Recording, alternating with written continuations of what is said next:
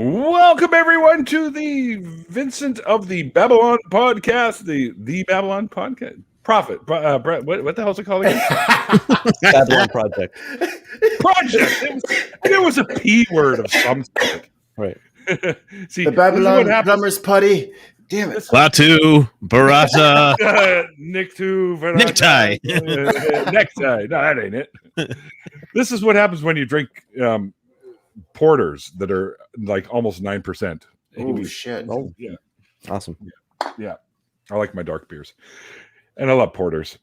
They're quite portery. I don't know what the fuck I was trying to say there. Oh yeah. Listen, guys. I can't do box. I can't do like double box or a triple box. I can't do the like those ones. The box like I can drink any stout you got, any porter you got, but like the nut brown ales, I'm just like, not a fan. Oh, yeah. I like them. I don't mind. I don't mind the Bock beers. I don't mind the stout. I like beer.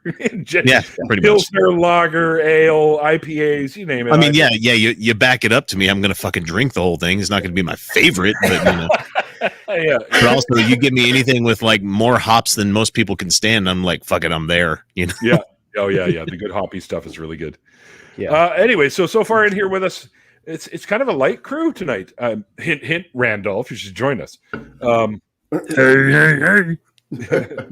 And anyone else there that's in the side chat, if you guys want to come in and hang out with us, I'm telling you right now, I've been told by many that my after parties are legendary, whatever the fuck that means. So it's a lot of fun to come and hang out with us. So if you're interested, just give Mr. Mikey down there a message on either Facebook or Twitter. And as I said, it's Mikey Famine on Facebook or at We the Deviants on Twitter. And he'll send you a link. And you can jump in here with us. Now, I have to go here like pretty quick. Oh, yeah, there he goes. All right. Randolph is coming here to add some more sausage to the sausage party. And meatballs. Yeah, he's got the meatballs.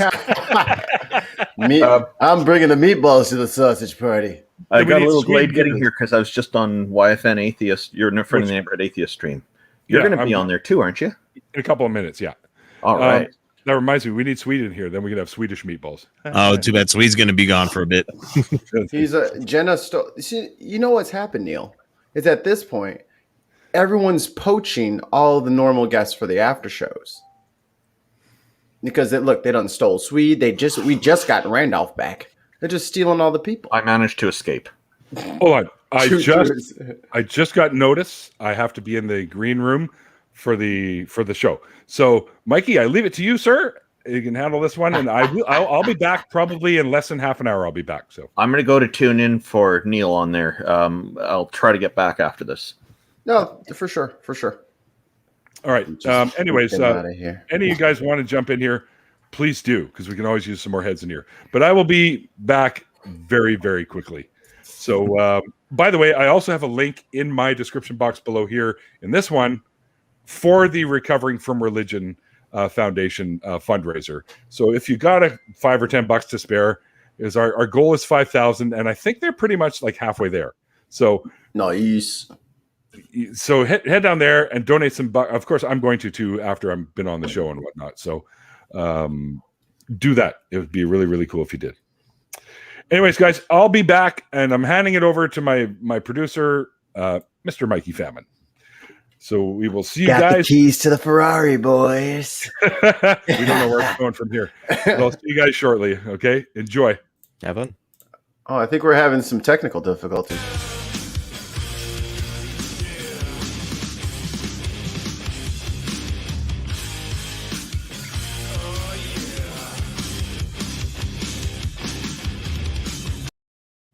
Thank God that Neil guy's gone. Ugh. Oh, now we can talk about him. What an asshole. Different Neil. He spells his with an A. There's some Neil, the 604 atheist, he spells with an A. He's just furious. He's like, I can't get one fucking subscriber. He's got like 10 subscribers, and he's like, hey, I also live in British Columbia. That's not nice. He lives underneath. He's in the apartment 102. All right, off. I thought you were leaving. My bad. You're muted anyway. Oh, you muted it too. Wow. I didn't do that. I figured the technical difficulties must have knocked me off the screen here.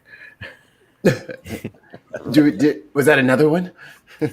but I changed the music. So Vincent, I had questions for you. I was listening to the listening backstage.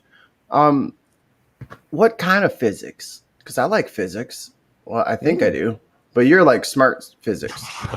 I'm like, ooh, bowling ball on a chain, swinging that stuff, inertia. That's cool. Oh yeah, the famous Neil deGrasse Tyson meme where he boops him on the nose. Yeah. Yeah. So I'm still doing my undergraduate, so I'm probably gonna focus on particle physics and cosmology, maybe. If I do end up going for a PhD, which it is the plan.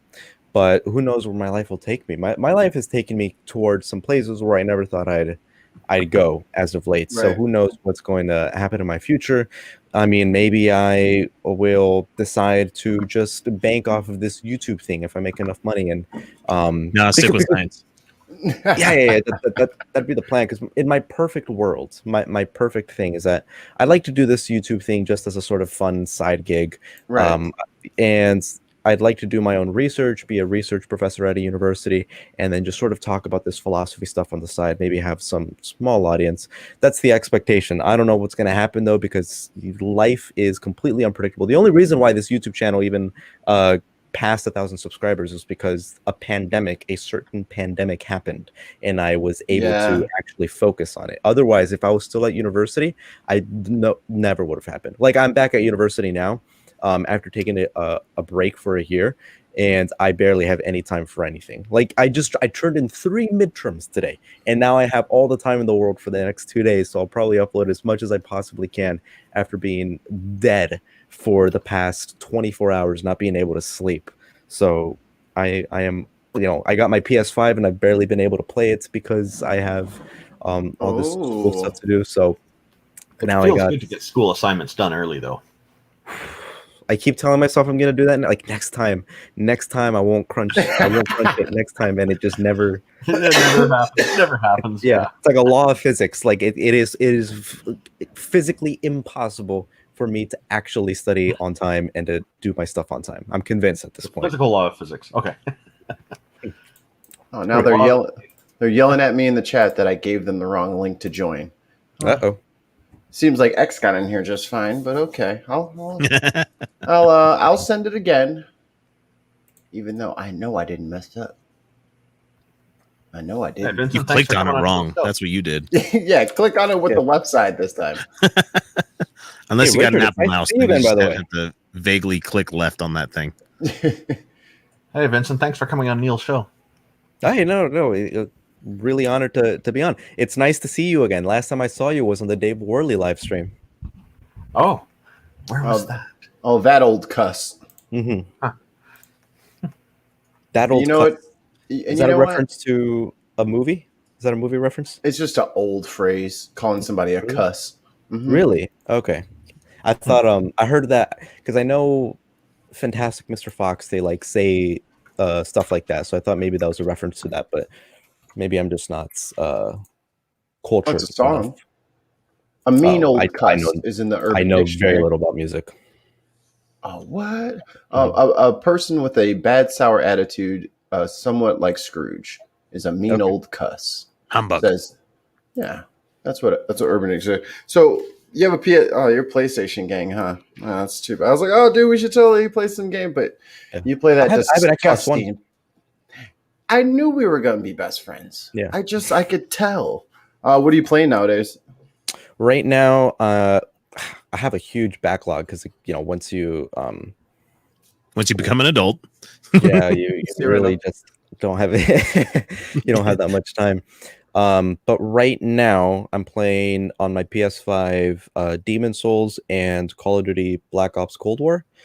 And the last thing I played on my Xbox One, actually, I have a huge backlog on my Xbox One of old school games. So I'm trying to play through the whole Halo series again before Halo Infinite comes out, as well as the whole Gear series. I literally started for the Bin podcast, like my show. I made like a separate little tab, and I was just streaming. I was going to go through fucking Pillar of Autumn all the way up until I forget what the last mission's called on 5, but I was going to just play like a couple missions a night and just do like a whole like trilogy of like going through it because Infinite was supposed to drop.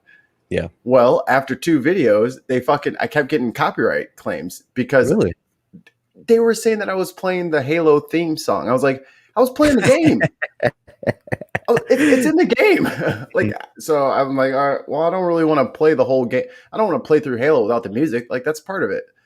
Like, I need that that gets you jazzed up and ready. No.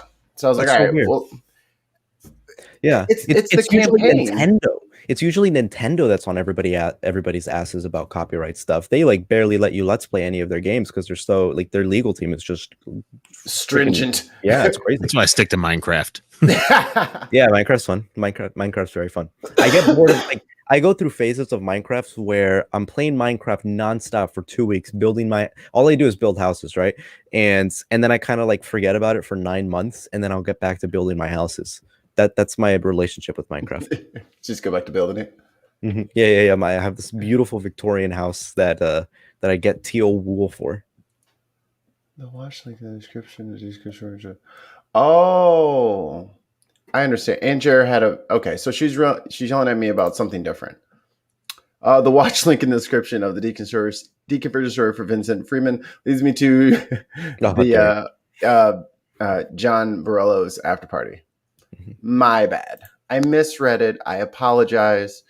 You probably left clicked appropriately, but you're still not in here. So apology retracted. You still gaming X? What you be playing down there? Just Minecraft? Oh, let's see. I'm trying to finish Cyberpunk. Oh, ooh. How is it? I like it. It's a fine game. It's not like, oh my god, this is the best fucking game ever made, but it's just a GTA with like cyberware shit in it. That's really all it is. It's good. It's good if you do all the side quests. If you're just like running the main story, it's done way too quick. But yeah, I know people had really high expectations of it because CD Projekt Red was really climbing up the ladder of some of the best developers out there, especially after how dense The Witcher 3 was.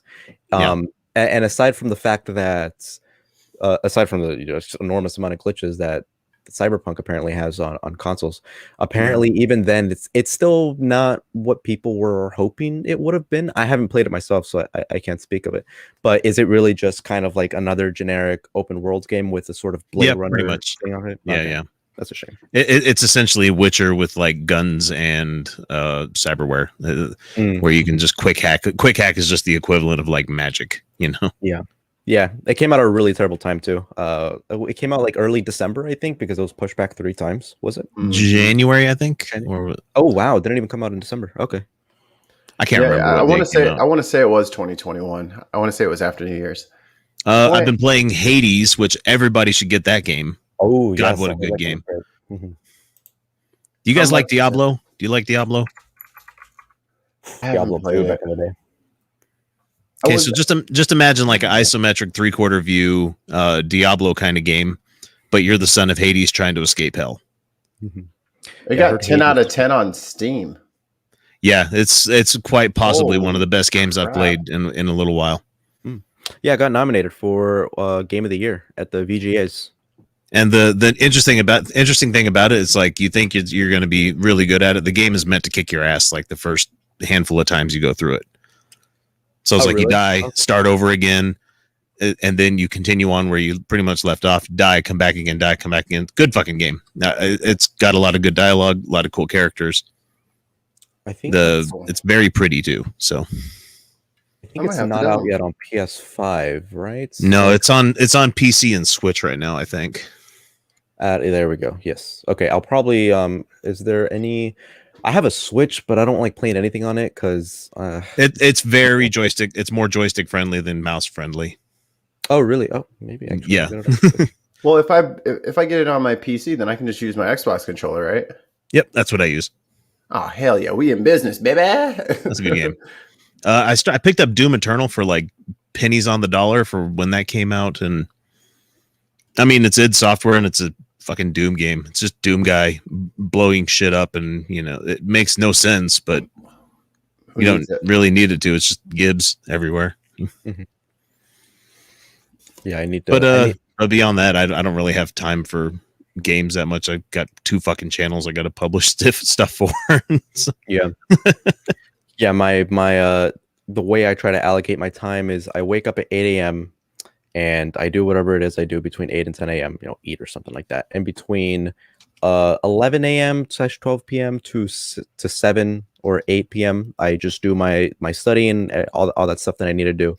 And then me time from 8 p.m. to maybe 12 or 1 a.m. And I try to give myself at least 2 hours to just read, play video games, whatever it may be, watch movies, so I don't go insane. And so I'm trying to make sure that I have enough time to at least like finish my games. I have so many games that I've just never beat that I still need to I still need to beat the first Doom because I really want to get to Eternal. I still need to play it took me like 9 months to finish The Last of Us Part 2 because I just didn't have time to play it. And that's the worst. And I got the remake for that one and of the first one, not the second game. And I started getting into it, but like I can get in front of the PC often because I can just, do stuff on the side over here and while stuff's rendering, play a game for a minute or two. But I can't like sit my ass in a chair and play like a long form like PS4 game anymore. Like, man, sucks being an adult. Yeah, I agree. Let's just go on strike. No, I've got kids to feed, man. No, they will have to fend for themselves. Daddy needs a week so I can beat this game. Want to play Final Fantasy? I miss it. Yeah, I want to play the Final Fantasy 8 and like 7, 8, and 9 like HD remasters they came out with. I ain't got time for that. Yeah. Just buy it, put it on the goddamn pile. Yeah. It's like me and my damn comics. Just buy them and sit them somewhere. Just put them in. Yeah. I will say that I'm much better at choosing what games to play now because when I was a kid, if it was popular, I had to play. Even I could hate the game and I would still just feel compelled to beat it. Now, I now have the mentality of if I don't like it within the first 20 minutes, I'm okay with never playing this again for the rest of my life. Everyone would always tell me, you got to play the Kingdom Hearts games. And then I played the first one. I played like 10 minutes of it. I'm like, this is one of the worst games I've ever played in my life. I can't believe this is anything. I'm 100% with you. I liked it. I liked it. What do you like? What do you like about the first game? Picking up Starfruit for like 90 minutes. I was like, I can't believe this is a game. I don't know why I liked it. I just liked it. It was irrational. I think we played that on PlayStation 2, so I must have been like, I don't know, 13. I don't ever really we kind of like back in those days, like whatever your parents bought you a game, you were kind of all in. Like this is your game. You're not getting another game for a while. So I was like, well, better. That's how I got so good at Ninja Gaiden for the NES. Like that game cost us $80. You're playing this motherfucker. You're playing that game. You're not getting anything new for a long time. It's gonna be a minute before I can ask for another. I was like, that was cool, but that Need for Speed Underground 2, can I get that? No. You're playing Kingdom Hearts. And then that was my main motivation for getting a job, was just so I could buy video games and concert tickets. I got my job right around the time like I got my PS1. And that's back when like even new games were only $40. So I worked for tips. So I went to work and like I just made enough to get me a game and like some burritos and some Doritos and I'd go home and play that fucking game all night till like 2 a.m. Then like shit, I got to go to school. Yeah, getting into video games early was probably the best and worst thing that could have happened to me. Yeah, I'm really bad at them now, so I can't play anything online. Matthew's mentioning Overwatch. Like I'm terrible at online games anyways, and even with online games, I kind of get bored after a while. I usually just play single player at this point. They're shorts, they're manageable. I'm just terrible at video games, man. I get my ass kicked. I play Call of Duty Black Ops online, but I'm like the worst. I'm always at the bottom of the leaderboard. I just don't have it in me to gain any new skills. I'm like I've passed the point of knowledge acquisition or skill acquisition for video games. I'm just too old. You can't teach me new tricks anymore. It's over. Just stick with single player. Yes, Andrew. Yes. I'm sorry to hear that, Andrew. No, and I'm okay with people really liking it. I mean, I own pretty much all of them, but I sit down and play with it, and I'm like, man, I got other shit I could be playing. This Skywatcher, good question. What's a good game for a non-gamer to start with? It kind of Undertale. Undertale? Yes. What is it? I don't know what Undertale is. Do you know what that is? Ooh, Undertale's top 5 for me of all time. Yeah, heard it was great. I haven't played it. I guess it would depend on like what genre of game you're kind of looking Yeah. to play. Because like, I mean, if you want to get into like first person shooters, you can pick up any of the Call of Duties and figure it out. They're all pretty much the same game. Yeah, they're gonna beast you for a good couple months, and then you might get some kills after that. I mean, if you're talking like PC, you can get Valorant for free, which is just essentially the hell's the name of that one? It's the crap. It's Counter-Strike with like magic powers too. Yeah, Riot Games, right? Yeah, Riot makes that one. Okay. Yep. I mean, these are all free to play. Most of Riot stuff is free to play, so you can get like League of Legends as well. Yeah, that'd be good. Oh, get Genshin Impact if you like Legend of Zelda kind of games. So, yeah, my friend just hit me up on Discord. It's like, you got to get this. You got to get this. I was like, I don't have a whole bunch of free time to start a whole new obsession right now. Yeah. Well, the nice thing is you can visit and do a couple of stupid things and be like, okay, I'm out. You don't. It's free to play, so you do a lot of fetch quests and stuff, but it's still very pretty. Yeah. I do miss old school Vincent though, playing World of Warcraft and RuneScape and just being able to play hours back in elementary school. So that's when I play these games because I wasn't particularly popular. I'm sure you guys can deduce that. But I would go to my local library and just play RuneScape up hours upon hours. And then I got into I thought World of Warcraft was the coolest thing. So I would brag to like girls back then that I played World of Warcraft, thinking that was going to impress them because I was so just completely socially handicapped and not realizing that I looked like a complete buffoon bragging about playing WoW. But I missed those days. But that's becoming a thing now. Isn't that annoying? Isn't that annoying though? Like all the stuff that I would get made fun of back in high school for liking now. Girls love it now. It's cool. Yeah, it's ridiculous. I grew up in the wrong time. I wish I just had like a little nerdy geek boy. It's like, what? Hello, we have been around you forever. Yes, our skin was bad, but we still had, KD records that were like respectable. Or our mages or our rogue was like level 30 or I don't know. Wow. I had a girl that I really liked came over to my house when like my parents weren't around, and she's like, "Can we just hang out? I just want to hang out. What are you gonna do after school?" I'm like, "I'm gonna play some Mario 64."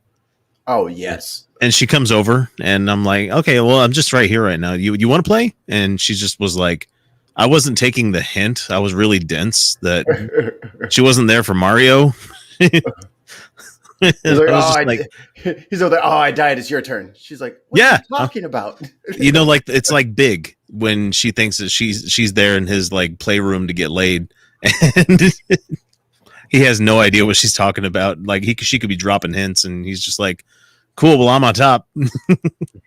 That's like when I gave this girl that I had a huge crush on like freshman year. She came over and I gave her guitar lessons, and then she was just kind of looking at me like. All right, it's been 2.5 hours. I'm going home now. I was like, all right, that was a pretty good lesson. Just let me know next time. This was freshman year. Wow. I don't even know that was a thing until like college. What? Talking to girls for one. Right. Yeah. And I had a girl that was hanging out with me a lot in college, and I was like, oh yeah, I listened to all these video game soundtracks. You got to check this one out for Final Fantasy Tactics, and I'll bring it over. You should listen to it. And I went over to her apartment and legit sat there and just listened to Final Fantasy Tactics, the soundtrack. And I was just because I was pure. I was innocent. I didn't know any of this shit. Yeah, I didn't have ulterior motives. I'm like, fuck, someone wants to talk about video games with me. Cool. Well, you know what, Vincent? Maybe me and X at least. Maybe they were right there in front of us all along, and we were just too stupid to realize it. Exactly. Oh no, we're our own worst enemy. We're the ones who ruined this. Damn it. Another question for you. I asked everybody this maybe a month ago, but what's the one thing you miss since we've entered the dark times? Like, what do you miss from the before times before COVID? Bars. Easy. Going places. Mm-hmm. Yeah. I was supposed to go to the fucking American Atheist convention this last year, but I didn't get a chance. Oh. I was going to have a table and everything. I was going to meet so many people. Nope. Yeah. It's probably not going to happen this year either. We Yeah, had yeah. Oh, I was just gonna say, yeah, same exact thing. I would always go to conventions. So I live like 20 minutes away from LA, so any conversation that's a public conversation, recorded conversation that is had, I would always go there. The most recent one I think was in LA specifically was with Steven Pinker and Sam Harris, and I missed not being able to go to those because it's just so much fun. You get to meet like-minded people, and I actually, thinking about it now, you guys talked about video games. I actually miss going to video game conventions. I've gone to E3 twice. You could have gone to E3. Yeah. Yeah, I could have. Wow. I went to PSX every year that it was. I'd go to like San Francisco and all that stuff. Man, I miss that sort of stuff. I miss going to Las Vegas. I love Las Vegas. It's the only place that I know of. Yep. Maybe Atlantic City. I don't know. I'm about 6 hours from Vegas, so I love driving there. It's nice. Yeah, gorgeous place. I love it's the only, because I used to drink a lot. Now I'm kind of sobering out. But back then when I would drink just like there's no tomorrow, I love just walking down the streets open, with an open can. container. It's amazing. Yeah. It's amazing. You go to Fat Tuesday and you get that fucking obnoxious Exactly. tourist There you drink. Exactly. And you walk down the street with your yardstick sized, look at me, come rob me, I'm a piece of shit, drink. Mhm. And Neil's It's not like, what- It's not what it I looks said like. piece of shit and he pops up. Hey, perfect time. It's not what it looks like. It's not what it looks like. But then you're like, what you do is you economize it. Yeah, you get the $17 shot drink that you have, but you know what? Get the extra 3 or 4 shots for like $2 of whatever shit that they've got, and you're like, that's one drink and that lasts you all day. I have a confession. I'll be right back. Uh-oh. I had my first Four Loko in Vegas walking the strip. I will never drink one of those ever again in my life. It was the worst experience. Like it, after the first sip, I had a migraine. I was like, this is so much malt liquor in here. How do people do? And there's people that are just like, just crushing their can and cracking another. I was like, Mhm. how are you drinking Which one more? did you have? Because it goes by Uh, like 6, 10, 12, and 14, right? ABV? Yeah, let me see if I think it was is there a platinum one or a gold one? It was like a color name. Let me see. Four Locos flavors. Oh, spelled it with a C like an idiot. So I just messaged Arn because we really only got like 15 minutes in there to push the fundraiser. They're really strict and recycling people through. So I just sent him a message saying, "You feel like hanging out for a bit more?" So it's possible Arn might come and hang out with us. So. Yeah, cool. Cool. It was the gold. That's what it was. Four Loco Gold. And See what there's that ABV Randall. is. Welcome back. Thanks for your support, bud. Hey, You did great on there, Neil. You and Aaron both are just fantastic together. I know we're awesome. And you together. made It's great so points funny. too. Oh, so well, yeah, and you know what? And once he mentioned that, I was like, "It's valid." And nobody Well, it seems is. to get Yeah. it. Yeah, and it's actually when I was talking with Darth Dawkins a few days ago, I was trying to explain for the benefit of the audience as well what the difference between implicit and explicit is. And so explicit he has no problem with, and then when I start getting into implicit, he starts interrupting me. He doesn't want me to go there because that's going to ruin his argument. And he got more and more aggressive the more I said about it. I think this is for you, Vincent. Someone wants you to check Discord by the look of it. ooh, Who's that? okay. Yeah, I gotcha. All right. That gold Four Loco is 14%. Yeah, But the Jesus. Arn- Okay. It was just bad. It was just bad. It didn't taste good. Didn't go down good. It was just rough. Yeah, I think the highest ABV that I've ever done from a beer can was Delirium, this Belgian ale. I think it's at 11 ABV. I could be wrong. I could be getting it wrong by a factor of 2 or 3. Delirium ABV. But it's delicious. I love Belgian beer. That's my favorite, my go-to. 8.5%. Okay, yeah, I was off. I was trying to show off. But yeah, it was I think that's the highest That's what I've I got. gotten. 8.5. 8.5? Yeah. I mean, I'm a pretty. You're a big guy, so it probably takes you a while for it to fully register because you're what 6'5". I'm tiny. I'm 5'7". I'm skinny. I'm underweight, so I knock out after one of those things. I think that underweight thing is such bullshit.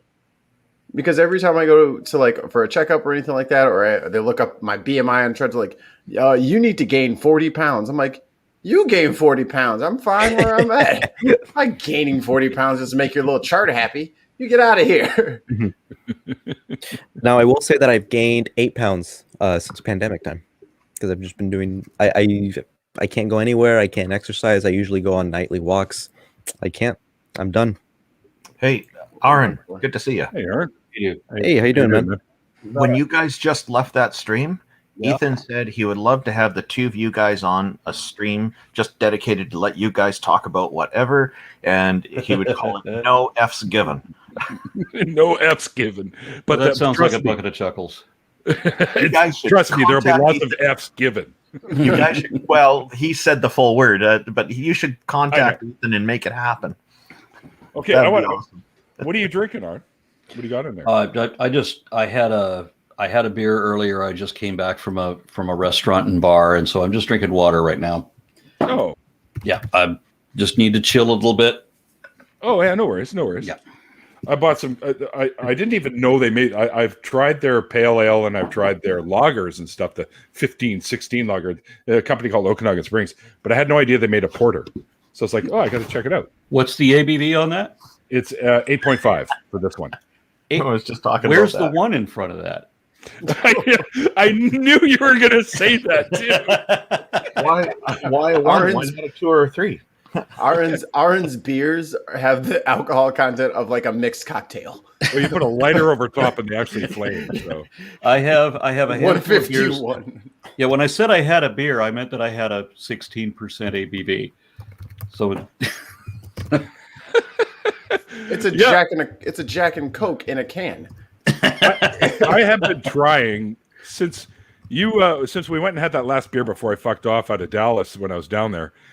I have been trying to locate a place that carries that habanero one that you told me I should try, because that was really good. Because it's weird, you're drinking it and it tastes like a decent dark beer, like a good beer, and then all of a sudden a little bit of heat kicks in, and you're like, whoa, unexpected but not disappointing. You know what I mean?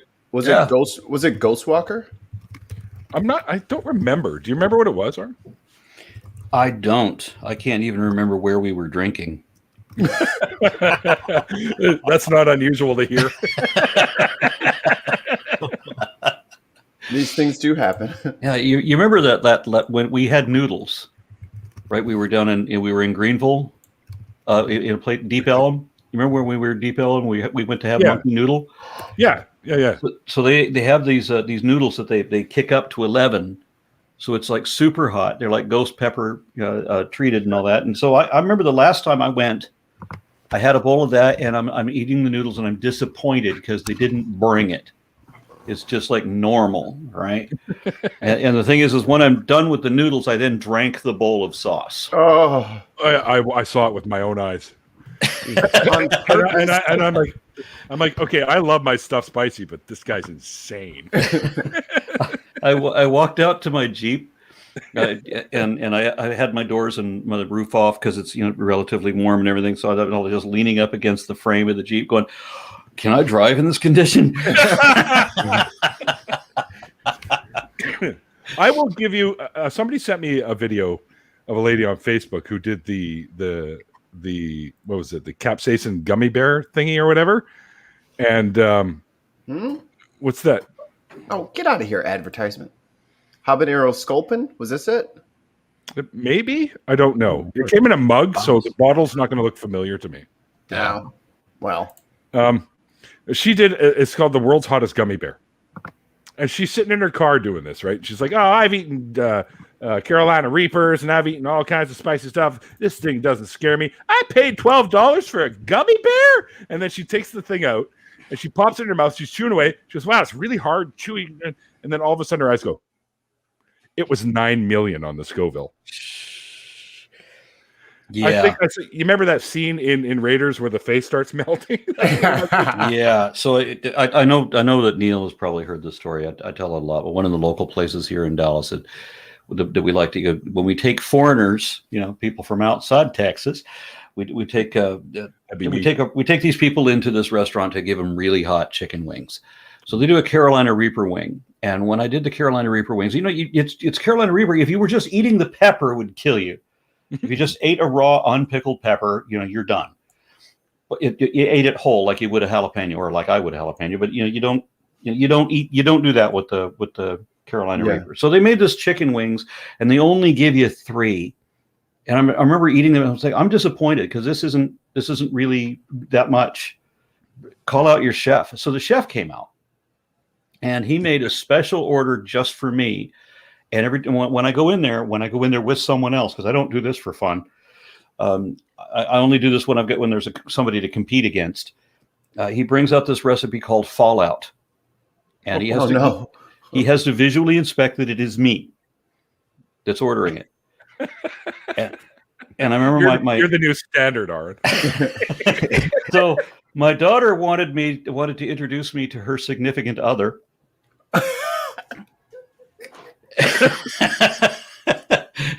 And so that's where we went, right? And so I ordered the Fallout, and this is a nice outdoor place. I mean, all the outdoor seating and everything. It was a great night and everything.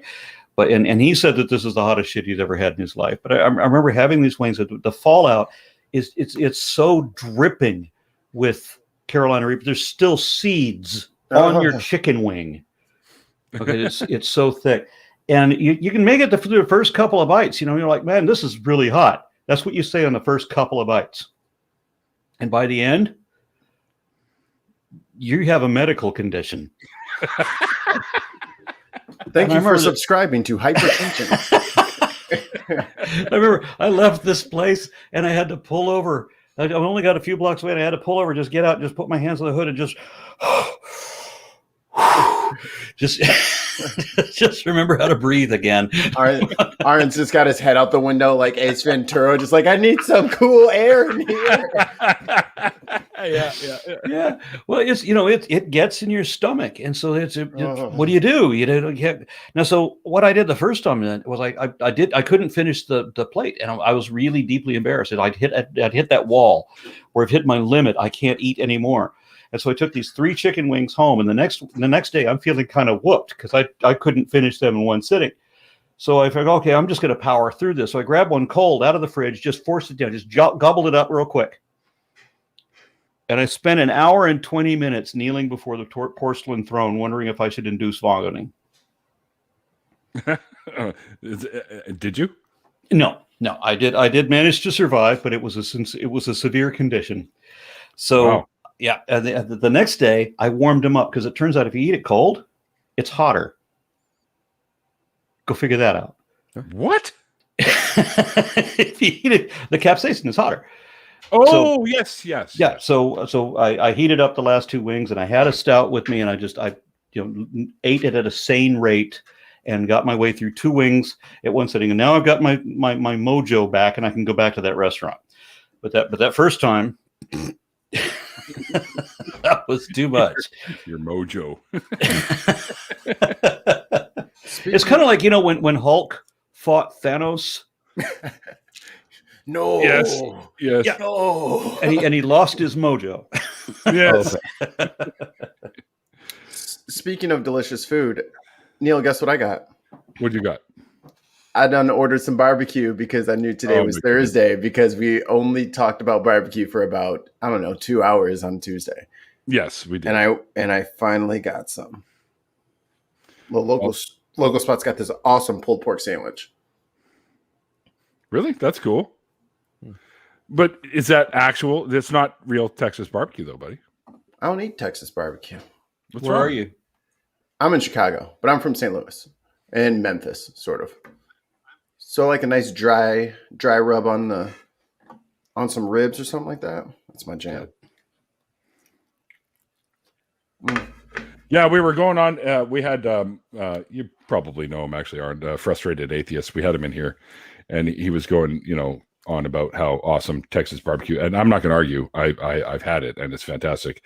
But we did a little thing where we looked up the best barbecue you can get in the U.S.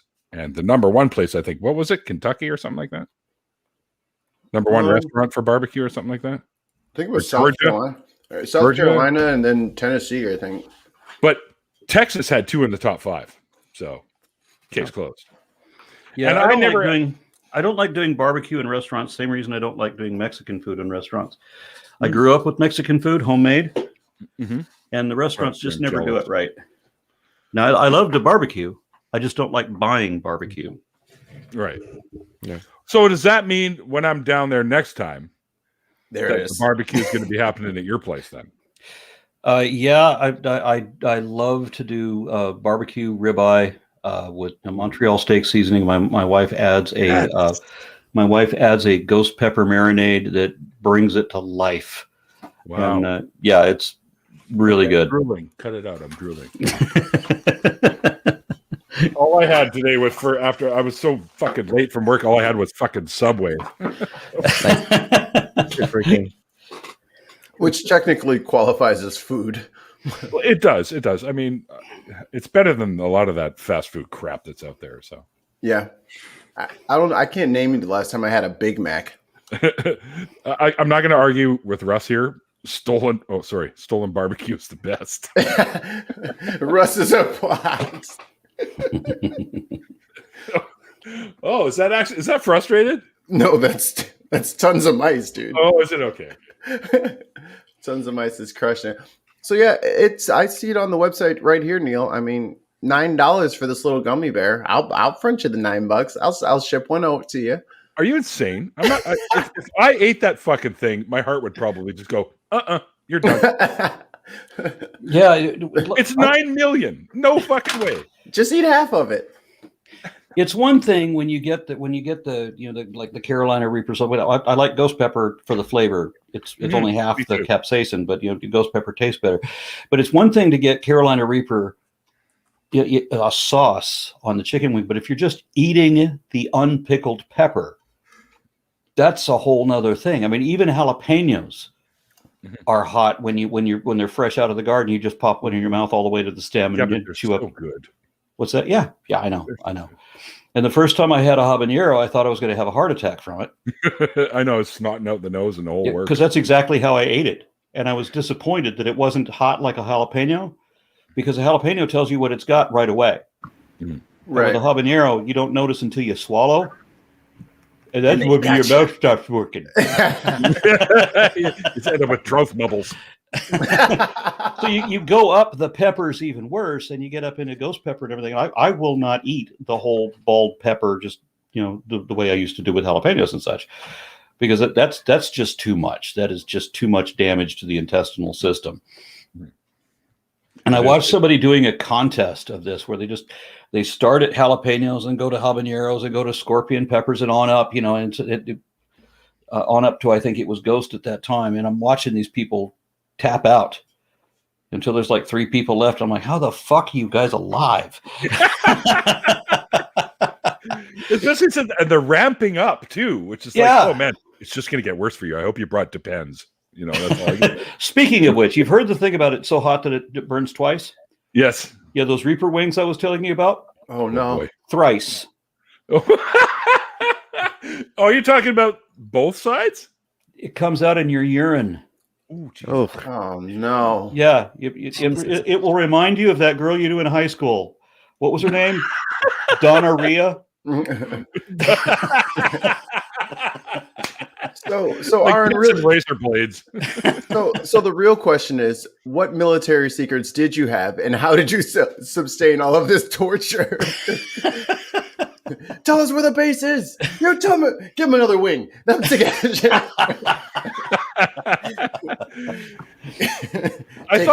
Take away his water.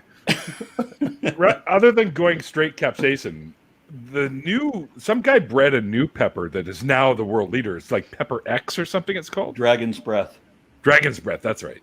What a good name for it. Yeah, it's a little bitty thing. Yeah. It almost looks like a raisin. It's a little like reddish orange raisin. Have you tried it? Fuck no. because it is lethal. Yeah, that's what I heard. It can kill you. Yeah. Now you can still make a seasoning out of it. You can grind it up and sprinkle the powder sparsely over your food. But if you pop this thing in your mouth and eat it, it will just kill you. Jesus. Wow. Oh, look at this little thing. Oh, Lord. There's a What lot are- of numbers on here. These are that's a lot of digits on that old Scoville.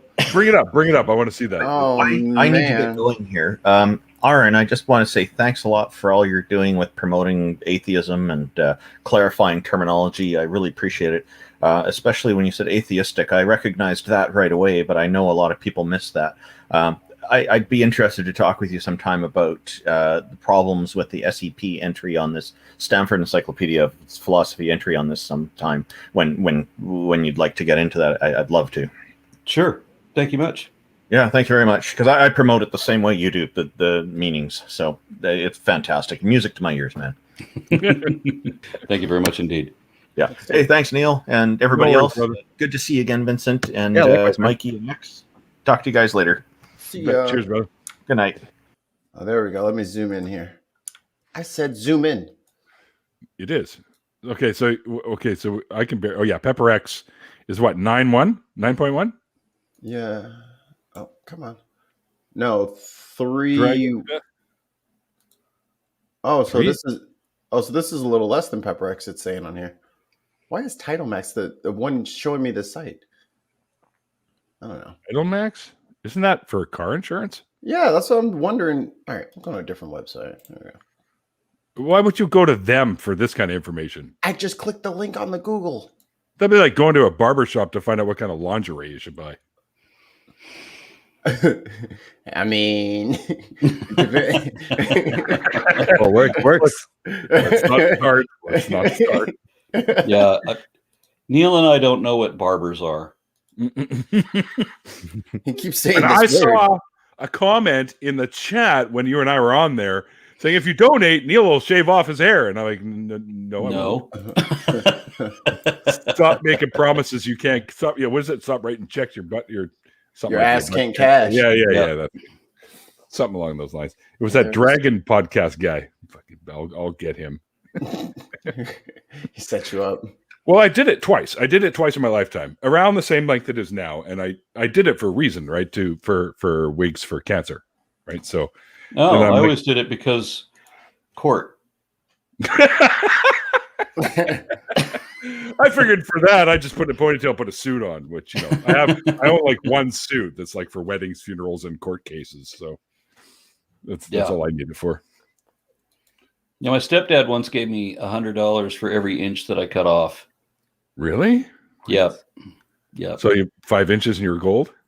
Well, it was 7 inches. 700 And so bucks? yeah, so I cut off 7 inches of hair, so I got $700. And I could never understand what his fascination was. Why did we have to argue about the length of my fucking hair every day? Every day. Every day. Oh shit! My And, dad and wasn't that's that just when we ruthless. were arguing about it, because we also had fist fights over it. Oh my goodness! Yeah, there was a time when Over hair? I put him through a door that was closed and was still mostly closed when he went through it. Except the part that he went through. And he came back and put me through a wall. But I bounced back through the wall, and it was just bad. Well, that's like something you'd see on like Wrestle fucking Mania. How come nobody had a video camera going? We could have made a mint off of that. Oh, who had those way back then? We were talking Oh, about when I was a fair teenager. I was like, I don't know, 16, 17. We had video cameras. They were just really fucking expensive at that point. Yeah, and we didn't have really fucking expensive. Yeah. So it was a moment when my stepdad is raising shit over me, and it's always an argument over my fucking hair. What is a goddamn problem do you have? It's me, not you. Shut the fuck up. And my mom got in the way. She's in between us, and I'm just rolling my eyes at how stupid the situation is. He reached over her shoulder and punched me in the mouth, and put one of my teeth through my lip, so that you could still see my teeth coming through with my mouth closed. Ouch. And I remember thinking, and I think I yelled this. I said, "That's it? That's all you got?" And I think I was 16. And I shoved my mother out of the way, and it was. Oh, it's on. It's go time. Jesus. I was gonna say, like with the haircut thing, I would have been like, all right, and I got 1 inch off of each armpit, so that's gonna be $100. And I got 3 other inches. Don't worry about where it came from. Are we talking girth or what? Oh, hey, welcome back, X. Hey guys. A 3-inch thick hair. Oh, 3-inch girth. that's a horn. Yeah, that doesn't constitute as hair anymore. That's literally like you said, a horn now. Like a rhinoceros. That's my tusk. I just saw the picture in your background. I fucking love that. I never got into comic books, but a friend of mine said, no, you have to read Lobo, because back in my 20s, I looked a lot like that guy. Me too. I went as for Halloween. I mean, the face, the way Simon Bisley drew Lobo. Yes. That was my face when I was in my 20s. And so he brought me the paramilitary Christmas special and said, you have to read this. Wicked comic. And I laughed my ass off all the way through that. Yeah, it's the best issue with Lobo in it by far. Other than the one where he beats the shit out of Superman. That was a good one too. But yeah, the paramilitary Christmas, I had like 5 copies because I thought that it was going to go like huge. And it's still, I think it's only worth about $12 or something now. But did you see the short movie they did about that? Yes, on YouTube. Yep. Yeah. They hired a pro wrestler who also happened to be a Lobo fan. Yeah. Yep. To do him. Yeah. And it was, you know what, for a cheaply homemade kind of movie, it was actually pretty good. Yeah. Yeah. Wasn't bad. I mean, if they had the budget for the effects like today, they could have made that gold, because he was a great Lobo, I thought. Yeah. I think we all have like a soft spot. So even if it's like not the most perfect thing, if it's something I really care about and I can tell that the people actually tried their best to do it, I'm in. No, don't worry about them special effects, big guy. You sold me. Oh, here we go. Yes. There's a low budget production, or there was a low budget production of The Hitchhiker's Guide to the Galaxy that was done like as a TV series on. Oh, the BBC one, huh? Yeah, exactly. And that one's fantastic. I loved that one. Yeah, and then they do this so major good. motion picture, and it sucked ass. It's on. I can't remember if it's Hulu or Amazon that you can actually watch that on right now here in the States. I think it's Hulu. Yeah. What do you think of The Mandalorian, R? Haven't seen it. Really? You gotta. Yeah, I mean, my so good I bought the helmet. My son keeps telling me that I need to watch it, but I've been studying Russian language for over an hour a day ever since the year began, and I'm Боже мой. Я изучаю русский язык. Привет. I know vodka. That's all I know. Yeah. I'm still struggling, like, to make a sentence and everything. But the nice thing is I'm doing Duolingo, and they give you all these. And as I said, I'm doing it in like an hour a day, going through 3 modules of this thing a day, and I'm able to read all of the sentences and put it all together. So you come out of that feeling like you can speak Russian, and then as soon as I hear somebody when I can't see the words in front of me, I have no idea what the fuck they said. Duh. I'm sorry. Could you repeat that? Yeah. Hey, check out an app called Hello Talk. I just downloaded it for my Japanese. I hear it's pretty good. And you can talk to natives that want to learn your language, and they could teach you theirs. Wow.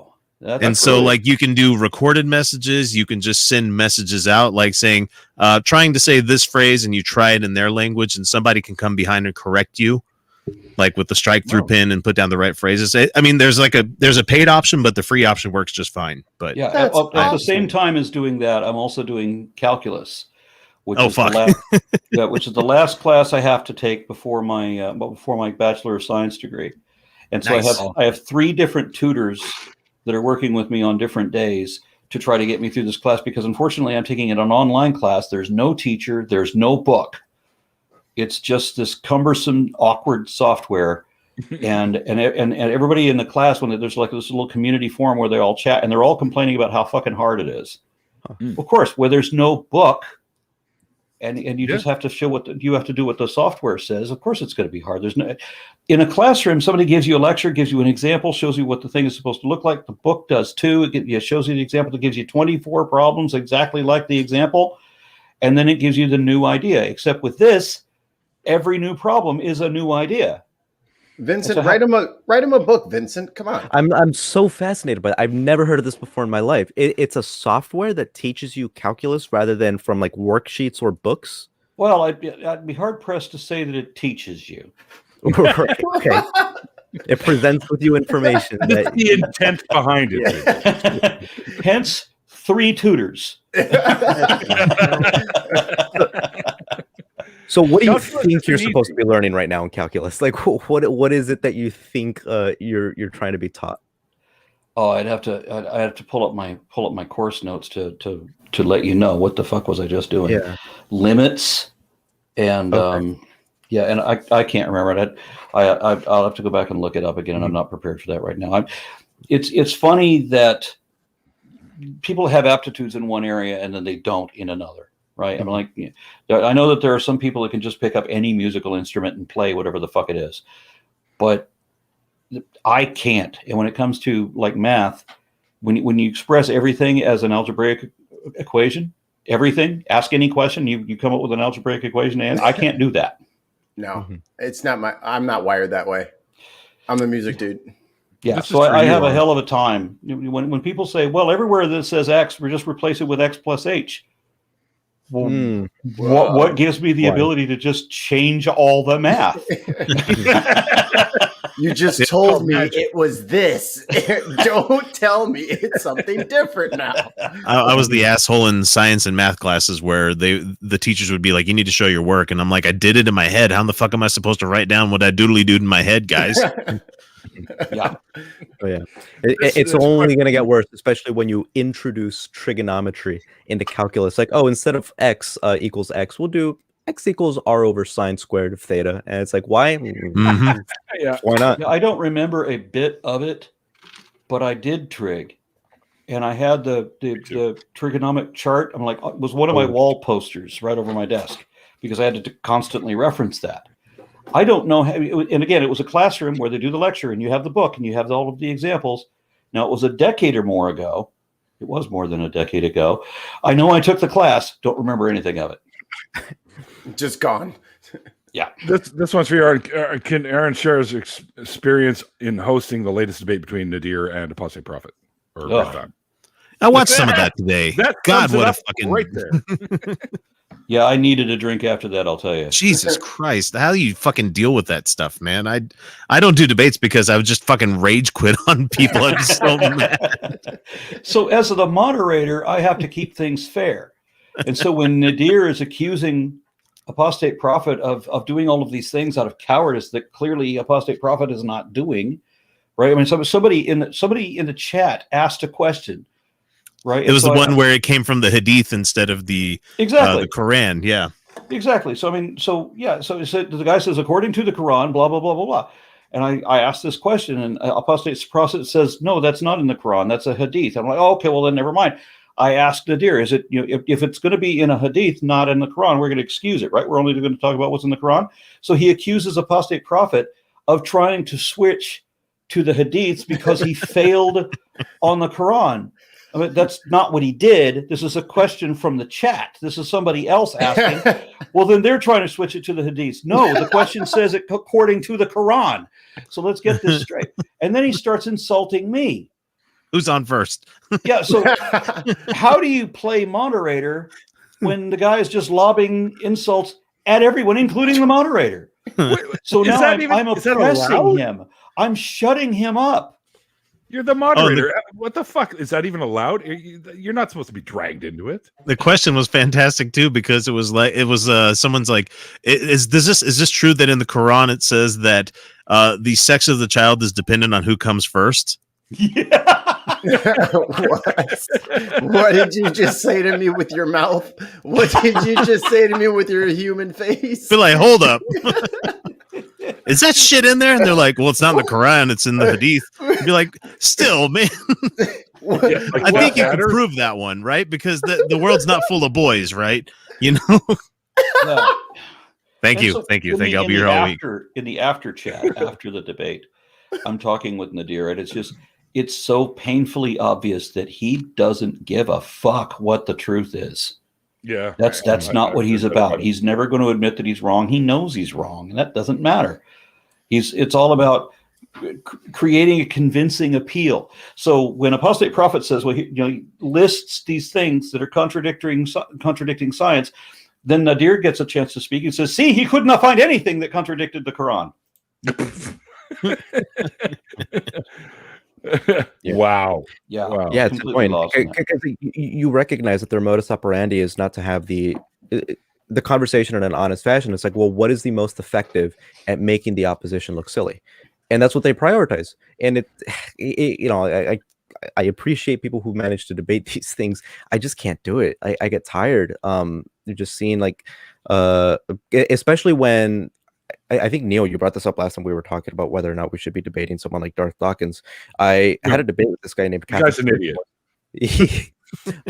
I haven't had the displeasure of speaking with him, luckily, but I spoke with someone somewhat similar, in which everything that you were saying about Darth Dawkins, in which there's a script and there is some, you cannot deviate from the script, otherwise they'll accuse you of doing something nefarious. I had that same exact situation with a Catholic traditionalist, and it's almost as if like, is there a website that they're all like going like coalescing on and getting these tactics Run from? by Dawkins. Yeah, Jesus.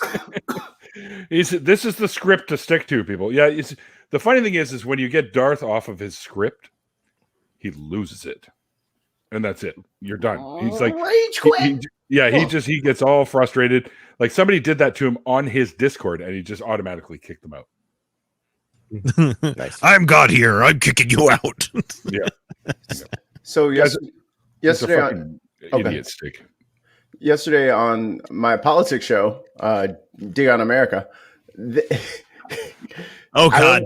I don't know why, but one of my co-hosts decided to say that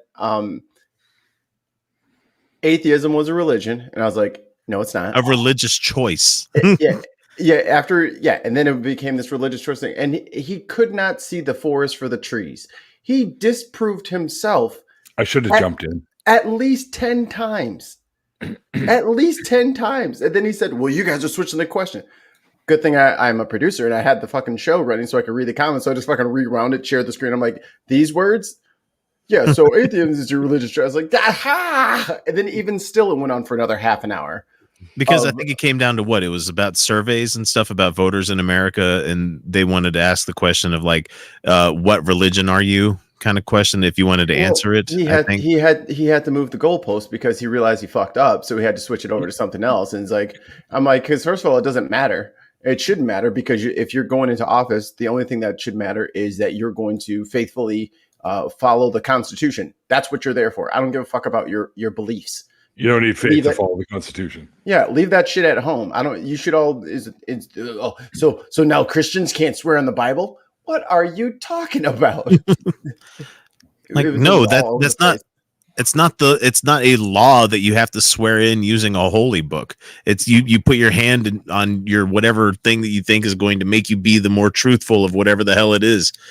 Like I was joking in the comments, I'm like, I'd put my hand on a copy of Brian Herbert's Dune, Herbert's Dune, Yeah. I said so help me collude, Somebody wanted me to testify in a family court case many years ago. And they said they knew that there was going to be a big deal. They're going to try to make a big deal of the fact that I was an atheist, and so they're probably going to want to make you swear on a Bible just to try to make fun of you. Well, I can swear on whatever book I want. Mm-hmm. So why don't I just request to swear on the phone book, because at least that's true. They don't actually. At least they used to, but I don't think they do anymore. I don't think they make people swear on the Bible here in Canada anymore.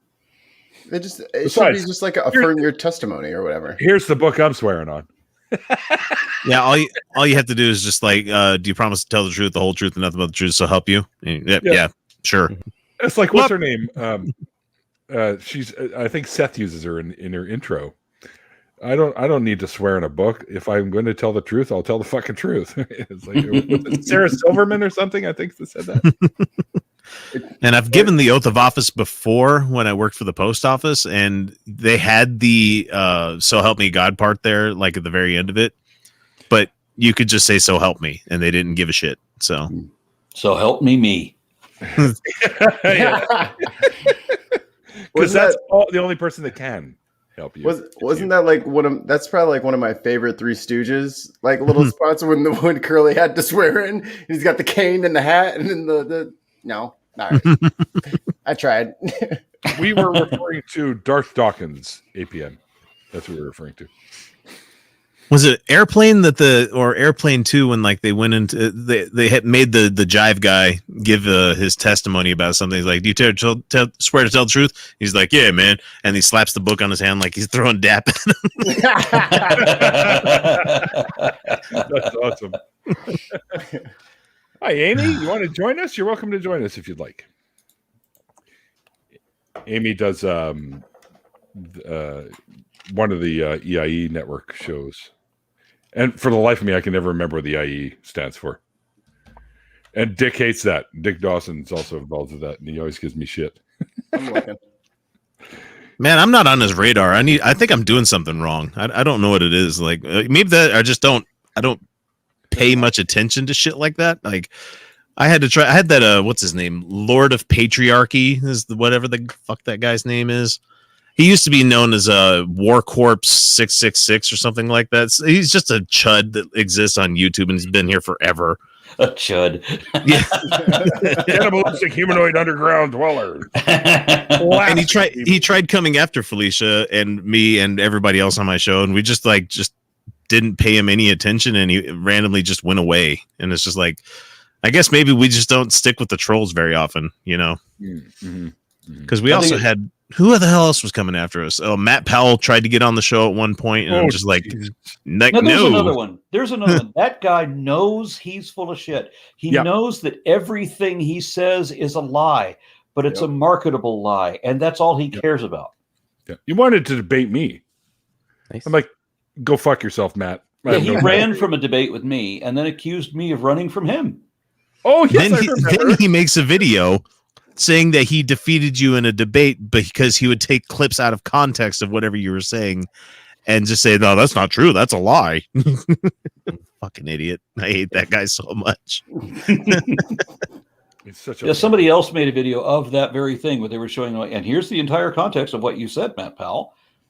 And see, what you did, it wasn't out of context. RN was right. Yeah, I've seen too much nefarious shit going on with those debates that I don't even want to try. But the ones that bother me are the ones that know that they're lying. And that's sadly most of them. If they make their money, if they make their 51% of their income comes from creationism, they know they're lying. Yeah, he's a student of Ken Hovind, so I know he knows he's full of shit. Yeah. Much like that program, was anything really being taught? I don't know if you could be a student of Kent Hovind. There's nothing to learn there.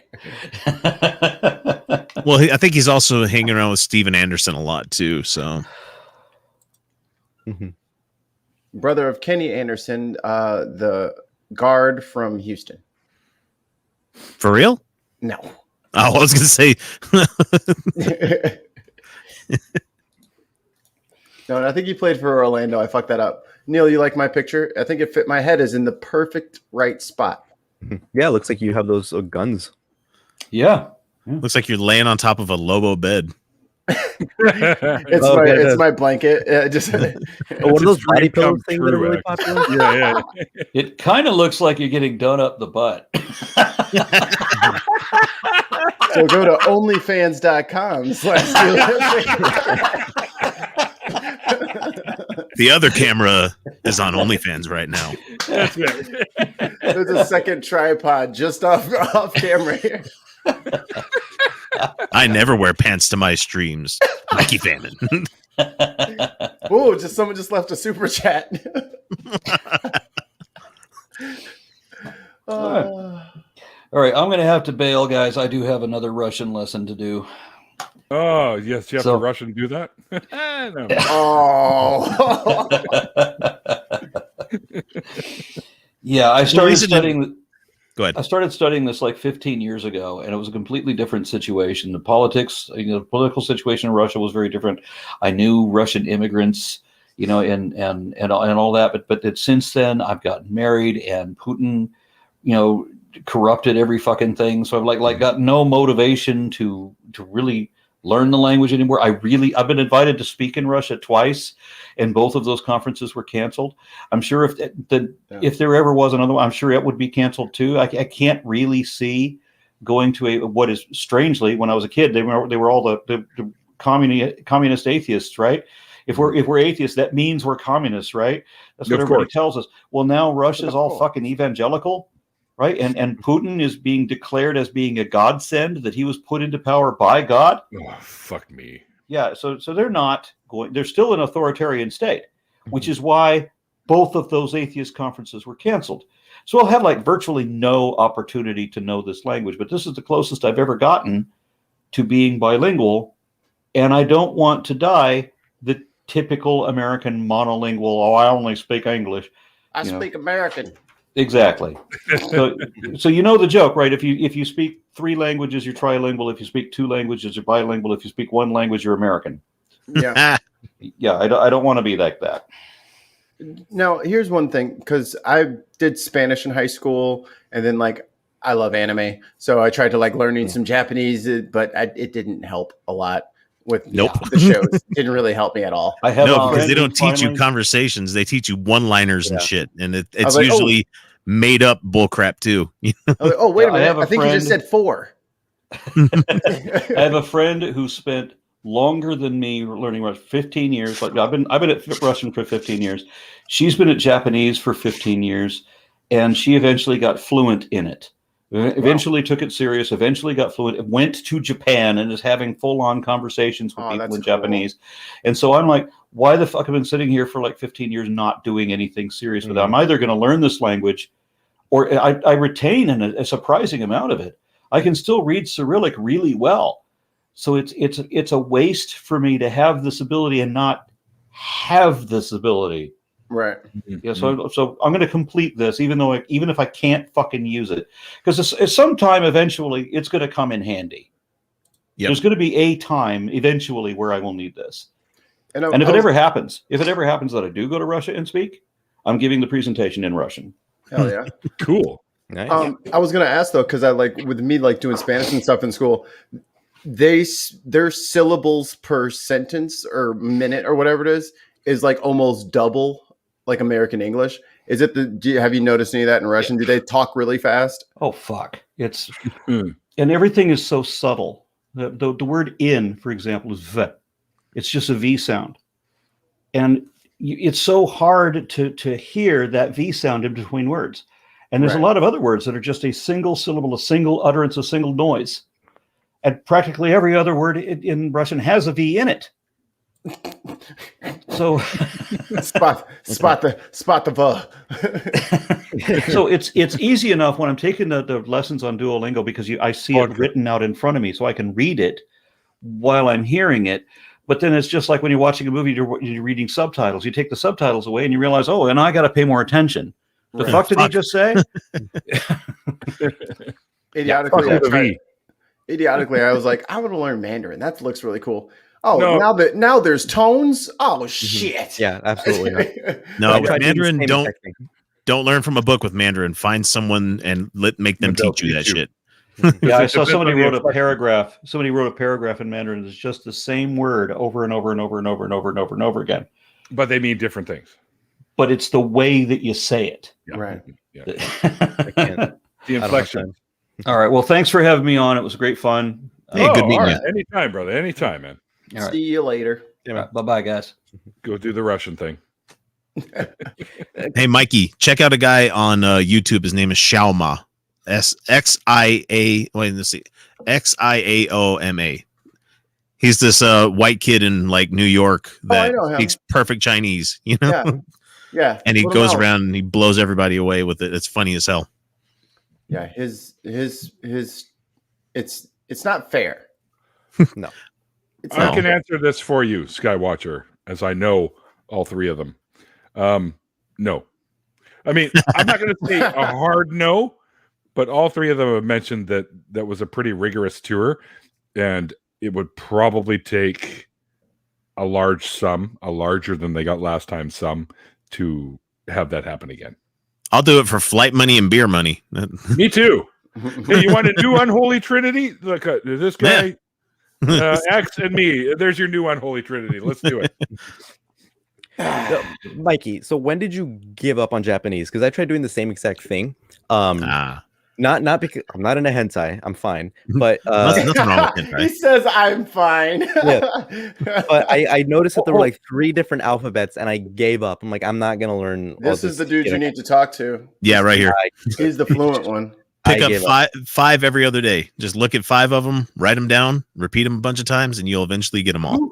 It's really easy. Has this kind of time? I know. That's English, a little bit of French, and some Hebrew. Once you get like 2 under like, your belt, once you get like 2 or 3, like 2 under your belt, and start a third one, you start to realize all you have to do is learn a little bit of vocabulary and most of the grammatical, like the way that things are set up. So verb, subject, object, depending on where it is in the sentence, like in Japan, you don't have to know conversational Japanese, because I can't have a serious conversation about law, politics, God, or anything like that. But most of the time you could just say one word and they get the exact idea of what you need, or because a lot of it is emphasis on whatever word you're trying to say. Like if you're trying to say I'm sad, you could say boku wa kureshi, or you could just say kureshi, like I'm sad. Yeah. Or kanashi, I think. My entire knowledge of Japanese language revolves around ordering sushi, so that's about pretty much all that I'm good at right there.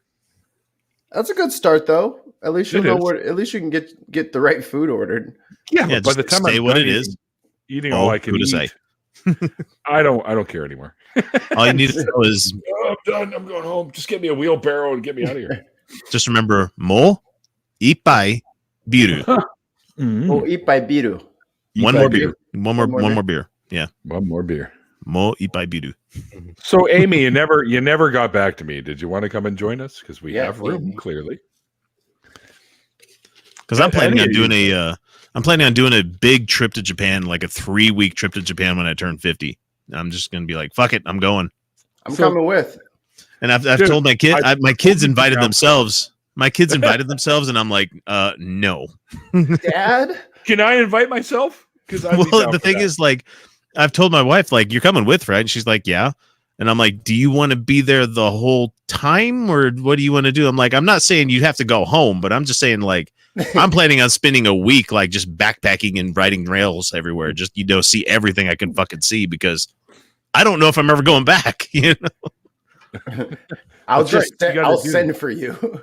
I want to go to that. What the fuck is that forest X that's like haunted or whatever? The one at the base of Mount Fuji? That's the one. Yeah. I can't remember the exact name of it, but that's where a lot of people go to off themselves. That's what it was, the suicide forest. Yeah. And I want to go there because they say it's haunted. Woo!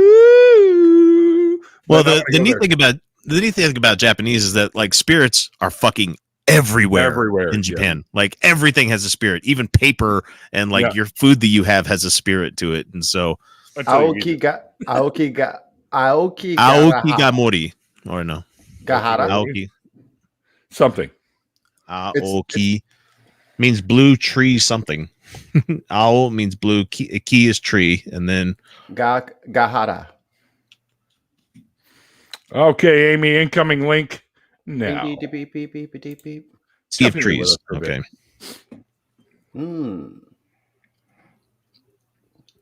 See, English sucks.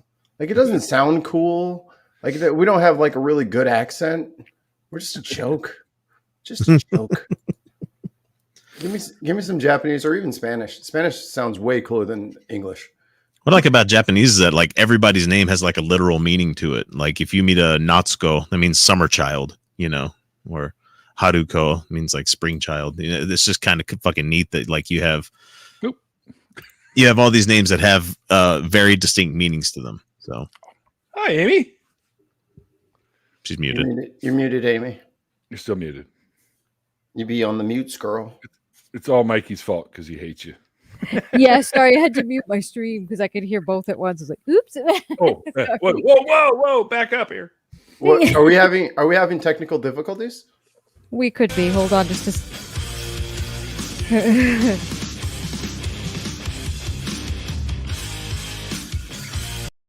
All right, that seems All good. right. That Someone seems out in good. the chat put it out there in Hiragan Katakana. That's fucking great. Good. Moi pai biru. Oh, in the There's- chat. I'm just gonna put Is that on a any better? t-shirt. Sorry about that. How do you do that? What, put things on t-shirts? Yes, no. Like I don't get how. Can you type hiragana on like a normal keyboard, or you have to have Yeah, like? you can just download it on Windows. If it comes, you can just get it for whatever keyboard setup you got. How would you know what you were? I guess they put it like. Okay, on so that keyboard. very first character, the one Mhm. that looks like a little curly with two lines through it, that's Mo, M-O. So you type out M-O on the keyboard, and it pops up with that character. Oh. And the extra one, the one next to it, just means an extra U. So M-O-U. And then you have the one that has like the little hooky bit and the little line going over the top of it. That's an I.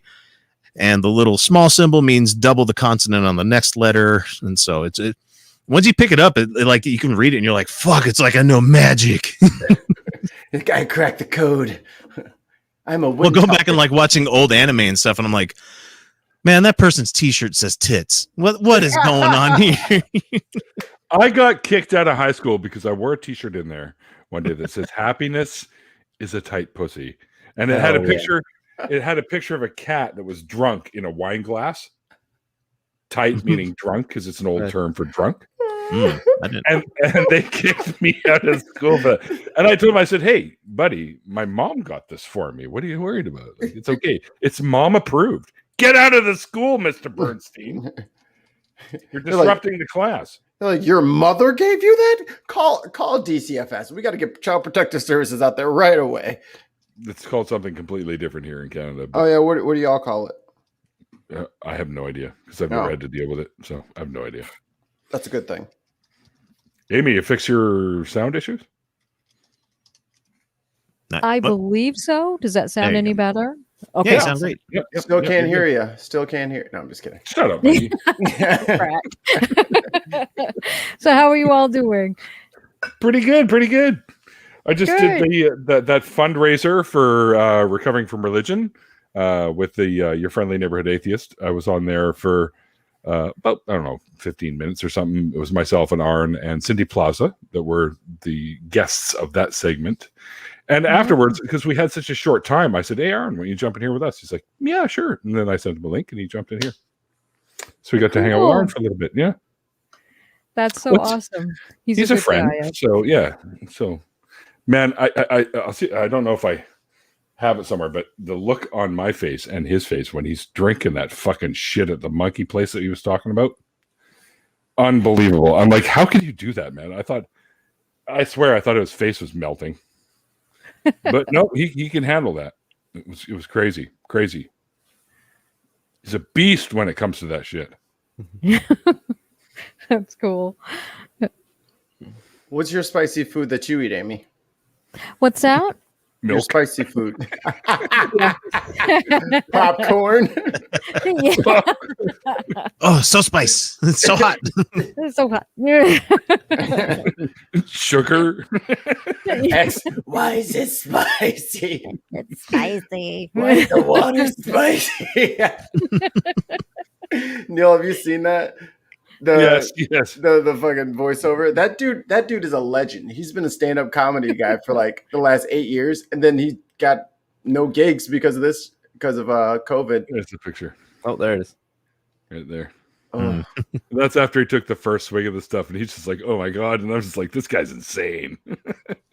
You can make the picture bigger, right, Mikey? Oh, yeah, you're right. I'm over here squinting. There you go. yeah. He's a blast to hang out with, man. Arn's a good guy. His wife is hysterical. When the two of them fight, I'm in the back going, because it's just hysterical. Mm-hmm. And he drives around in this gigantic white Suburban. And it's got all these "fuck God" stickers on the back, and he's in Texas, right? So I can only imagine. I'm like, Arn, I'm surprised there's no gun hole, like bullet holes in the back of your fucking vehicle. He should get the stickers. They make stickers that look like bullet holes. They do. You should have them. It'd be perfect. Yeah, My good buddy Dan Ellis, he's the regional director for American Atheist here in Utah. Both of his vehicles, one just has Atheist on it, which is kind of cool, his license plate, and then the other one is like his truck and it says No God. And he's always got fun stories of people, like he'll come out of like shopping somewhere and someone's looking at his car and he's like, "Can you believe it? There's people like that around here." And he's like, "Yeah, I can believe it." Beep, beep. And he gets into his car. That's awesome. Dan's a guy you would never forget if you've ever seen him at any of the conventions. He's about 6'1", 6'2", but he's got the biggest giant red fucking beard you've ever seen. Nice. Nice. Dr. Redbeard. Skywatcher, I still have a Scottish accent, but it's softened by Australian English. I like American accent, except when it comes to saying my name, Stuart. Pronounced ST. You are not Stuart. You are not Stuart. You are not Stuart. Stuart. Oh yeah, Stuart. You got to roll the R a little bit there. The only reason I can roll any R's is because of Hebrew. There's a lot of R rolling in Hebrew. I'm like, fuck this R rolling. I'm going home and rolling a joint. Yeah, that was like basically gift wrapped to myself because I like giving myself gifts. I think treat yourself. Treat yourself. I think I'm out of beer. No, I got one more. But of course, this is what, number 4 now, and these are like 8.5 beers. So Nice. Yeah. I couldn't tell. And what are you drinking again, Vincent? What was that again? Oh, I don't know if you can handle it. It's a bit too much, but it's called LaCroix sparkling water. So Fuck yeah. Why is it Sparkling water? spicy? yeah, Actually- sparkling water. Zero Yeah. sodium. I don't know. And zero. I'm with you. Hang on. I'm gonna crack her open. Yeah.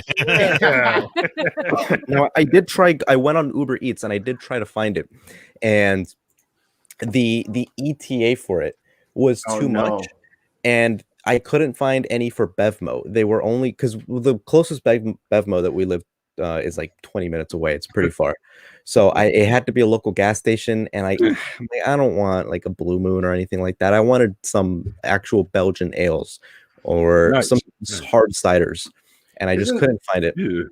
Isn't Stella Artois? Isn't that Belgian? Yeah, that is No. Belgian. Isn't that only like 5 ABV though? It's fucking garbage. Don't drink that. Stella Oh, Artois, get outta here. That was it's good. okay, but there is It's much okay. better. Yeah. Yeah, It's got a British nickname that is not funny anymore. I mean, it was never really funny to begin with. It's called Wife Beater. So Oh God. all right. yeah, I mean, You mean tank top? it's a trash beer. I'm sorry. It's trash beer. Man, It's like Blue Moon's trash beer, but it's good. Oh, I'll get drink outta it. here. Like I said, I will drink any of it. But it's a trash beer. what beer won't you drink? Because I have some that I just won't drink. Will I not? I won't fucking drink anything chelada. I won't drink any of that shit. Oh, get Drink Corona. man. Won't Wow, a drink lot of hot Jack's, takes. won't drink Heineken. I I mean, I'll drink the Heineken shit out of a literally Modelo. tastes I'll great. drink Corona. I'll drink. I'll drink any It's a like cocktail. regular ale you have, but chelada is just like I'm like, no, dude. The tomato taste is just kind of it doesn't work for me. yeah. I don't think that shouldn't even count as beer anyway. They should stop doing that. Beer's got enough problems. Why am I typing? Thanks for dropping in, Wes. I don't know why I type to people in the chat. I could just answer them from here. That is true. Yeah, we had Oh. Aaron in here for a little bit because him and I were on the fundraiser on Your Friendly Neighborhood Atheist channel together, and it was really short. Like we were only there for like 15 minutes, and I'm like, "You want to jump in here, Aaron?" He's like, "Yeah, sure." So we jumped in here for a bit, but then he had to go learn Russian Mm. because you never know when you're going to need to start speaking Russian. When they take over. Regular old red can Budweiser. Can't drink it. Oh, really? No, I hate Budweiser. It's too sweet. It's too sweet to It's me. just the worst beer. I can't have Bud. Wow. You could tell they brew it with rice. It just doesn't taste Yeah. right. They do. Something's just off. Yeah, I didn't know that. they use it as part of. I like Japanese beer. Well, yeah, they don't use rice in that. Like Sapporo Ichiban's good. You have Kirin, which is just fine. I like Kieran's a Kieran. good one. Kieran's a good one. And Asahi or whatever the hell is. Asahi's good, which means just morning sun is all it means. So Yes. Have you That guys I ever actually tried Japanese beer like Sapporo? Yeah, that's what I'm Sapporo's saying. really good. Just talking about that. Yeah, the Stick with the Kieran. program, buddy. Stick Oh with my the god, program. sorry. Kieran, and then what was the other one you said? X. The Sapporo. last- No, the first. Sapporo. The Asahi. morning- Yeah, Asahi. Asahi. Mm. I How did haven't I had miss that that? one. How did my brain not register that you guys said Sapporo? I'm like, you guys are talking about Japan. Like, you're not gonna mention We're Sapporo? distracted. Yeah, Jesus. You And just Now, said midterm. if you guys want a surprisingly really fucking good whiskey, Suntory makes an amazing Actually, whiskey. yeah, I've had it. It's very Okay. good.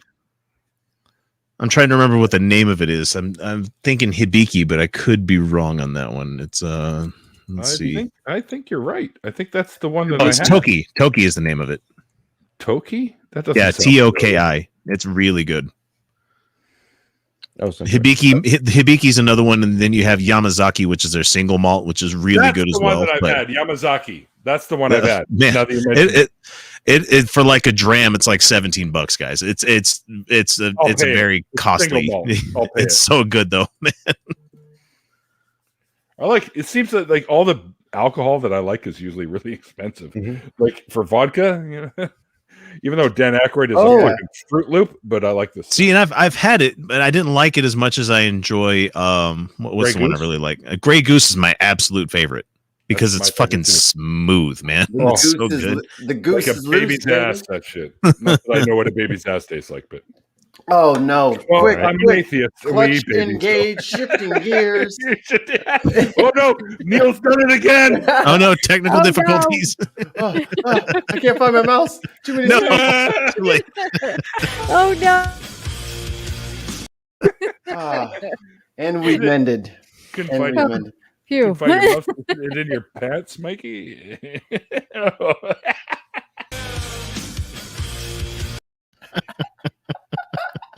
This is my new favorite thing. Oh man, I can't breathe. I can't.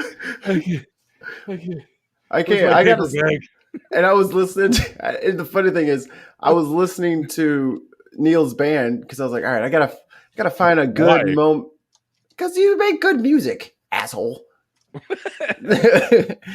Stop making Oh, he good. says I make good music, and then he calls me an asshole. Yeah, stop making good music if you don't want me to listen to it. Sorry. It's your own damn fault. Theoretically, says is Coors a beer brand? Yes, it is. Yeah. It is. It's not great. Eh. Coors Light. Well. If anyone needs some financial help, our good friend Irish Sweet is welcome. That means that Jenna's going to be here in a minute too. Oh man. Oh no, Jenna! I hope nobody sent her the link already. That would be so irritating. Go check your fucking DMs on fucking what's it Kind called? of. They're still in their after party. Are they? Yeah. I'll go I crash that. left early to come over here. I do things Yay. backwards. I do the after party before we even record the show. I'm like, let's get drunk. See, someone thinks like I think. Finally. Life is unpredictable. Eat dessert first. What if you get Exactly. hit by lightning in the restaurant? Oh man, Except, I had a burger for dinner. It was so good. I had pulled Chinese. pork. I had pork too, but it was Chinese. And that was mostly just a mock rest, so I ordered barbecue. Sorry, no. That was yesterday. Today I had Oh, hey, Subway.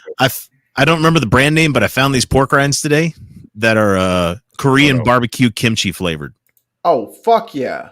They are fantastic. Oh my god, they're so good.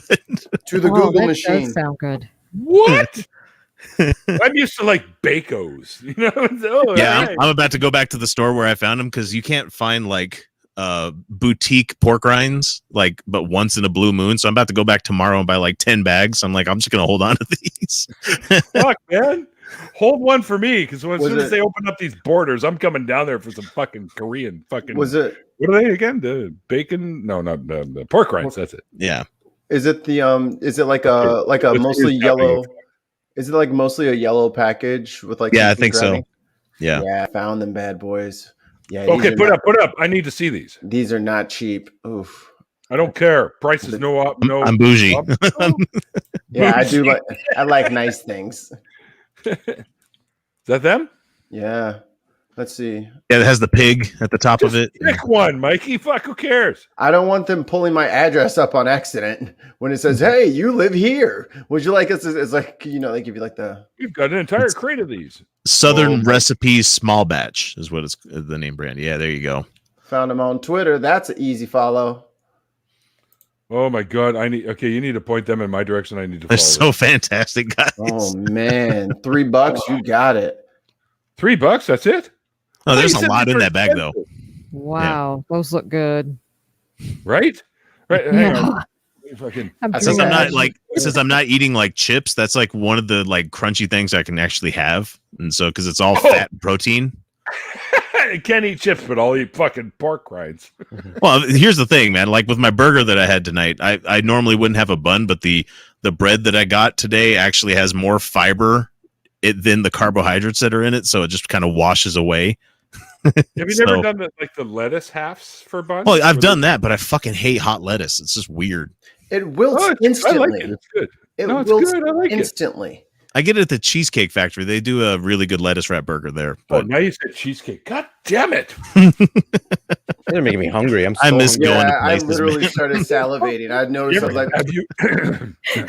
I am salivating. Me too. Apparently I'm I'm- starving and the stores are closed. It's like- I just Oh, ate no. that. yeah. Have you ever had food? Stay out of Mr. this, please. Connell face over there. Yeah, it's hush. Have Shit, I you forgot ever where to go. ordered out? I tried for the first time fairly recently.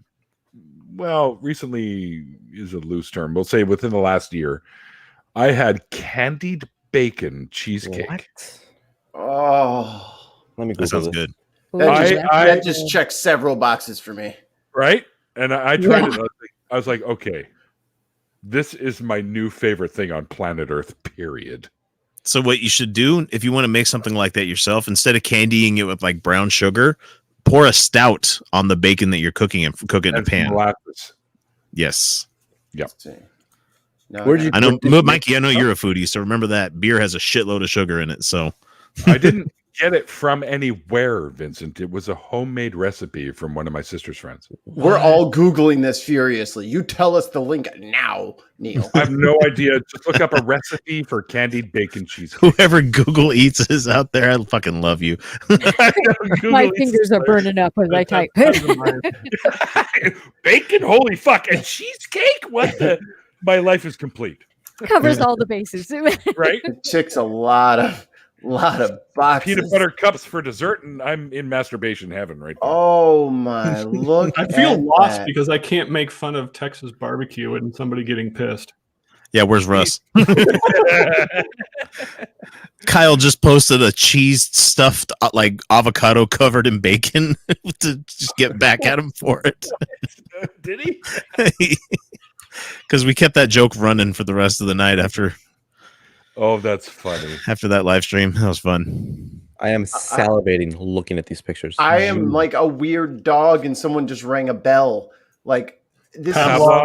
Is, That's Pavlov. see how I made you guys all say that? Exactly. Oh, Good job. Hey! that's a 300 IQ move. Omega brain. Mikey's playing 4D chess against Donald Trump. Yeah. Mikey's yeah, chair is maybe- his brain that he's sitting on top of right there. Oh, now you're the main brain. Okay. I don't know if it's fair to share these images with the people. This is Just hang on. This- Okay, I'm ready. Go ahead. this is get napkins at the ready, everyone. This is food pornography at its finest. Did you find the candied bacon cheesecake? Oh my, there's so many varieties. Oh. Maple bacon Maple cheesecake. Good Yes. God. Oh, my goodness. I'm sorry. I have to go to the bathroom. I'll be right back. Look, I think that one's got bacon in the crust. Take some Kleenex and some lotion there, Neil. I could Hey, make yo. that keto. I could do that. You know what? Y'all ain't never seen Neil with ashy hands. I will Wow. tell you that right now. Oh, look at the Always tell- personal I sized one. told you guys. I told you guys. And now that you mention it, Mikey, it may have been maple bacon for the cheesecake, the candied bacon that I Look at this. Is the most. Oh yeah, it's chunks of bacon. bourbon- That's it. chunks of bacon inside the cheesecake too. It's bourbon bacon I have to go to the crunch bathroom. cake. Oh my god. Oh my! Right? There's Oh never my been anything more beautiful. I know. I want to date it. It's wonderful. It's Somebody's Somebody marry never that been to a shit. North Carolina brisket. I'm saving this. Shut up, Swede. But trying to get out of here. We're not taking that off topic, for Christ's sake. That's my new picture for the rest of my life. Let's make it the background in here. I will do that right now. Okay, fuck Star Wars. We need bacon fucking cheesecake in here. Oh my! I never knew I needed this. Tons of mice. Yeah, we are literally Cake Hub. You never knew the power of the dark side of bacon. Yes. Bacon cheesecake, do it. Do it. Did it? there we Yeah, go. I've had it, That. and I approve. FYI. Oh, that looks so It didn't good. quite look like that. It had the chunks of bacon inside the cheesecake, but she had some kind of like a maple bacon glaze on top of the cheesecake. That's the one I had. Okay. So it was like oh my god, man. Okay, I actually can't do this. I'm actually gonna have to go eat because keep in mind I've been awake for over 24 hours. 'Cause I had yeah. 3 midterms Yeah. today. Yes, Vincent, I understand. Yeah, so I'm so sorry to When have you to. hit 78 hours, let me know. Should I Oh try my to break a God. record? Now I could. No, I could don't- if I really wanted don't. to. No, you don't want to. You start hallucinating like I did. Mm-hmm. So are they you don't want to do full that. DMT hallucinations or are they like No, they're shadow like, people? what the fuck am I seeing? Hallucinations. You're just sitting on the couch and then you just start just track something with your eyes across the room, and then like a second later, that shit Yeah, it's wasn't there. Hey, why is the cat fucking with the curtains? I don't have a cat. You don't own a cat, dude. I need sleep. Somebody's cat is in here, Yeah. fucking up those curtains. We have a dog in blinds. You don't want that Someone shit, get him man. a pillow. All right. Well, I'm gonna go eat and then I'm gonna pass out for the next 3 weeks. So Awesome. everyone, thank you Have a so good much hibernation. for having me on. It's been a pleasure, man. You're cool, Likewise, dude. likewise, everyone. Anytime, if you see me It was going nice live to with an meet you. after party, you're welcome in. Oh, for sure. I'll have beer Anytime. next time, I promise. Yeah. And guys, if you go down below, you'll see a link to the original interview if you missed it. And in that description box for the interview, you'll find all of Vincent's links so you can go stalk him on the internet. Go for it. Okay? All right. Everyone, thank you so much. This was a lot of fun. Everyone, have a good rest of the party. See you Without later, any dude. Nice to meet you. Thanks for hanging out with us. Thank- He's a good kid, man. He had me on his show. We talked a little bit about What's the atheist name? community. What's the name of his show, Neil? The Babylon Project. No, he got it. You were trying to fuck me up. Hey, to. I'm not the one with the lack of sleep. Of course, I have had a few 8.5 beers, yes, but I slept last night. So I'm somewhat coherent. Somewhat. Don't push it, Speed. Somewhat. I Neil, when are you ever coherent? Never. We just come here because I'm a practitioner of the dark arts. No one's Yes. ever supposed to understand me. there's You're so a- many. There's so you're- many ridiculous. Fine. There's so many ridiculous candied bacon recipe pictures coming up right now. I don't know that I can continue any further than this. Like, Google's going to fuck up the algorithm for you for your waistline. thank you, yo. And everyone said that them reading all your text message and shit was a bad thing. I hope I get bacon at bacon. I want bacon ads all over my fucking social media. Fuck I yeah. want all the different types, sizes, cuts. Just fill Oh, all of my. speaking of which, hang on. Oh, Oh, no. Carry on. I'll be right back. he's Had gonna bacon cut on my it. burger. Good shit. Yeah, Like why can't? home cooked, thin, thick sliced? You know. Oh, that's good stuff. How come the algorithm is that bacon butter? Candied bacon butter. Oh, put that on toast in the morning? Oh my god, can you imagine? Or on your pancakes? No, what you need to do is just got to save the bacon grease that you get. No, gee, Oh. eggs. We I make whipped cinnamon butter. It's so good. I just picked up this stuff the other day because we had something special. We're going to be making it. Look at the slices. Look how thick that shit is right Yeah. there. That's like Oh that's big my. time. Hardwood smoked bacon right there. Yum. I make I my know. own. I know. I got to a point in my life where I realized, like, I jokingly say that I'm bougie, kind of thing. You know, it's just one of those things where it's like, where I don't think that beef jerky is that expensive anymore. You know, I know, me either. I stopped caring. Give me. Well, like, especially when it comes to like bacon, like you could buy the $2 rasher where it's paper thin. So good. They do that shit's good. But like, I was like, you know what? Breakfast is an important fucking meal. I could be going out to get breakfast and spend however much it would cost to get a fucking breakfast from somewhere. Yep. Or I can make some good shit at home and with actual good ingredients. So it's like, I'm gonna buy the good bacon from now on. Oh, my breakfasts are so unhealthy because I leave all the bacon grease in and then pour the hash browns in and fry it in the bacon grease. Yep, we do that. Yes! Yep. Can't be This wasting is that. why we're friends, sweet. Can't be wasting that grease. You know why I could fry these in? Bacon grease. Oh my god. And you know what? You know what? If you put enough hash browns in there, the bacon grease disappears. It just goes into thin air. I have no idea. It evaporates. It's science. It evaporates. And I don't understand how people wash their potatoes off when they make their hash browns. Like, no, leave that starch in there. It turns kind of into a latke, but One of the best things, Native Atheists, that I've had recently, when a friend of mine at work, usually he goes to this farmer's market special thing that they do every spring, and he brought back bacon brownies. Oh yeah, we got that. Okay, I gotta go. For reals, I gotta go to the bathroom now. Seriously. Welcome to the bacon hour. Just let me grab some lube here, and I'll be right back. I don't actually have any on hand. I usually have everything within reach, not my lube. And X, you bring up a good point because people would always look at me like I was crazy because I would get like weekly, I would get like filet mignon for me and my girl to eat. So it's just two of them. They're usually like, I don't know, on sale for like $10, like $8 or $9 a piece. Yeah. Yeah, on sale for like $10, or maybe it goes up to like 15 when they're not on sale, but we just want it. Okay, if I ordered us barbecue tonight, and it was like $40. Like eating out food is just and it's not even that expensive. Good. We got a really good place called Hero 88 that DoorDash. I mean, it was really good and everything, but it was $83. I should probably put this back in the fridge. Hang on. That is it's a good cured. idea. It could stay out for fucking a week if you wanted to. I know that. But my roommate's sitting all over me if she's using it. But I mean, it was really good. My wife and I loved every bite of it, but it was $83. Yeah. Yeah. And then it's like, okay, so if I go to the grocery store with $40, I could have the most extravagant meal you ever bought in a grocery store. If you got a I can have smoker, steak and lobster. Exactly. If you got a smoker, you can spend $25, get a nice big pork butt, and have pulled pork for like the week. That's what I just ate. Was pulled pork. You missed the part where I ate barbecue on the stream because we talked about barbecue for 1,000 years. He's an asshole.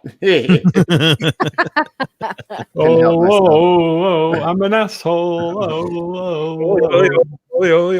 I like to park in handicapped spaces. Well, handicapped people make handicapped faces. God damn it. I know. Seal eyes for headlights. Are you gonna copy that? Are you gonna start doing the coffee flavored coffee skit too? I mean, coffee flavored coffee. What the fuck ever happened to just getting a cup of coffee flavored coffee? You walked into Dunkin' Donuts and they had regular and decaf. They had 2 fucking pots. That's it. This is the way. Yes. And then you have the Pete's Brew, Pete's Wicked Brew, Pete's fucking Wicked Brew. Who the fuck is Pete? Fuck Pete. Yeah, I used to have a Keurig until I realized like you're paying like 60 cents per cup of coffee. And I'm like, I could buy a bag of coffee for about $5 and get like 12 pots out of that damn thing. Yep. Easy. Yeah, we bought the my mom's got a Keurig with the pot with it, so we can do both. And I don't think we use the pod other than to heat water. My mom bought a Keurig That's because about right. she's like 100 years old and she needs easy to use shit. So I brought over a bunch of the little Tim Hortons cups that you put in there, and it makes Timmy's coffee at home for you because she likes to drink fucking chai lattes. I love those. I can't stand chai lattes. So I got to bring my own coffee. She said, honey, you want some coffee? I'm like, is it a chai latte? Yes. Fuck no. That's not Get some coffee. real coffee. Mom, crying out loud, I'm your son. What are you trying to do to me? Why like, do "Oh, you why hurt do you me like so? Yeah, why do you pain me like this? But I brought her a couple of boxes of the Timmy's, and funny story, she's used like half of them up already. I'm like, those are for me. What are you doing? Well, I have a friend over every once in a while to play some gin rummy or whatever the fuck they play. Like, yeah, don't give her my goddamn coffee. Give her your chai latte crap. Some cribbage. Yeah, it's cribbage. We're playing poker. I won $150,000, so shut up. All right, you can drink my coffee. Go ahead. You know that coffee wasn't free. It's how much you say you won? $2,000 a cup. $2,000 a pod. No, that's that Civet coffee, man. That's that. I can't do that to my mom. Every time I was ever in trouble growing up, she was right there. Oh, how much you need? Okay, here you go. Oh, yeah, my mom would laugh right in my face, like, "Go deal with it, son."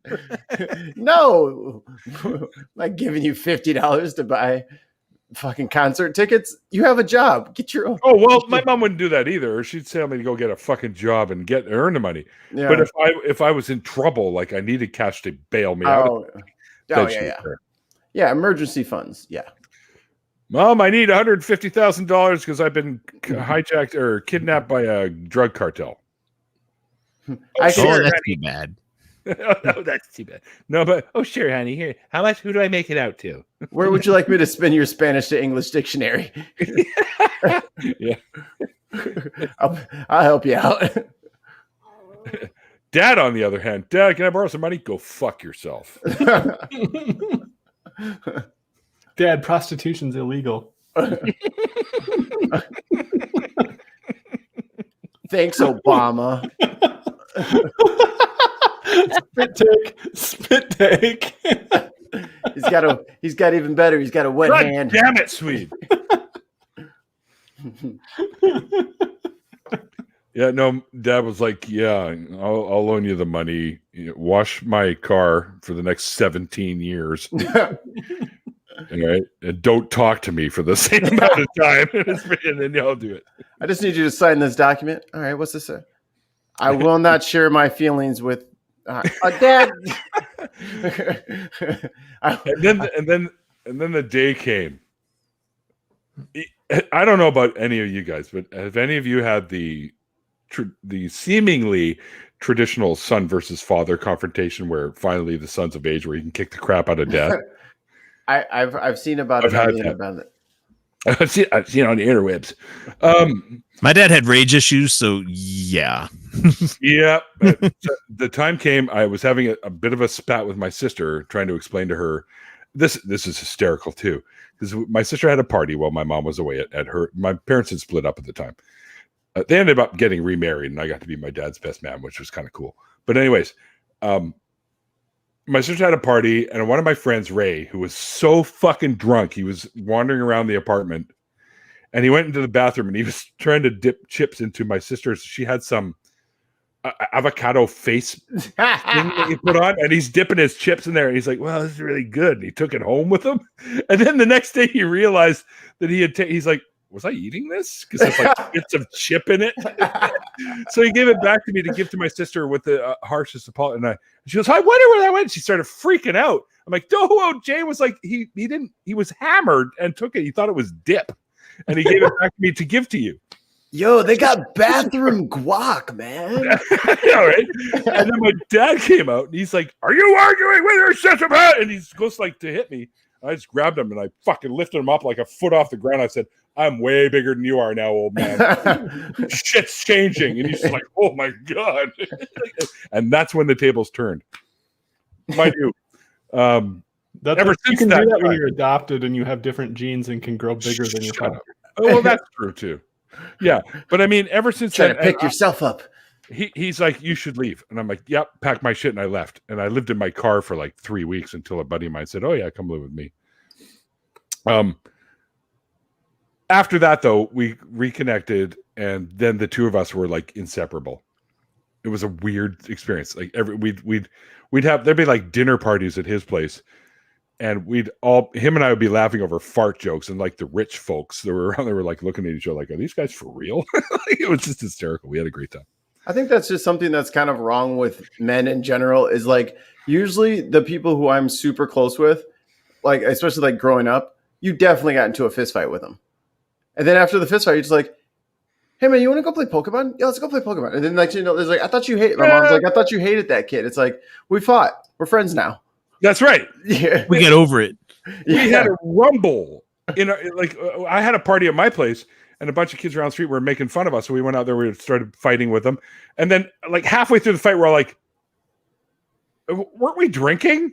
Yeah, we were. You guys want to come? They're like, "Yeah." So both gangs came and we started drinking together. It was hysterical. It's just. And then And the Jets and the Sharks lived happily ever after. Yeah. And then the Socias and the Greasers finally saw pass their way. And the Montagues and the Capulets. The McCoys and the Hatfields. Oh, this is good. X, come on, get it. Put What, it the in Pinkertons in the Union? net. All right, winner. Oh. Amy, you're up. Come on, Amy. Keep the chain going. Keep the chain going. Keep it going. Yeah, well, I don't have any dude experiences like that. I'm sorry, but Oh, And then Hitler and Stalin got Oh, together there and you lived go. happily ever after. happily ever. Yes, they all lived happily ever after. The fascists and the communists got together and held hands. The atheists and the baby eaters. Why did you just repeat yourself? Like, hey, we can agree with some stuff, you know. I mean, The rocks.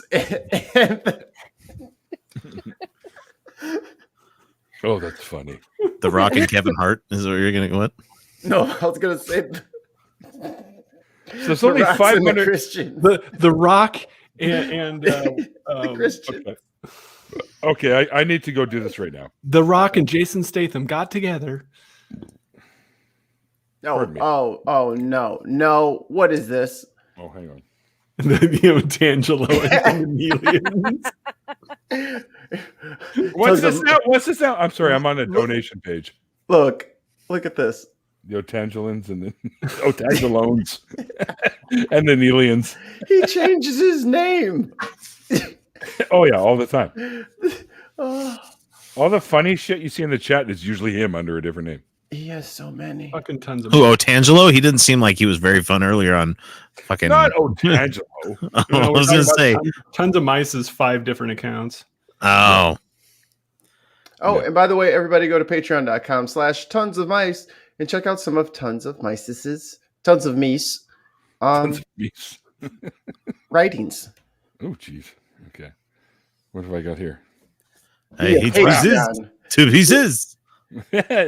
Jinx. What's that? Jinx and Jinx and oh shit! You're I gonna make me know, look it up. that's really old. But I hate Smeeces to pieces. It's Pixie and Dixie. Pixie and Dixie. Yeah. Yep. And Jinx the cat. Damn, that picture's still making me hungry. What the fuck? God Not going damn, anywhere. Hanna-Barbera cartoons. Fuck, I've watched so many of them. I know. My favorites were always Ricochet Rabbit and Hurricane Hippo. It's like Belisario dramas on Friday nights. And what the hell? I like the Herculoids. Oh, the Herculoids were my favorite. I had to take the picture down. I was just getting Soft sad. Igloo. I was just getting sad that I couldn't have the cheesecake. I needed it to go away. So you Or- put it in your background instead. I've had it there. the whole Thundar the time. Barbarian. Thundar, yeah. Thundar, oh yeah. That only lasted like 2 seasons or something. Do I have space? Thundar, and then they had Biker Mice from Mars, which was a total Teenage Mutant Ninja Turtles ripoff. They had very good toys. Oh yeah. Yeah, they were cool. Oh, hang on a second here. Let me see. And by very good, I mean like a motorcycle with a mouse on it that would actually roll for like a second and a half. You're like, dang, the stability. That's why you needed to have my Evil Knievel. toy that I had as a kid with the stunt bike. You wound it up, and then you push the button. And he goes. Wee! It was that toy that they had on Toy Story 4. Yes. I remember those. But he was Canadian. I can't remember what his name was, but it's funny that the estate of Evel Knievel tried to sue him. That's our dad's shtick. And like, that's every fucking Daredevil shtick. What are you talking about? Okay, Wait, hang on, Evel Knievel was Canadian? No, the, Evel Knievel's the one on Toy Story 4. Oh, okay. I was like, but that's the most American thing there's ever been. Pretty much. Dude jumping gaps on a big, heavy bike. Okay. Duke Kaboom was the guy's name. Duke Kaboom. Yeah. Duke Kaboom. Yeah. Voiced by Keanu Reeves. Wow, I didn't realize that. What? Yeah. In Toy Story 4? Duke Kaboom was Keanu Reeves? Keanu Reeves, yeah. It sounded like what the hell's Ben Stiller, or no, not Ben Stiller. Ben Stiller. Oh shit, what the hell's his name? Daniel Craig. No, Daniel Craig? No. I love that Daniel Craig was in The Force Awakens, though. I can fight Mikey's fire with fire. Okay, so you remember when Rey gets brought onto Starkiller Base and she's being held captive by Neil. Kylo Ren? Neil, don't look at your screen. Oh, I tried to warn you. Anyway, when she's tied up to the bed that that Kylo is going to torture her on. Yeah, it's Daniel Craig. No, there's the stormtrooper in the room where she does the Force things against him. Mm-hmm. That's the guy where it's like, you'll let me go right now. I'll let you go right now, and you'll leave me your gun, and I'll leave you my gun. That was Daniel Craig in the stormtrooper armor. Yep. That's funny. Yeah, and his designation was JB007. That's his designation. The stormtrooper designation. Yeah. Yep. And then the other one, the fun Easter egg from Batman v Superman is the prisoner number for Lex Luthor is TK421. Cool. Which is the stormtrooper outside the Millennium Falcon from A New Hope. TK421, why are you not at your post? I'm gonna just go. You got a bad transmitter. Send somebody down right now. Guy from Kim's Convenience was in the episode of The Mandalorian. The dad from Kim's Convenience. He played one of the X-wing fighters that helped or that found. One of the New Republic, the guys that are getting their own spin-off show. Yeah. When he went in through the ice and had to deal with those giant weird spiders. Oh. Yep. He's one of the X-wing pilots. Well, John Leguizamo was that one-eyed alien on the first episode. That's right too. Hey, Spawn. No. That's a great movie. No, it's not. That movie sucks. No way. It was awesome. It was so bad. It was good. Yeah, that guy. Cool. Yep, he plays the X-wing pilot. Does that say genial? Okay. Thought it said something else. What do you think it said? Huh? I was like, the genital Canadian sitcom. Oh. What the hell is going on? Yeah, it's a Canadian sitcom. It's pretty funny too. Don't you know? That's not Canadian.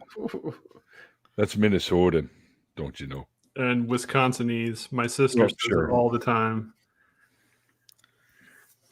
Yeah, unfortunately, I'm close to the Illinois, Wisconsin border, and sometimes they do stumble into our parts. You know, those people north of the wall.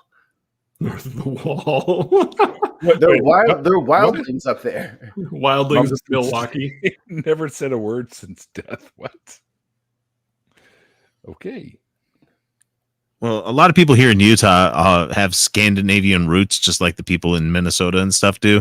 So that accent kind of follows out here as well. Huh. The Odaires and Daydaires. Well, there's a lot of Christensens and Johanssons and Mickelsons and that's Swedes people. Yep. There's a fly on the also, food. I don't see a fly.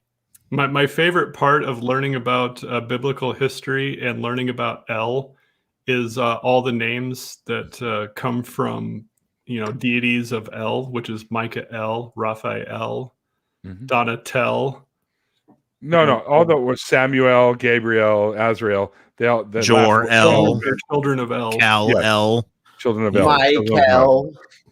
I said Mike Mike L. No. Mike Ale. XL. Oh, wait, that's my shirt size. Knee XL ill. is, Oh wait, no, that doesn't XL work. is the god of what? Pins in your eye punishment. Syrup and balls. Syrup and balls. No, that would be like we have American Wipeout. That would be the Canadian Wipeout. Syrup and balls. Syrup and balls. You, Yeah, you bounce off the big red ball and you land into a pit of syrup. dude, let's get on that. I think that'd be funny. That is like the best show. Wipeout is one of the best shows ever, except for fucking Most Extreme Elimination Challenge. No, man, I like the old one. Japanese version. Yes. Yeah. Those are the Kenny Blankenship and Bet you are, those kid. guys were fucking hilarious. What was the guy they had in the field all the time? Guy something. Kyla douche. Gila douche.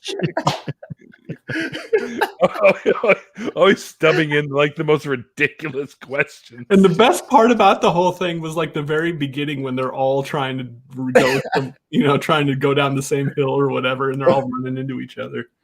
Oh no, that it's their introductions when they get a. And here we got so and so. I like baked beans or something stupid like that. That show was a fucking labor of love, man. That was somebody honestly loved doing that. Yes, yeah, because it was funny as fuck. Yeah, we used to get super baked and watch that, and that was hours of entertainment. Okay, an hour, but hey, that show is like rough to watch, like in any kind of normal setting, because you have fits of explosive laughter. Like you couldn't just like leave that on in like a doctor's office or something like that. You'd just be the loudest place. Yeah, you couldn't put that on in the recovery room for open heart surgery patients. Oh, that's how we. Wait, who would even consider that? X, use the time stone. We're gonna go back. We finally found our way of getting them. Do you guys want to hear a list of like actual injuries that happened from Takeshi's Castle, which is what that was stolen from? Oh no! Someone actually wrote down all of the injuries that happened on that one. There were like real ones, like real injuries that happened to the people on the show. There were like 41 broken ribs, 19 broken jaws. Ow! Worse. Let's see, 2 fractured skulls, 112 black eyes, 62 torn muscles, 35 concussions, 9 knockouts, 282 bruised shins. And let's see, there's several incidents that led to an injury. There was a college student that was hospitalized after falling more than 6 feet into a 4-foot deep water-filled moat. One person was hospitalized after trying to catch 100-pound plastic ball nearly 6 feet in diameter. Oh, I remember that. It would just like launch that thing, and then it would just. They'd have to. That is a bad idea. And the company for watching this now. The company had to apologize for the death of a middle school student in central Japan who choked to death on a bread roll because he was imitating the speed eating game that they had on there. Oh, okay. He wasn't on the show. I was like, no. You let a little kid on there? Japan don't care. Fuck your kids. We're trying to laugh. There's one game where like they try to like they have to like 2 poles, and one team tries to like get the other pole to like fall down or whatever, and so they like bum rush them. I shared this with what's Sochi's name on Twitter? The guy from New Zealand that the Rage. Yeah. And so he Nakasuchi. Okay. Yeah. No, that's not what you're talking about. Sochi? Okay, I don't know who you mean. He lives in New Zealand, and he was a ESL teacher in Japan for a while, and he does kendo. Oh fuck, kendo's amazing. But anyway, there's a sport where they like no pads, no nothing, and it's like 75 people on the side, and one team tries to hold the pole up. Oh, I know what you're talking. Like when they make like the human pyramid thing. Yeah, I know what you're talking about. Neil, you have to have seen this. It's like literally a gang of like 100 people. They go, and then they just kind of like a tower. And they start like making like the human tower, and they have to like do the thing, and then there's a big wooden pole, right? there's a big wooden pole in the middle, and the goal of the Oh. attacking team is to pull the pole down to at least like a 30-degree angle. But you have like 50 people defending it, trying to get people moving around. I know exactly what you're talking about now. There's got to be deaths involved in this. Japan don't care. Regardless, I mean, holy crap! Are you shitting me? No, here, let me find a picture. I need to see this. Let me just clarify, folks, that I don't condone violence of any kind, but this is something I got to see. Got to see this shit up close. Well, I mean, I don't condone violence usually, unless you try to steal my weed. Then you're in trouble. Then you're losing an eye. All right, I found it. It's called Bodaoshi. Oh, I've heard of this. Bodaoshi? Yes, I've heard of this. Japan's most violent game. Oh, well, sounds How do you like it. spell that? Bodauchi? Share. Or O Share CHI? screen. Good. Shared. Hold on.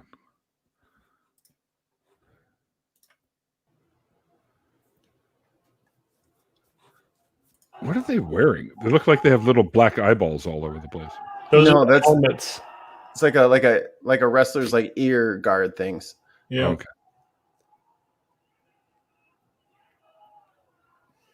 Hold. Shield wall. Don't play the sound. Don't play the sound. You'll get us caught. Shield wall. This is insane. Because this is one team, right? Yeah, this is the one team defending, and here comes the other team. Oh my god! Dude gets trucked immediately. You must die. Oh, look at this! Dude, he's We running get up you his up. helmet. Yeah, but running one up his dude's helmet's holding them back. off. I can watch this all day. I can watch this all day. And so if they don't get it to a 30-degree or more angle, the other team wins, And right? the defender team wins, and they have like a minute to do it. And I think if you're able to get one of your team on the top of the pole, it might be like an extra point or something. I don't know, but They're trying right now. So Yeah. I imagine you're on. but obviously, you know, they're trying to get it to tilt down, so they're trying to get as much weight as they can on there. Right, because there's a bunch of dudes on the bottom protecting that. Yeah, Now they've he's got pulling it. his They've got leg. it. They've got it. They've got it. That's They've so got it. crazy. Yep, there's the guy. And, underneath. Yeah, I wouldn't want to be. Yeah, you're right. I wouldn't want to be on the bottom of that. Fuck that. No. Ouch. Why is this giant pole stuck so in my crotch? it's spelled Bodaoshi. Bodaoshi. T.A. Botaoshi? Is it Japanese or Chinese? Japanese. You couldn't tell, Mikey? Come on. Well, he was saying it weird. I'm just kidding. Why can't I And find that? each team gets a go on defending and attacking. I found it. So, now. so if they both do the same pretty much thing, who wins? Do they have to have a tiebreaker? Or? Oh, Well, man. it's time. They time it to see how fast it got down to 30 degrees. Oh, so the one with the better time gets Yep. wins. I got you. Oh, it's like capture the flag then. Oh, sort of. Yeah, I guess. I love capture the flag. We used to do that in, like war games and shit when I was in Israel. I'm gonna run out and have a quick smoke. It's so, dudes. It's so hot in here. boiling up. My roommates, they don't live with me. They live underneath me. The people below me, they're like 100 and something years old, so they Cooking crank.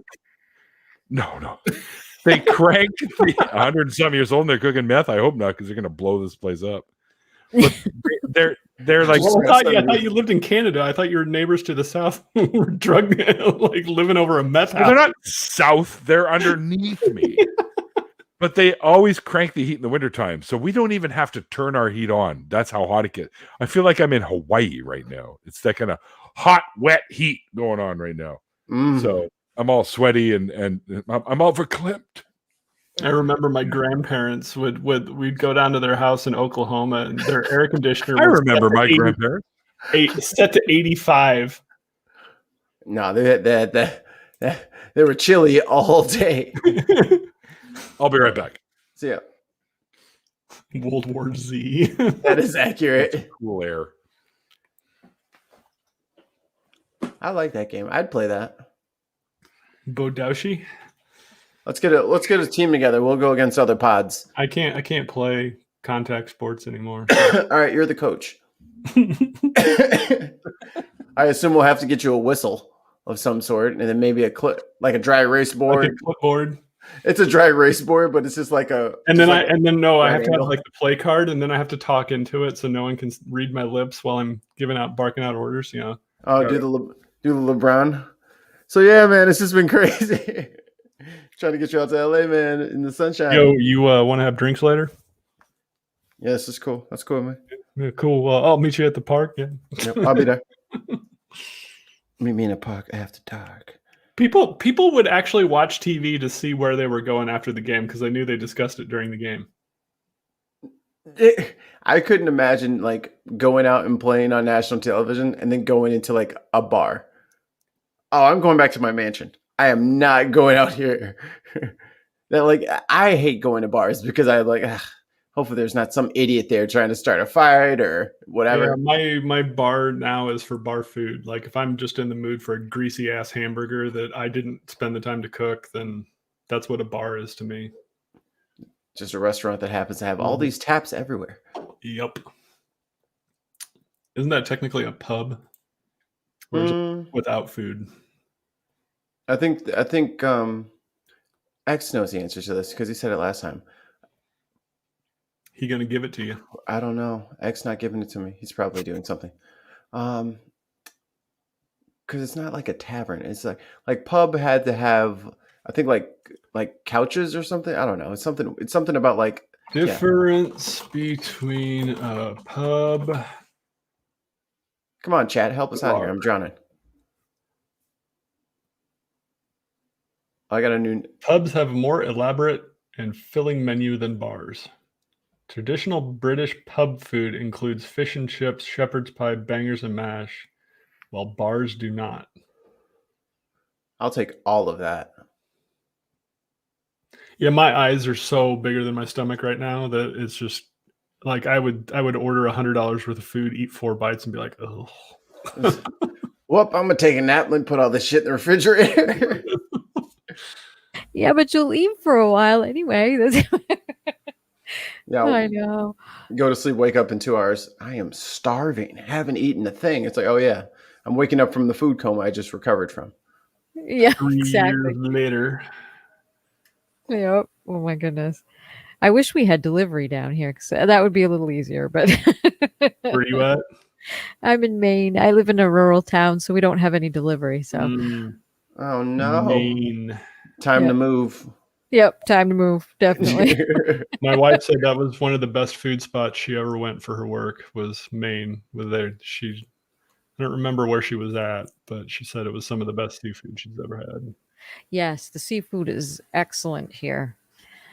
I actually live right up the street from a lobster pound, so right next to the docks where they come in, and which is nice. It's still pricey, but it's good every once in a while for summer, to have some lobster for a cookout. But yeah.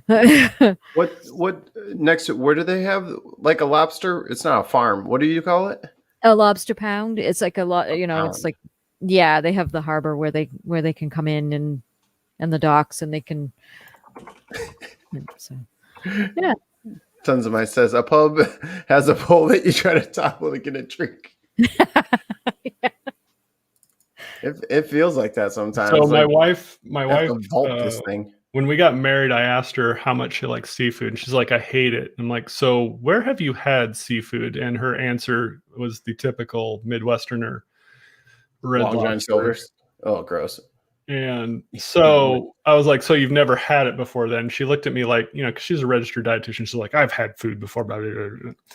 It's like, no. So we went on our honeymoon to Atlantic Beach, North Carolina, which is an awesome, just hole in the wall city that, if you want to be left alone and not be around crowds and shit, it's awesome. And so this is the restaurant where boats come in and you show up at 5 o'clock in the morning and you tell them, this is the snapper that I want served to me, and we'll be here at 5:30. And so you show up at 5:30, sit down, and they deliver you your fish. And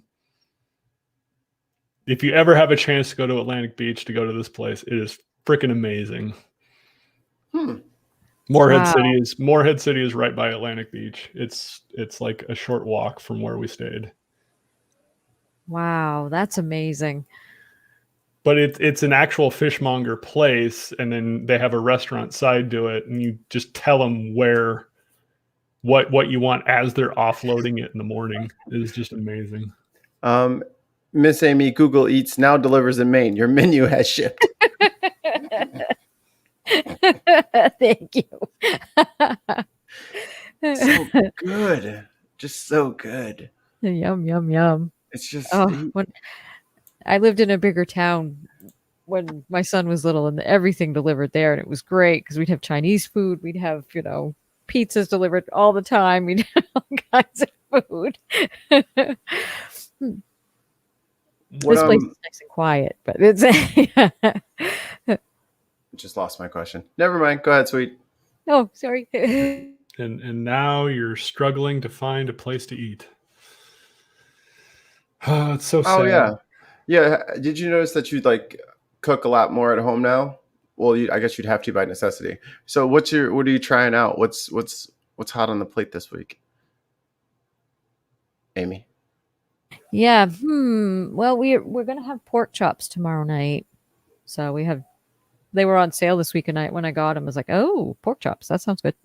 So usually what I do is I cook them and I put cream of mushroom soup on them and make a gravy out of that. Yeah, with just basic stuff that I can get Matt to eat. So do you put them in a slow cooker, or you? Yes, I do. Plus that, sometimes I have to bake him in the oven if he's really hungry, because then sometimes he'll. The smell was like, oh my God, Mom, I'm hungry now. But yeah, he's. Yep.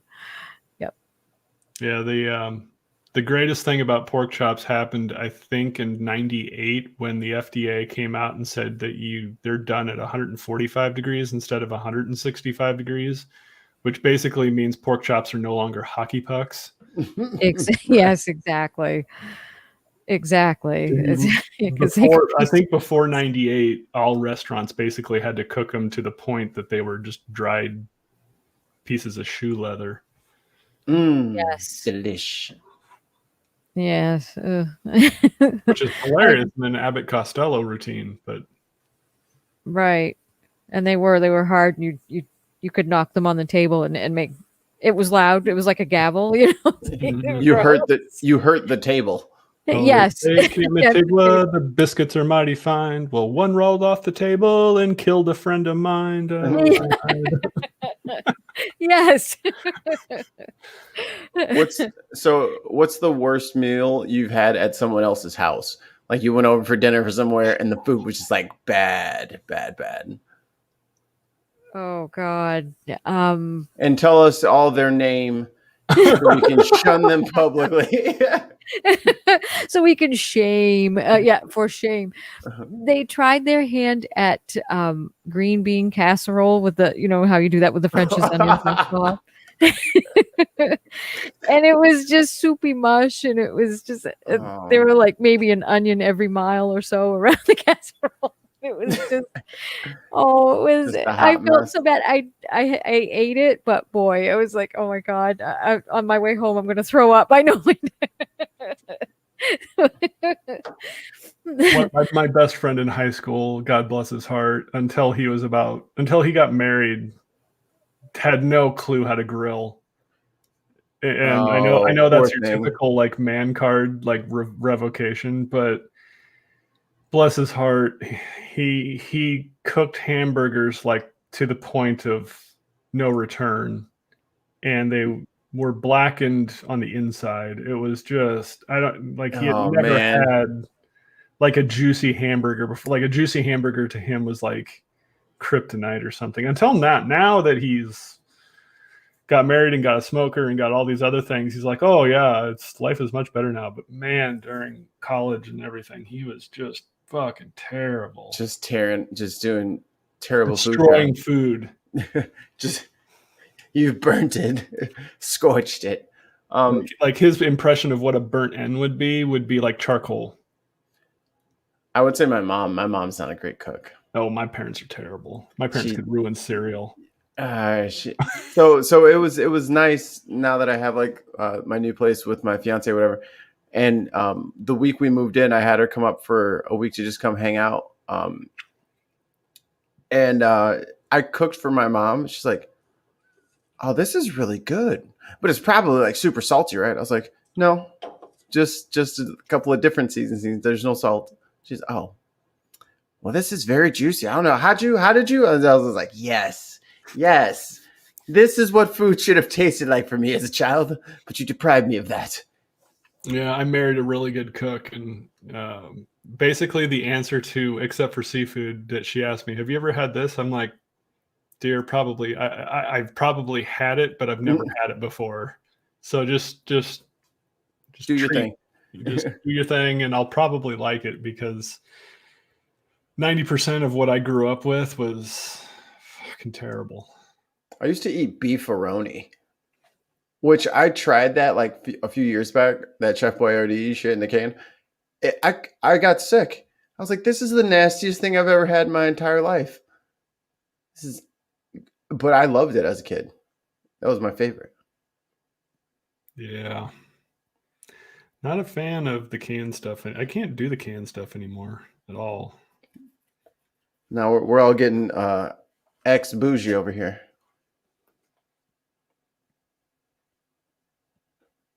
No, the chat's going well. Harmonica Man, what's up? Horror meat, tons of mice.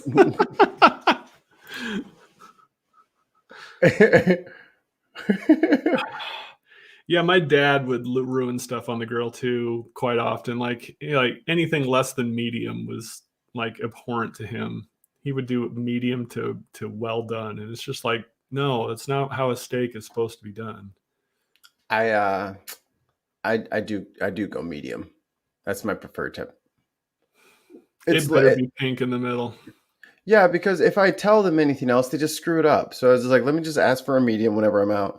I mean, I can get a little, like if I'm cooking it, I'll trust my mids. If I say medium rare, the worst they're going to do is medium. And if it's rare, I don't care. I'd rather have my steak rare than more than medium rare. No, I can't trust. I don't trust people's kitchens, and that's the other thing I was going to ask too. Have you ever gone over somebody's house to eat, and then you saw their kitchen? You're like, oh my god, my food came out of there. Gordon Ramsay's died of a disease. Get me I out have of here. I just got tetanus from potato salad. That's my favorite insult to people from the South. Yeah, I bet your mom makes potato salad with Hellmann's. Now you motherfucker, you calm down. You say that to a Southerner, and you better have somebody grab them before they hop over the table to strangle you to death. You get a drink thrown in your face. I don't touch yank. the nasty shit. Ugh. Ah, there he is.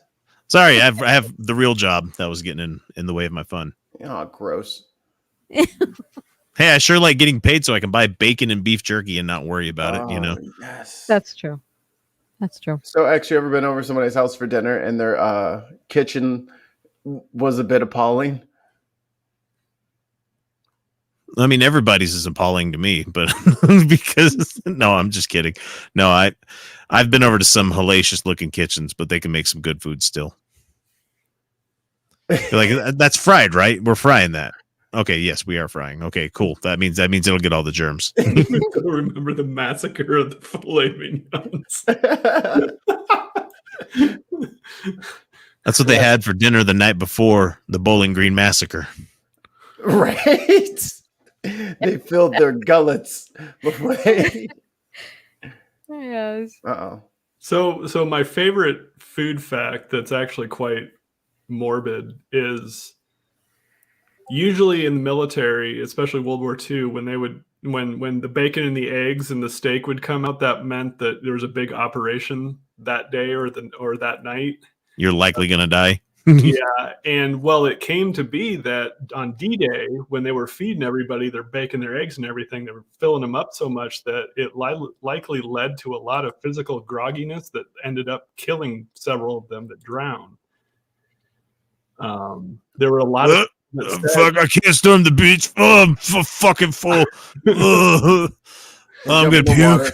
They just jump in the water and they're just bobbing. That got overly sick because they had overeaten, and the boats were not exactly stable as they were rolling up onto Normandy. There was a guy that attributed his ability to swim to shore based on the fact that he missed breakfast and only had a chocolate bar with him. That and avoiding all the goddamn bullets shooting. But I think his boat went down like 50 feet from shore, and so he had to swim in. Fuck, I got a cramp. Oh no, that's why we don't eat before we get in the pool. No. And his name was Sergeant Stadenko. I mean, I couldn't imagine trying to swim in like full battle gear. Or you didn't. You had to try to take it off before you drown. That's what I'm saying. Like, I'm a pretty good swimmer. I used to lifeguard for 5-6 years. I don't know if I want to put on fucking 50 pounds worth of shit and then try to swim with boots on. The other part was in France, there were a lot of fields behind over the top in Normandy that they flooded, and a bunch of paratroopers landed in those fields that were flooded and drowned because they couldn't get out of their harnesses quick enough. That's crazy. No, it's only human lives, guys. No, that's fine. No, yeah. Fuck war. First, we'll build a castle on the swamp, and that one will sink in there. Then we're going to build another castle on top of that one, and that one sunk as well. I guess they figured because they would have a firm foundation. Because we hate a certain group of people that we don't understand why, and we're going to give power to this maniacal idiot, and 100 million people are going to die because of it.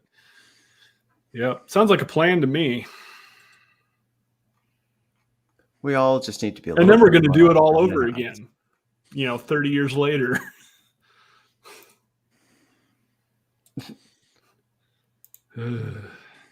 How was your smoke, Neil? Was tasted like a cigarette. Like reading my grandpa's after action reports from his bomb runs over Germany. It's like, it's a miracle you survived 37 of these. An absolute miracle. Cool. I'm gonna run to the potty. I'll be right back. Okay, we may have a couple of folks jump in here with us. So nice. Cool. From the YFNA chat group that he set up for this fundraiser thing tonight. Larry is probably going to jump in here. This will be the first time he's been in one of my after parties, actually. Is his brother Larry and his other brother Daryl coming too? Maybe. Dude, why do you have to have that? My brother Larry. This is my other brother Larry. Nice to meet you. Yeah. Or is it Larry and this is my brother Daryl? Yes, I'm Larry. This is my brother Daryl. My other brother Daryl. Yeah. Newhart was a good show. It was. I love the one episode was hilarious when he woke up in the old Newhart show. Yeah, that was classic. He got hit with a golf ball or something, and then he woke up in the old Newhart show. That was awesome. It wasn't quite as bad as the what was it, St. Elsewhere? Larry, what's up? What's going on? I think this is the first time you're in one of my after parties, man. It is true story. Yeah, we made it. We did the fundraiser went well past the 5,000 as far as I've been told. This is what I'm hearing. Hey, I think that's awesome. I'm all for supporting my buddy Ethan. Oh yeah, for sure. By the way, Larry, I generally ask this of people that I know haven't been on my show. Do you have a deconversion story that you'd like to share? I'm not deconverted. My name is Larry the Christian. So Okay, well then, yeah, I guess you don't Nice. have one. Clip that. Well- clip that, well- Tenzimites. Well, Larry, welcome to the after party. yeah, no, it's a pleasure to be here. So I have the opposite of a deconversion story. I went from atheism to theism in college. Wow, really? How? Like, what convinced you? That is a great question. So it actually, so I was an atheist in college. I grew up in a Catholic home, and I felt very, very out of sorts with the Catholic Church. I actually wrote a couple of really intriguing papers in my first couple of years of college, railing pretty hard on all organized religion as a means of mass community control and population control and mind control, and how all the world's religions were basically the same, and I had plenty of data to back that up. And somewhere around when I was, I don't know, probably about 33 years old, Christ got a hold of me and changed my whole life. When you say that, like, tell me about the experience that you had. I guess that. Oh, Ethan's here. Hey, Ethan. You guys have broken me. I can't tell. Are you being sincere or is this satire? He's being sincere. I know. Okay, I was just checking because I don't know what's satire and what's real anymore. The internet has broken me. No, I should come with a sarcasm buzzer. Like I should have one of those like little gold lights over my head that turns red and blinks like crazy when I'm being sarcastic. I'm Canadian. You can ask Ethan. Sometimes it's hard to pick up, especially on social media. But no, I'm being 100% honest. I went from Catholic to atheist to Christian to defending the Christian faith publicly. So that's kind of my story. For me, it was a culmination of a bunch of different things. But I know exactly where I was sitting. I know exactly where I was when the light bulb turned on. And it was really just a matter of realizing who I was in relation to a perfect and holy God, and what had been done for me that changed everything. And I realized that doesn't mean much of anything to present company, and I understand that. And I'm not trying to convince anybody. I'm just trying to tell you guys what the difference maker was for me. And that's what we asked. We wanted to know what it was that convinced you. Mm-hmm. Yeah. So it was just. Go ahead. Personal experience is a valid thing. It's just hard to convey that to another person. Sure. Mm-hmm. Yeah, I think the big thing was just having a solid and sober, sincere realization of how it was that I measured up against perfection, and that there was a need that I had that there was no other solution for. I guess is the easiest way of putting it into layman's terms. Larry, I think I've never done this before, so I think it might be actually kind of cool to have someone on that was origin story.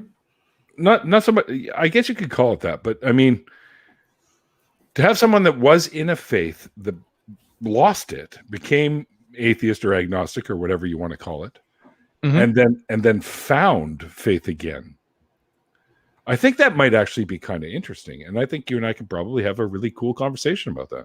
Great.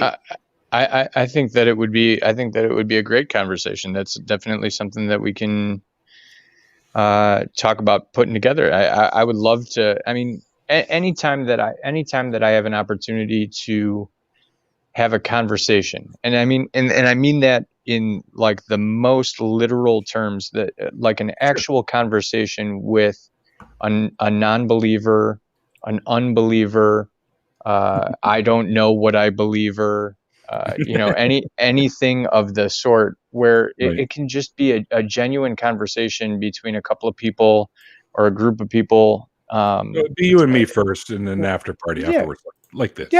Yeah, no, I mean, and all that I would be looking for is just, this is what happened to me. And I'm not big on judging. That's not me. You can, again, I think that the only person in the room that might be able to vouch for me is Ethan. I don't do judgment, so I don't do judgment. That's not for me to do. So I just want to have a conversation and let you guys see, or hear what it is that I saw and heard, and you guys are all welcome to make your own judgments on, that from what it is. Did your position change on organized religion? Because I think a lot of us would agree that organized religion itself, to some degree, has been a negative throughout history. Yep. True story.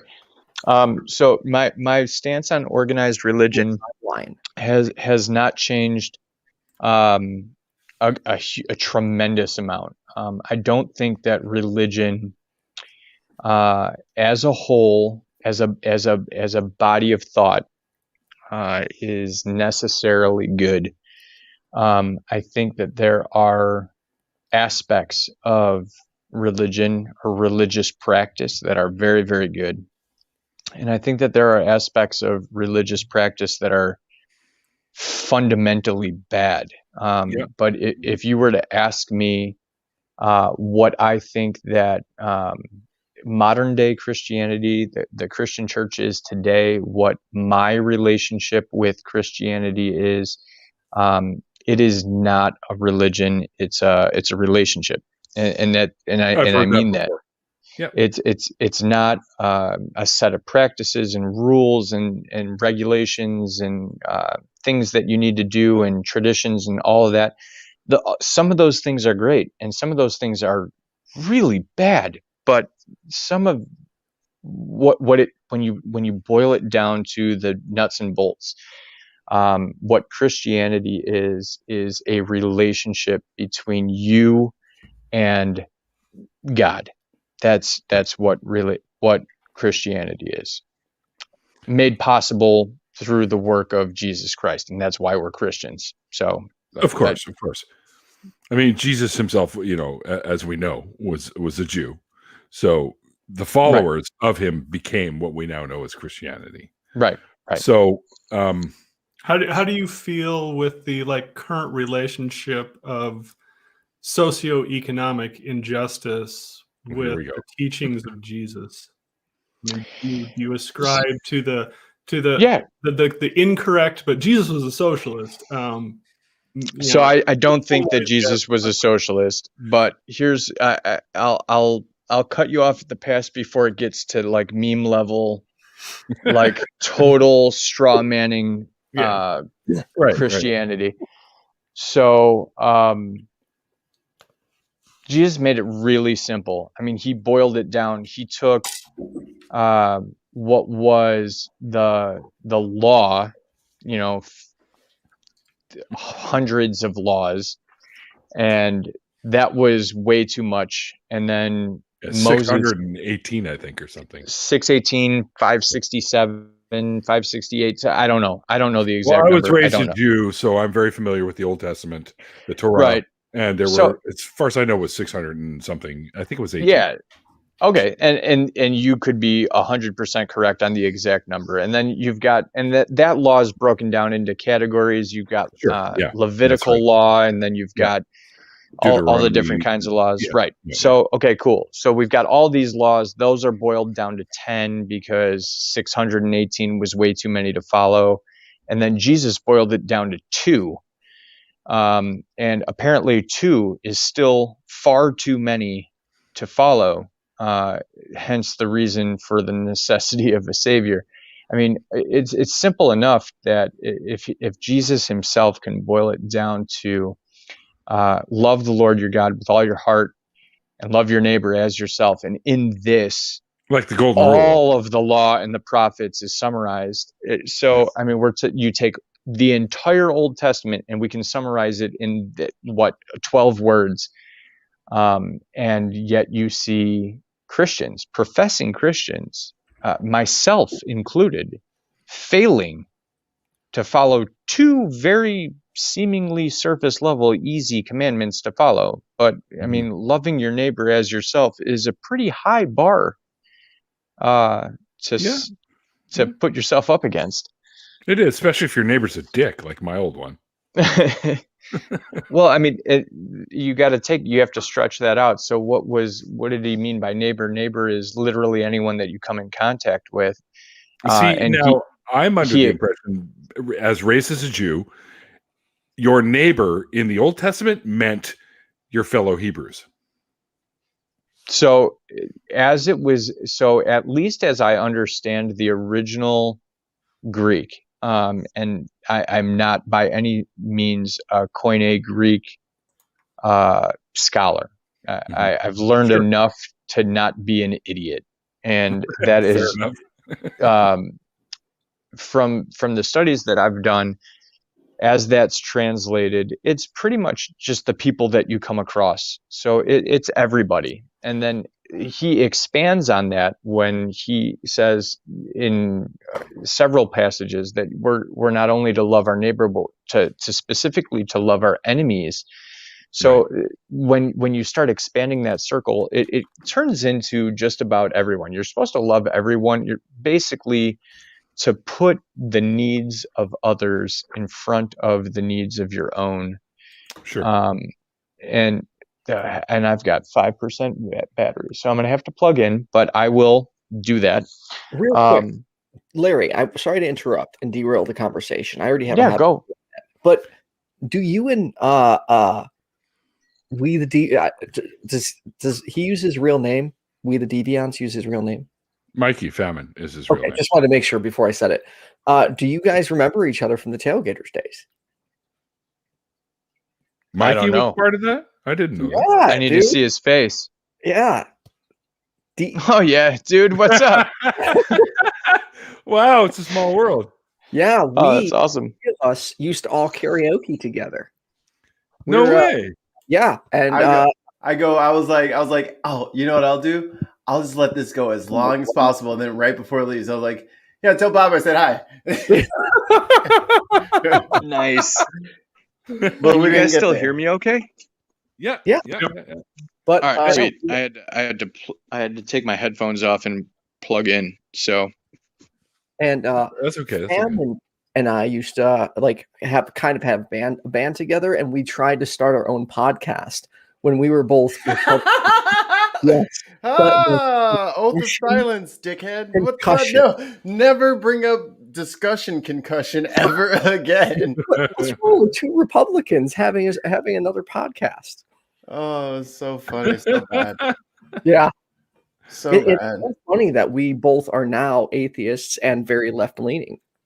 Mm-hmm. Hey, 1 second before we carry on the conversation. While you're here, Ethan, once again, my friend, thank you so much for having me be a part of that amazing fundraiser that you threw together. Because as far as I know, and you'd already passed it, and I was like, well, fuck it, I'm still donating. So I just threw $50 your way as well. Like, mind you, $50 Canadian is like 40 cents US or something. So it's very small amount of money. It was $50 US. So that pretty much chewed up all the money I had left in my account. But tomorrow's payday, so it's okay. Yeah. No, I'm kidding. I have lots more money than that. I'm just joking. Balling. But, thank you. And I can't believe we made the goal. Like, I was getting so nervous. Come on. I knew you were going to make it. I didn't. I honestly didn't. So when we made it, it was like, oh my God, this actually happened. So thank you for being a part of it. And I really do want to have you and Aaron Ra on together again. You should do that. Aaron and I were talking about that. Well, he jumped in here after. He jumped in because he had to do some Russian study too. So he bailed out a little bit earlier. But He's like, yeah, that would be a lot of fun. I think him and I would tear the shit up.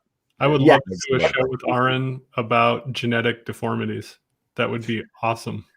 Why? Oh, because you are a genetic deformity. I am a genetic deformity. Oh, sweet. Do you have a genetic disease? Like what? Yes, what? I do. What? Oh, gee, do you know I have Marfans? Every time you say that, all I can think of is marzipan. I'm sorry. Yes, I'm made out of pecans. No. What is marzipan? Almonds. Almonds. Yes, I'm made of almonds. 20 simply secular. How come you're not in here, Dave? I don't know what this means. You're a big part it? You mean of it? I don't know. You're a big part of it. Dave, is that the price for per hour? $29.95? Nice. That's what I charge for a fun evening. No, just kidding. Buy low, sell high. Thank you. Thanks, GameStop, for the great advice. And by the way, welcome, Jenna. Yes, hi, Jenna. I haven't seen you for a while, Jenna. How'd your stream go? Oh, hello, Jenna. It went well. I just interviewed this guy that has marzipan. marzipan. I don't know. And then he talked about math. No, I didn't. I talked nothing about math. It was exclusively about terms that I didn't understand. So I relate that to math. So no, it was told there would be no math. It was a little bit of math. No, you hurt her head, dude. I converted everyone to socialism, and we're all good.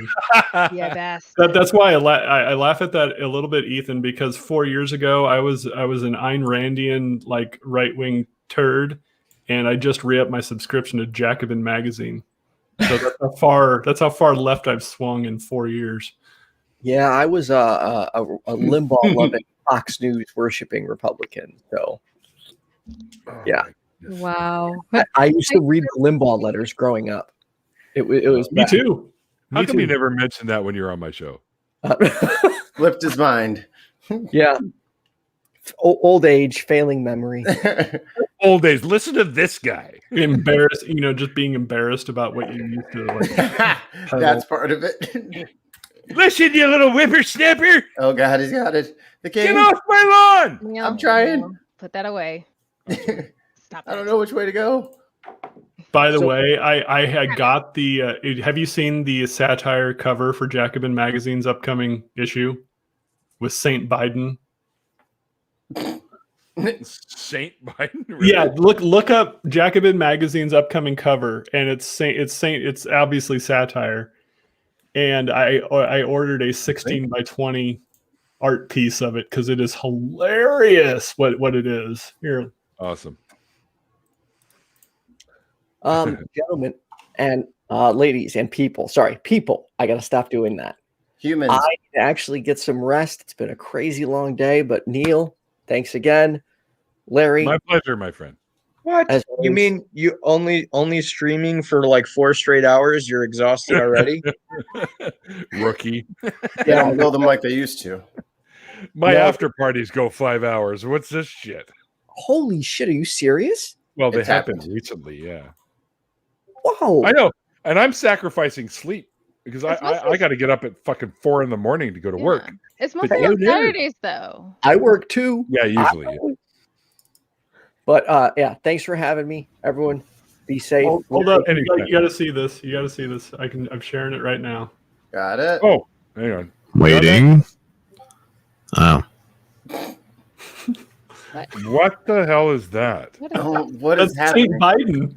All right. So, I mean this with. No, Biden doesn't have cum gutters, guys. He doesn't have that. Come on. X. Most respect that I could possibly bring to this, but I want to punch the artist in the face. Sorry. How about we quit fucking deifying public figures? Well, Thank yeah, you. that's the whole Thank point you. of this is to make fun of people that deify politicians. Oh, see? I told you my sense of fucking sarcasm was broken. Yeah, because like Tim Pool was like going off on this of like, yeah, they laughed at us for deifying Trump, and now they've got this, and it's like, do you understand satire, Mr. Pim Tool?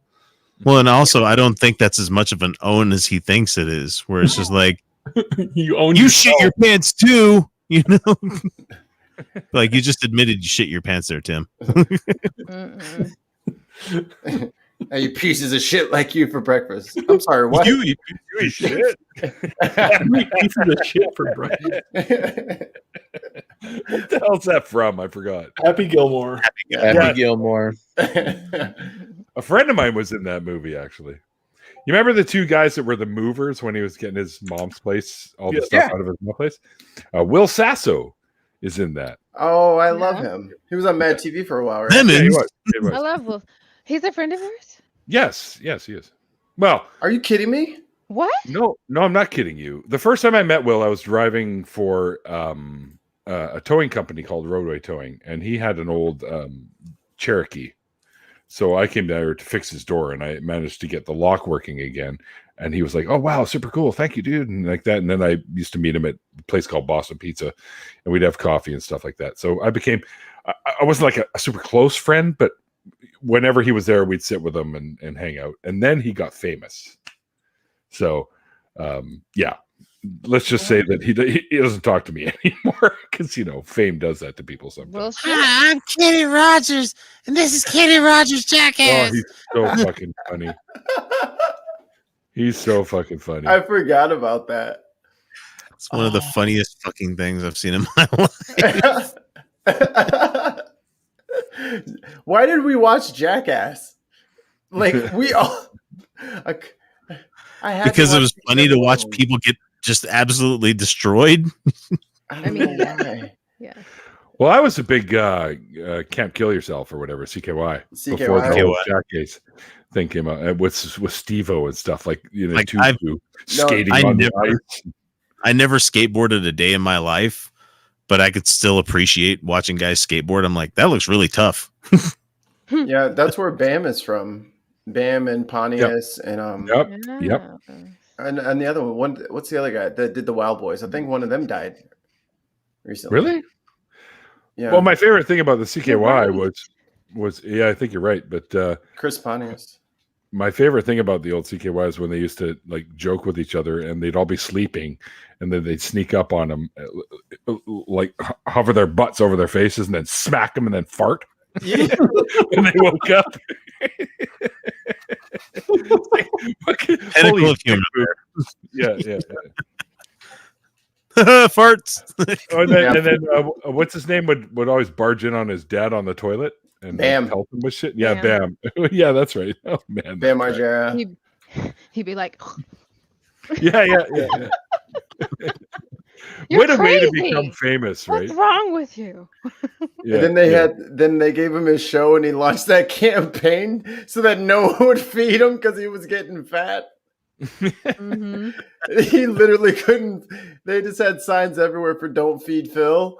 Oh, I wonder if I can get one of those. I would rock that today. Yeah. So I don't know anybody. Can we do a round of just like really quick introductions so that I don't know you? That'd be awesome. All right. Well, all my regulars in the chat. This is Larry the Christian. This is Jenna Miu. This is our financial guru right below me here, Mr. Irish Swede. He has money. Swede, did you jump in on GameStop? No. We also have Amy, who's with us, who's with the EIE network, which is the Education Information. What was it again? Entertainment. I don't know. Information and entertainment. Yeah, I don't know why I can never fucking remember that. But anyways, it's okay. And, down over there is Mikey Famine, who's my producer for the show. Hi, Mikey. And down below is Go Hawks, the ex of the Utah Outcasts. You're a friendly neighborhood Satanist. Hi. I almost said, Neil did it for us, but I was gonna steal Russ's music. Like, and I'm Neil, the 604 atheist. No, that's me, man. Quit trying to steal me. Or Mikey, are you Go Tanks back there, or who are you playing as? You already know, dude. Super Saiyan Vegeta. Best character ever. I don't know. Are you actually playing right now? Mm-hmm. Yeah, he's playing. Mikey can be my doppelganger? Yeah. What? Yeah. No. He doesn't wear a bandana. Oh. I folded a bandana into a hat shape. How do you get it to Creative. How do you get What do you use it to put that as your your virtual camera, Mikey? What are you doing to do that? OBS. Here's one for Larry from Harmonica Man. Hi, LTC. I'm the Harmonica Man, and I approve this message. Well played. Oh, harmonica. Harmonica Man. I love you. And the harmonica. Oh, he's really good. He does his channel. He does a lot of bluesy type stuff on his channel, and it's fucking amazing. Like, I checked it out. It's good. It's good. Yeah. Despite the conversation. Okay, the RFR fundraiser chat group is still going, even though half the people have left it. Yeah. I had to turn notifications off like 10 times. Too. Yeah, I know, me too. But I think they're going to probably shut that down. I think pretty much everyone's done in there now. But I reached out to another one of the members of the neighborhood to see if he was interested, so that I didn't feel like the only theist on the channel. Would you be interested in having anybody else on? Me? Like, yeah, for this right now? Yeah. I mean, what time's it now? 9:30. I probably will go for about another half an hour. But you see, I get up at 4 a.m, so I do. I generally. What time zone are you in? I'm Pacific. Yeah. Okay. So I have to get up at 5 a.m, and I'm Central Time. So. Jeez. All right. Yeah. All right. Whose dick is bigger? Mine, hands down. I think he's going to show us, JR. Holy crap! Look at the size of that. You never get that on the album cover. I don't even know. I don't even know if he's played jump interested. rope with it. But, yeah. Okay. Old Cheech I just got a flashback to the boys. Blind Melon Chitlin is where that. Go look it up. You'll probably. I'm with you. And I'm I- with you. and I don't want to drag people that you don't know onto your channel either. So No, he drags anybody off the street onto this thing. How do you think He'll I got here? literally make you a moderator. He'll just be like, Yeah, oh, okay. I'll give you a wrench. There you go. I'm like the Oprah of wrenches. You get a Yeah. wrench. You get a And then- wrench. And You then get a wrench. suddenly think your I'm- name is blue. I think that I'm still the only wrench on Ethan's channel that is a theist. Well, But I never flex that muscle ever. well, Larry, I can already tell. Just because you and I don't hold the same belief in deities or whatever, Yeah. you're still just a dude, and that's all we are too. We're just regular folks, and we can Right. talk about all kinds of shit. We don't have to bring that shit up. Jen is a dude. Yeah. Yeah. But I mean, I just think that it's a know how you super were- interesting topic. It's just not Yeah. the only topic. I exactly. So I mean, what the pandemic taught me, like this summer, the summer of 2020 that just passed, was Mhm. probably one of the most fun summers that I've ever had, because I talked to more people this way Yeah. than I ever have in my entire life. I've got friends all over the country now that I never would have had the pandemic not happened. hit, Wow. and had my exposure on Ethan's channel not happened. Wait, I mean, Larry, we were doing. Yeah, go ahead. is that a Blackhawks hoodie you're wearing? Oh, you're not coming on now, buddy. Oh, no, they're my second favorite hockey team. Oh, okay. Wait, dude, hold on. Yeah, I mean, like I'm in I Vancouver, so the Canucks are my favorite, but Blackhawks is my second favorite hockey team. So there's the Blackhawks family tree. Nice. I can be much closer. I've got my own banner. So should we do a show on who is the best team in the NHL and why is it the Penguins? Oh yeah. The Hawks have been winning recently. Yeah. Well, they won what 3 in the 5 years for a while there, something like that. It was every other year, man. Yeah. Dynasty team there for a little bit. There's my Blackhawks clock, and we're going into my Blackhawks bathroom. I like Yeah. this guy. Mirror on the wall. We got old Chicago Stadium on the wall. Nice. Oh, man. Blackhawks towel. Classic. We're doing You're big not doing here. so good this year, I've but been neither are we. But this year is awful. So we are rebuilding, which is something that I'm used to because I'm a Blackhawks fan. Yeah. I've been a season ticket holder since I'm 18 years old. So it's I love this guy. This is great. It's kind of a thing. I'm a huge hockey fan, so I think we just became best friends. it's possible. Did we just become friends? Yep. Yeah. So I have a pond. I have a pond in my backyard, and we freeze the pond every year. There we go. And so my kids I have twins. They're 9 years old. Wow. What was that like? Oh, well, I don't know any better. So they're my first kids, and there was two of them at the same time. So two is normal that for you me. know of, right? That's what I always say. I don't have any kids that I know of. Yeah.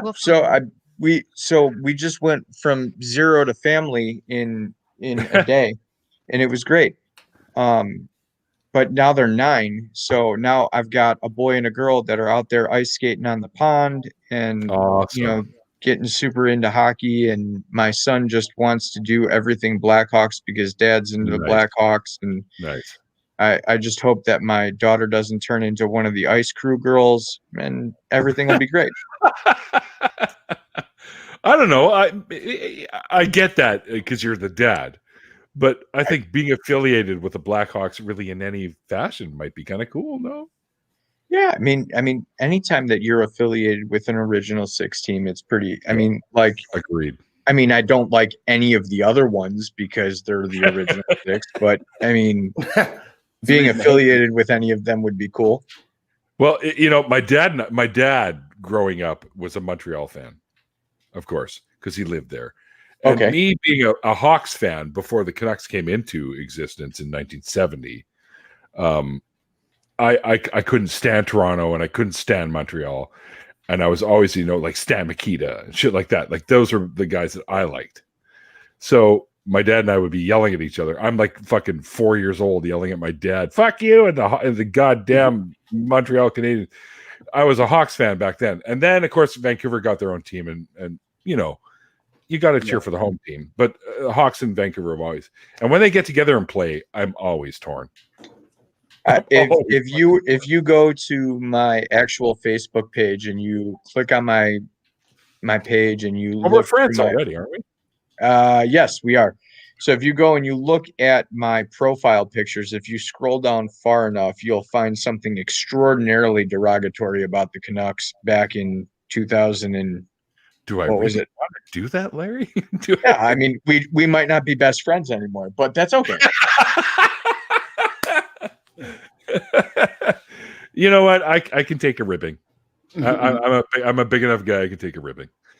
I'm also excited to see Seattle's team, although I think they chose the wrong fucking name. But what do they call it? The fucking Kraken. Like what? No, you're not in Greece. You're in fucking Seattle. It should have been Sockeyes. Who does everybody have for the big game on Sunday? Oh, the Super Bowl. I will never bet against Brady. Yeah, it's never wise. Yeah, well, I mean, when you have every referee in the league on your side, it's hard to bet against them. Right. Right. Yeah, so I remember him from when he was on the Patriots because that New England, So I remember deflated balls. So yeah, more than like they'll win. The Buccaneers will win, I think. There's 3 corn Seahawks fan, so I hope they win. I'm a Seahawks fan. They're the closest team to me, so I had to be a Seahawks fan. And when I was a kid, I used to go down to the Kingdome when they still had it and watch all the Hawks games all the time. That's when like Bosworth was quarterback and shit. So I do think it's cool that the Buccaneers get to play at home for the Super Bowl. It's the first time that's ever happened. And it happened to Tom Brady. There you go. Yeah, well, of course it did. So I'm not even being ironic. Who's playing? What? I'm not being ironic. No, Chiefs and Bucks, buddy. Same. Chiefs and Bucks? Yeah. Chiefs and Bucks? Oh, okay. Chiefs and Bucks. Oh, the Chiefs went back. It sounds like I a like sandwich. I'll get a Chiefs and Bucks, please. I like.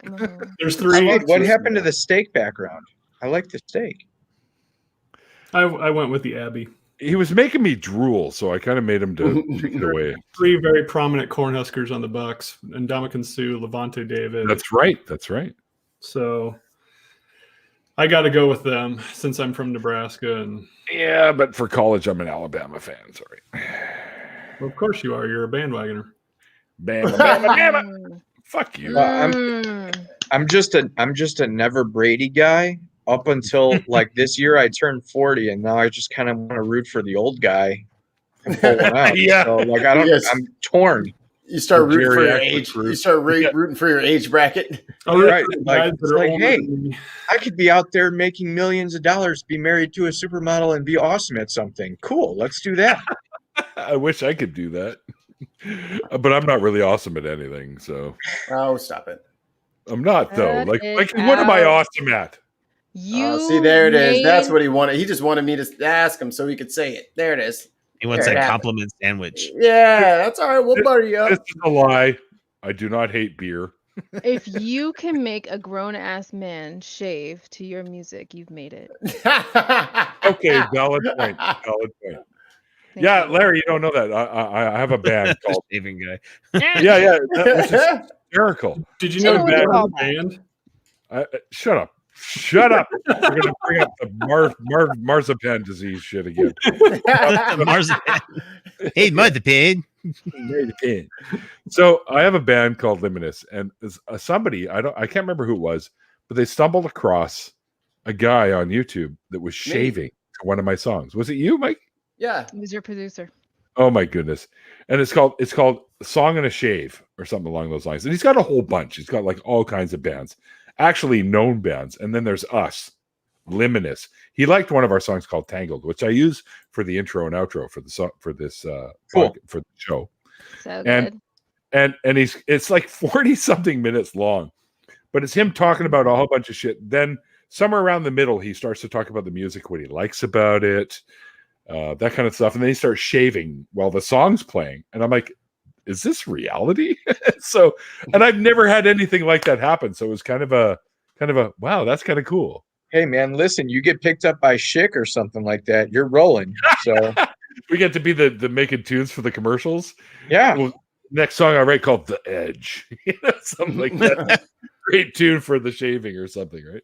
And that's the 2 points for you being an edgy atheist, too. There you go. All right. There it is. I'm not really that edgy. It's okay. Jenna, what are you drinking? I soundboard. noticed your wine glass a couple of times. Oh, it's yeah. water now. It's water. Oh, wait, Mikey, where is it? We've got one of those, I believe, don't we? What? You're slacking because you're playing a Mine fuck- is not watered down. No, I'm actually looking up the dude's name so we could give him proper credit. Here, I got it now. There it is. What you drinking, Jenna? Oh, that's what you meant. Yeah. Blow me up, Sonny. I'm on it. Hurry I up. missed the ring. Hurry up. Thank you. Hi. So I am drinking Water. water. Apple juice. No, that was earlier. Stop it. More specifically, H2O, gluten free. Or Hmm.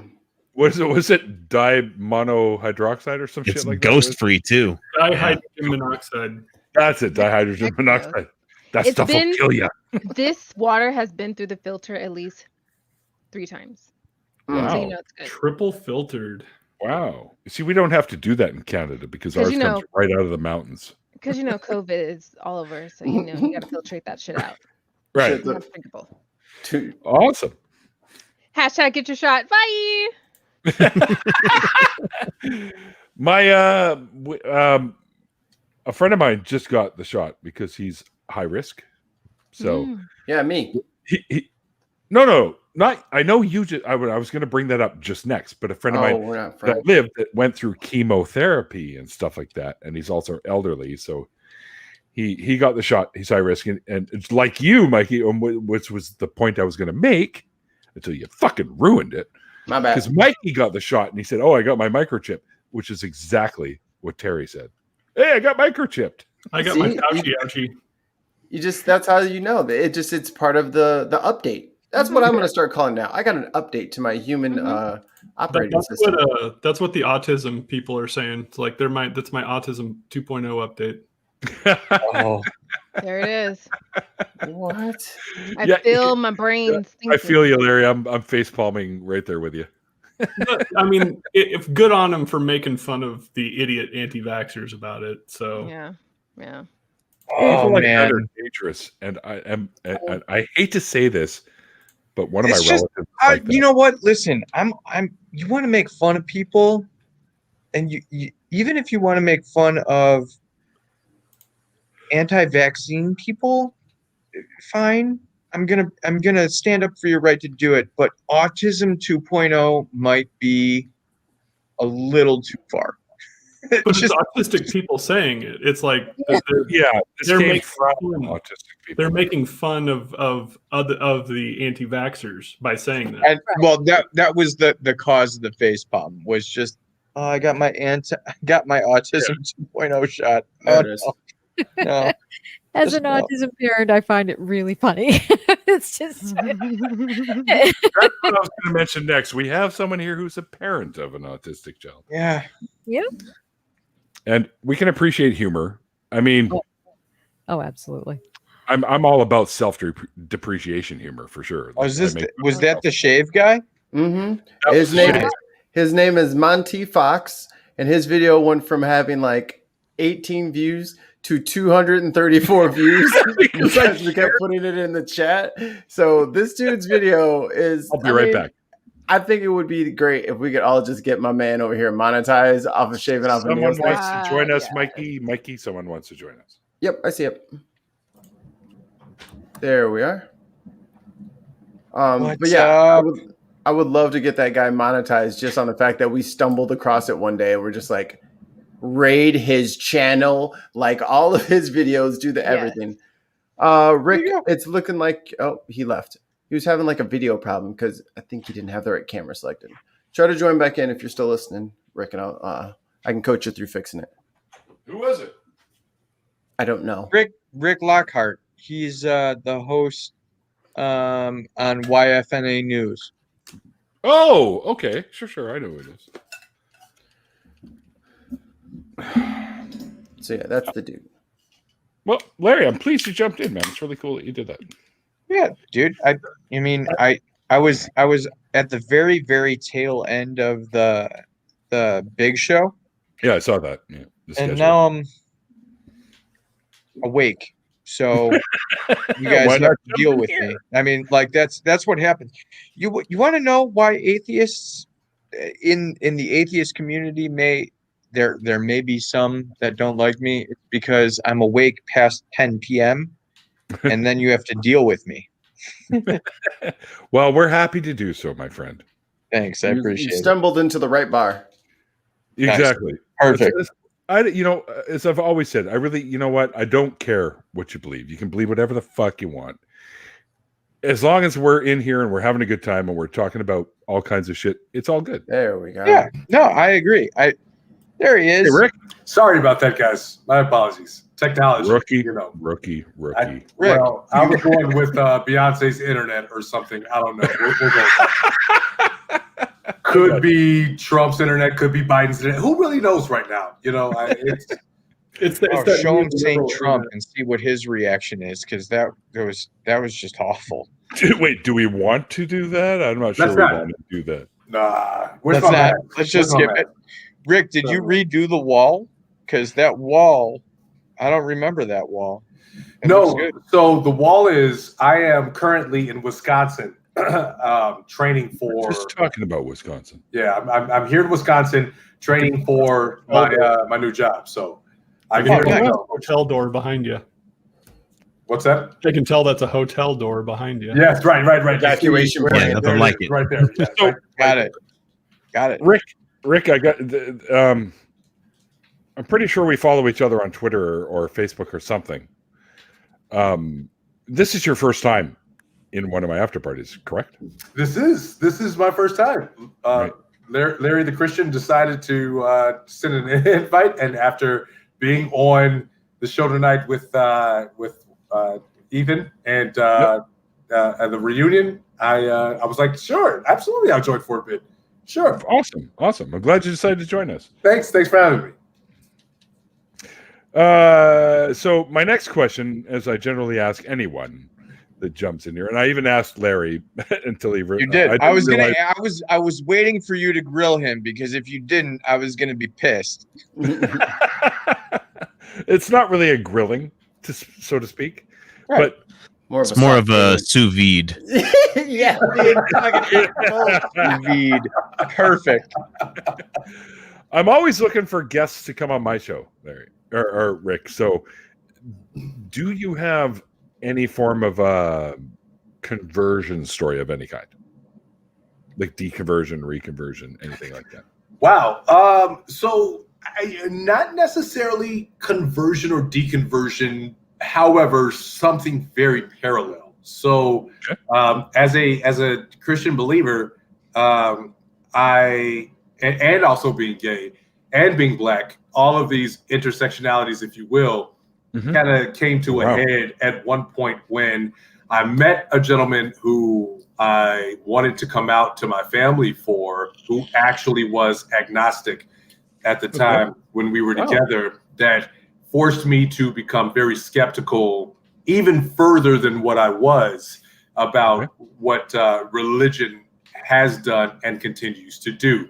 For example, as a elementary school kid in school, when I was in grammar school and Catholic schools, I always challenged at about 7th or 8th grade. I started challenging what nuns were teaching as far as in religion class versus what the Bible said. So I always had this kind of skeptical visibility regarding to Catholic teaching.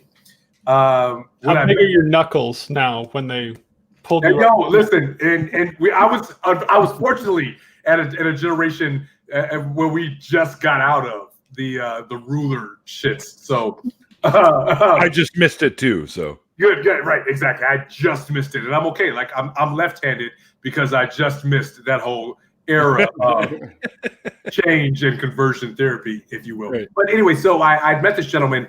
I decided I wanted to come out to my family, and he really challenged me in his ideologies about religion. He was agnostic, and I loved him. And I'm like, you know what? You're right. There's some things that we need to kind of maybe look at. For example, in being buried, who comes to visit you after like your grandchildren? Like nobody. So what's the point of being buried? Like just be cremated, right? So these were the things that I'd started to think about. But the further conversion was when I got back here to Chicago after losing my grandmother, unfortunately, in late 2015.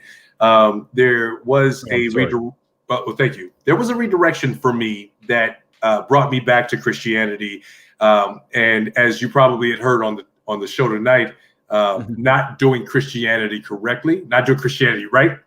Of course, yeah, right. Became something that was prevalent to me. So my deconversion and reconversion, if you will, story is wrapped up in that. Interesting. I think, as I said to Larry too, because he was also a non-believer at some point and was somehow convinced to become a Christian again, or a version of Christian. So I think it'd be interesting to have both you guys. I think I'd like to have both of you on the show to talk about that. I think it's interesting, even though my show basically features deconversion stories, or I've also had lifelong atheists, like cradle atheists, as we call them, on talking about religious influences. I think it might be interesting to have both you guys on to talk a little bit about ending up becoming a form of a believer at some point because of whatever you guys experienced. Because I'm always interested in hearing what convinces people to believe in a form of a deity. So I think it might be really cool. I think that both me and Rick could probably give, from personal experience, a number of experiences or reasons why the now unbeliever became an unbeliever because of crap that was taught in the church that has absolutely nothing to do with the church. Sure, I get you. Yeah. Yeah, that's one of the things I appreciated about being a part of the reunion anniversary show tonight is the organization of recovering from religion is so needed for people because it's a mental health crisis when you think about it because of the religious trauma that has been impacted that has impacted so many people, including myself. Like having to daily tell myself and reaffirm that Christianity was taught to me incorrectly. Me being gay does not mean I'm going to hell. That's not what that means, right? I have to do that almost daily. That there is a trauma that comes with that, and religion is the cause of that. So I was as I said earlier on the show, I was blessed to be a part of that conversation, that discussion, and being a part of that show, but also to be able to contribute to the organization within itself. I was furloughed from work last year. You know, we ran into some severely hard financial times, but I just got back on my feet, and this show came at a perfect time for me to be able to contribute and donate to what they have going on. So I just did myself as well. Yeah, I did right before the show, like right before I went on air. Let me hurry up and get this. Let me get that. Let me also open up a Fidelity account because GameStop and AMC. Right. Let me get all of this together. Swede goes crazy. Swede goes nuts. He's right down there. He's a financial guy, so yeah. We got to get Swede some sort of like protective glove or something. He's gonna really start. That brain fog's just gonna get worse if people keep bringing up GameStop to him. Swede, I want you to know that I bought 500 shares of Sundial just because it was $1. And if the internet decides that they want to be stupid again, I'm going to be rich. And if they don't, then I'll just sell it, and I don't care. That's how I turned $3 of Dogecoin to $80. You know, there you go. There you go. That's awesome. What happened to Rick? He bounced. Probably hotel internet happened. Yeah, I was just gonna say that damn hotel internet. So I would be remiss if I didn't come clean. And I realized that this is an after show. When Ethan originally invited me to be a part of the anniversary show and told me that it was a fundraiser for recovering from religion, my immediate gut reaction was, I can't do it. I'm sorry, I can't be a part of that. What do you think it was that made you think that, though? Well, again, it was a gut reaction. Sure. I knew nothing about the actual. I knew nothing about the actual organization itself, other than the name of it. Okay. But I decided to participate because it was in support of my friend. I mean, this is a guy that I legitimately call my friend. This is a guy that has come and he's had dinner at my house. I've known him for over almost 20 years. It's not quite over. So I was supporting my friend. I will be honest, I did not donate, and I did have the thoughts of being petty and making a comment, which I'll share with you because I think it's funny. It's my attempt at humor, and I have a very dry and hyper sarcastic sense of humor. I chose not to do that on the show,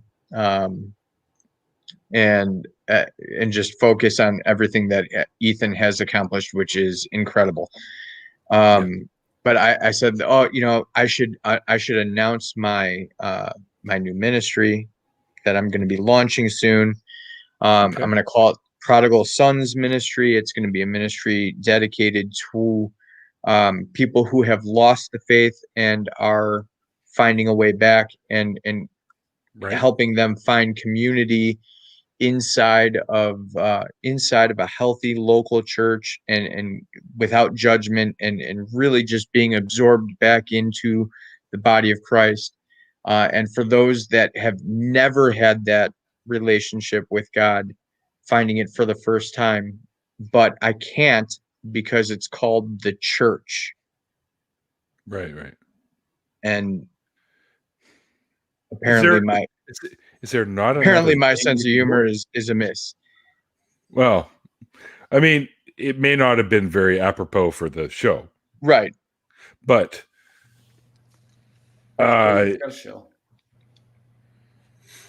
is there maybe? I guess there really isn't another way to say church without saying church.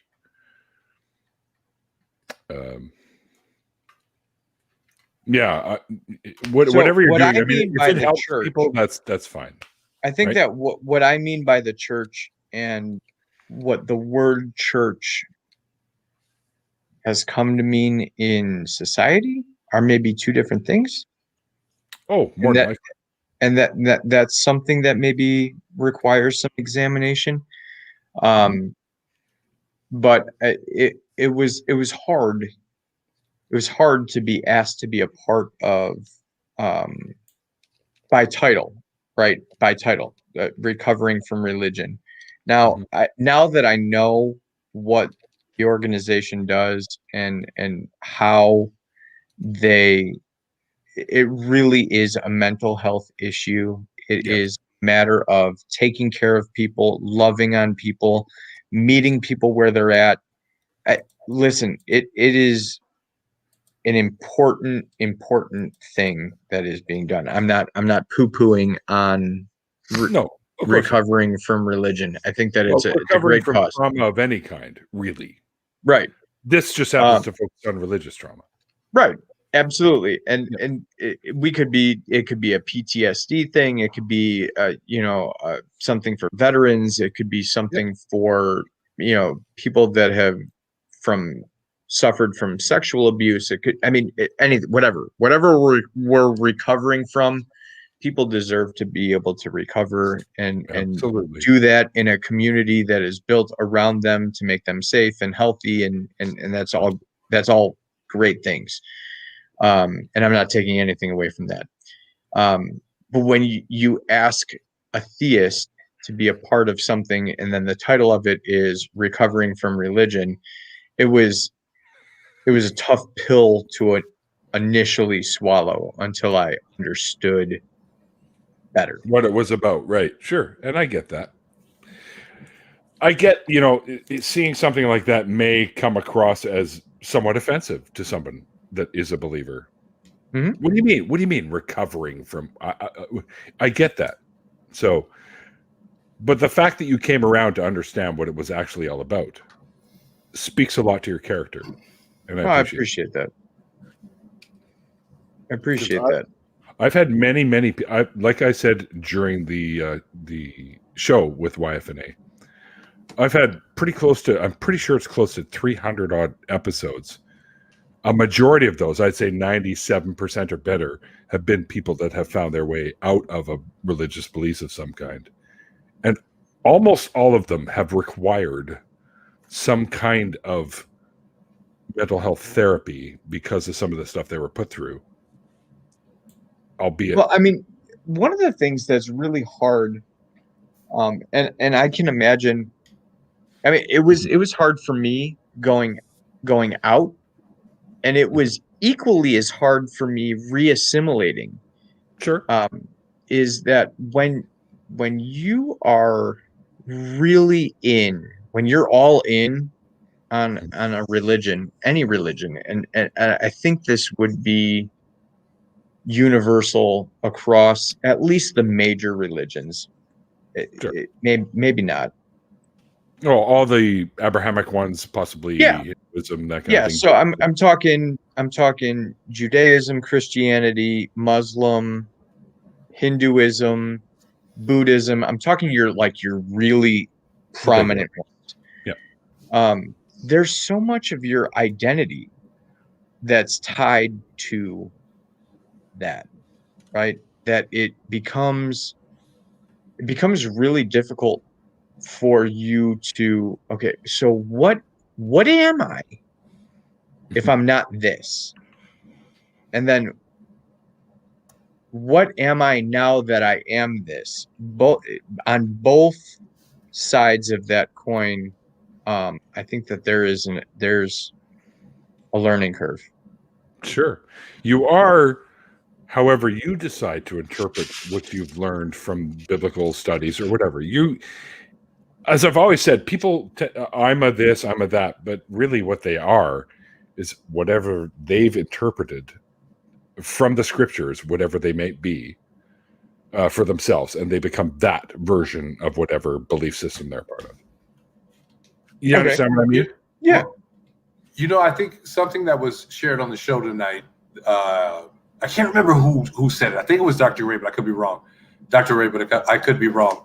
The point was, the statement was when, and this is only because I'm pretty sure it impacted me so much because it was surrounding sexual orientation. But the statement was, when religion defines your sexual identity, it defines you. And when I heard that, I'm like, being gay and Christian, it's like, oh yeah, yes, that's prolific. Like, listen, take up a collection. That was a word. Somebody should just preach that.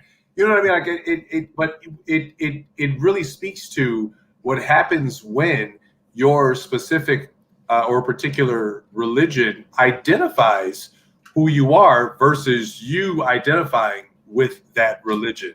Right. I identify with being a Christian because there are morals and values that Christianity speaks to the way of life that I personally am geared towards living versus, say, being Muslim or being Judaism or maybe even being Hinduism or even some African spiritualities that I haven't even explored yet. But very similar to, I used to tell people a lot. I don't know if anyone here is familiar with any of the Black Greek lettered or historically Black Greek lettered fraternal or sorority organizations. But one of the things that is kind of pitched is you are a man or a woman before you're a part of this organization. I still am a human being before I'm a part of the religious belief that I am affiliated with. And what makes sense for me is I identify with Christianity because it relates so much to what I am as a humanist, or how I feel as someone who believes in humanity versus religion. So that statement for me was so profound, and I was like, I wrote it down as a note, like, yes, this is it. I'm taking notes on this one. Now I have to actually pay attention because this was great. Let me send a collection, and that's when I submitted my $25 donation to Recovering Religion. Yeah. Wow, fantastic! Good for you, ladies and gentlemen. We got them. All right. Still a Christian. Real quick here. Hi, H. Beth. This isn't actually the call-in show yet. That's one that Randolph and I are working on for sometime in the spring, called True North Talk, and it'll be very much like the Atheist Experience, the Truth Wanted, Talk Heathen type thing. And you're welcome to call in when we get that going. But right now, this is just an after party. I usually have interviews with people, generally about how they found their way out of whatever belief system they were a part of. And but tonight is a little bit special because we have a couple of folks in here. We got Larry and Rick, who are both of the Christian faith. And they've decided that, you know what, these atheist guys aren't so bad. We can hang out with them for a little bit. So that's what we're doing tonight. It's a little bit different than we normally do. It's usually a bunch of us clowns in here just making fun of stuff in general. I know. But if you have any questions, I can answer them if you type them in the chat. Uh-oh. Mm-hmm. Tailgaters. Oh, geez, here we go. I like tailgaters. I look a little different now, so a lot of people don't recognize me. Yeah, but you really don't. Closer to see. Well, hey, let's put them in the Mikey, you really don't, dude. It just if you smile and you just take away the chin, you're good. I look exactly. I look exactly the same. Listen, Mike. The thing is, I sang. It's the same, dude.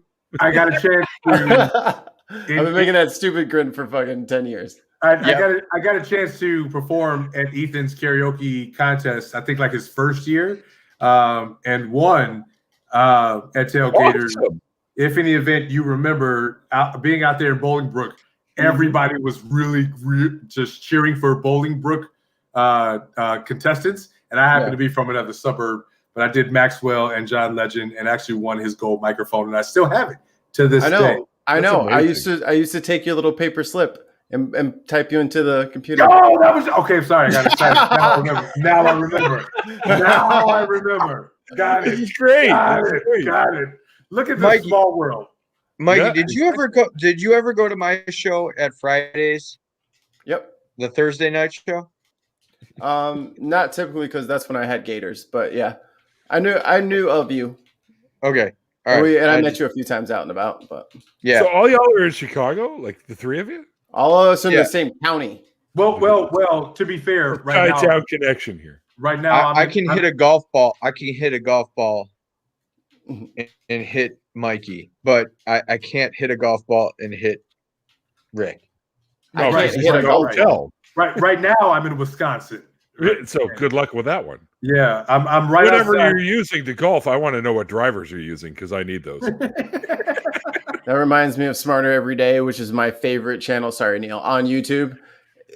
Sorry, Neil. I don't care what your favorite channel is. You he makes and you do your job, damn it. Yeah, that's true. But dude, like if I can watch people shoot things out of a potato gun in like 40,000 frames per second, you got me. You got me. Fair. Totally fair. He was catching like the vortices off of a bullet. I was like, I need one of them cameras and some potatoes and guns. I need all these things. So jazzed up after I watched that show. I'm sorry, Mike. I can't help you. The best I've got within reach right now is a flashlight that you hand wind and it's got a radio on it in case of emergency. It's the best I could do. In case of technical difficulties. What?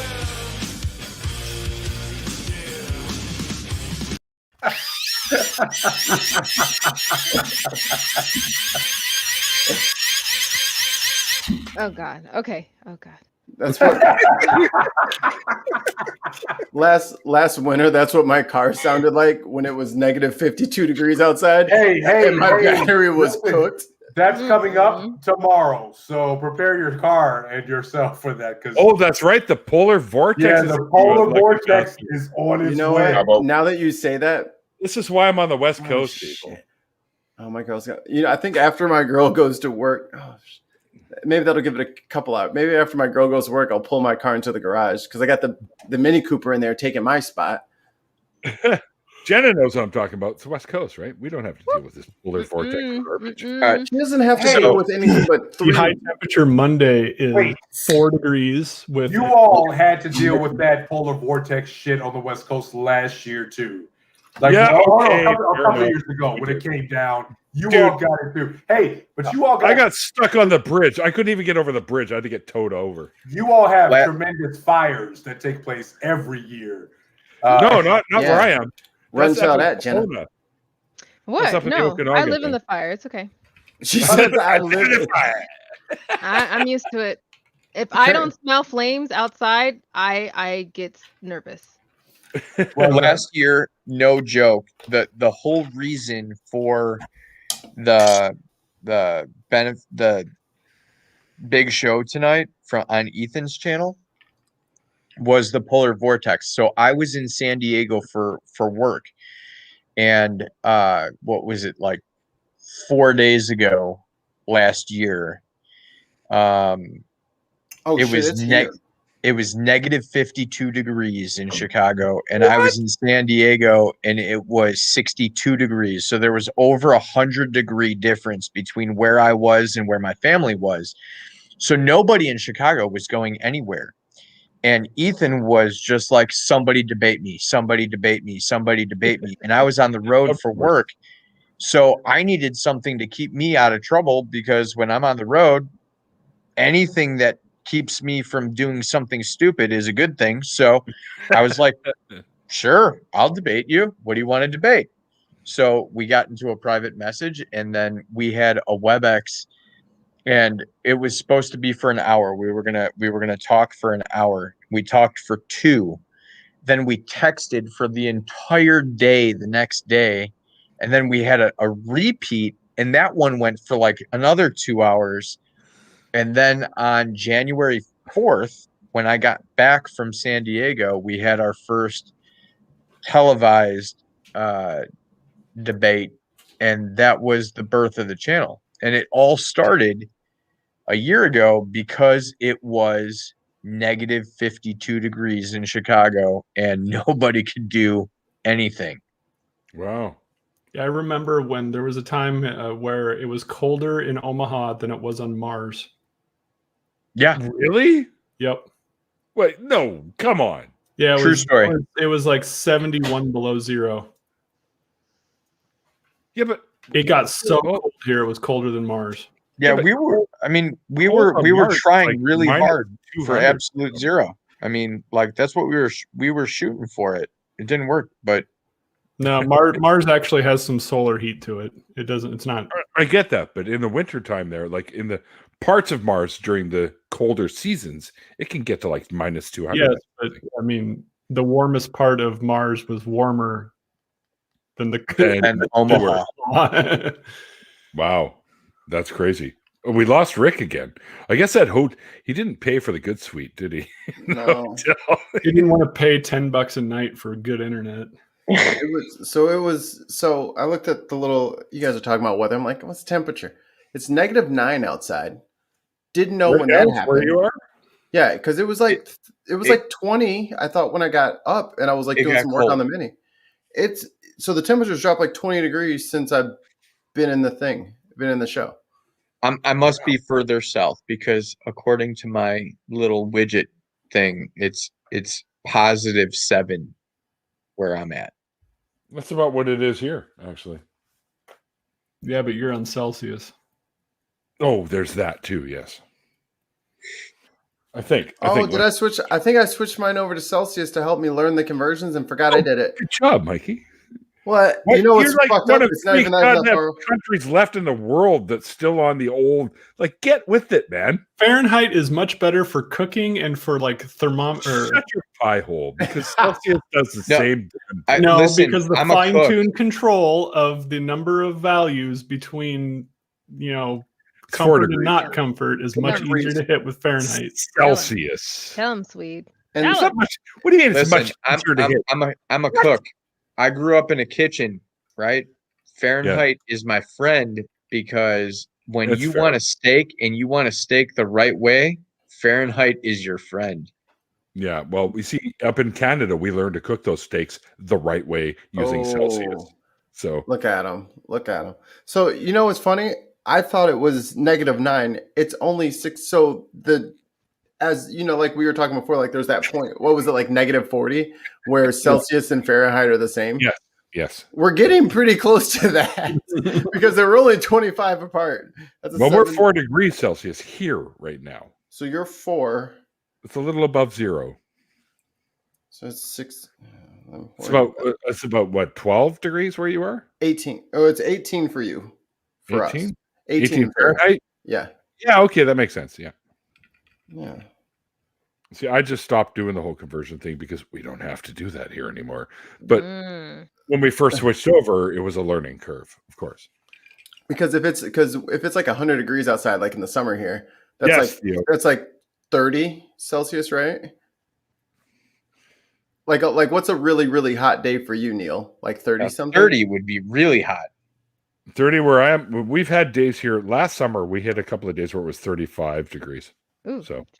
Right, so that'd be like 105 to us, and there's like that 70 degrees there, so it's like so convergent on the other side. Then you go into the valley, and it hit like 41 degrees here.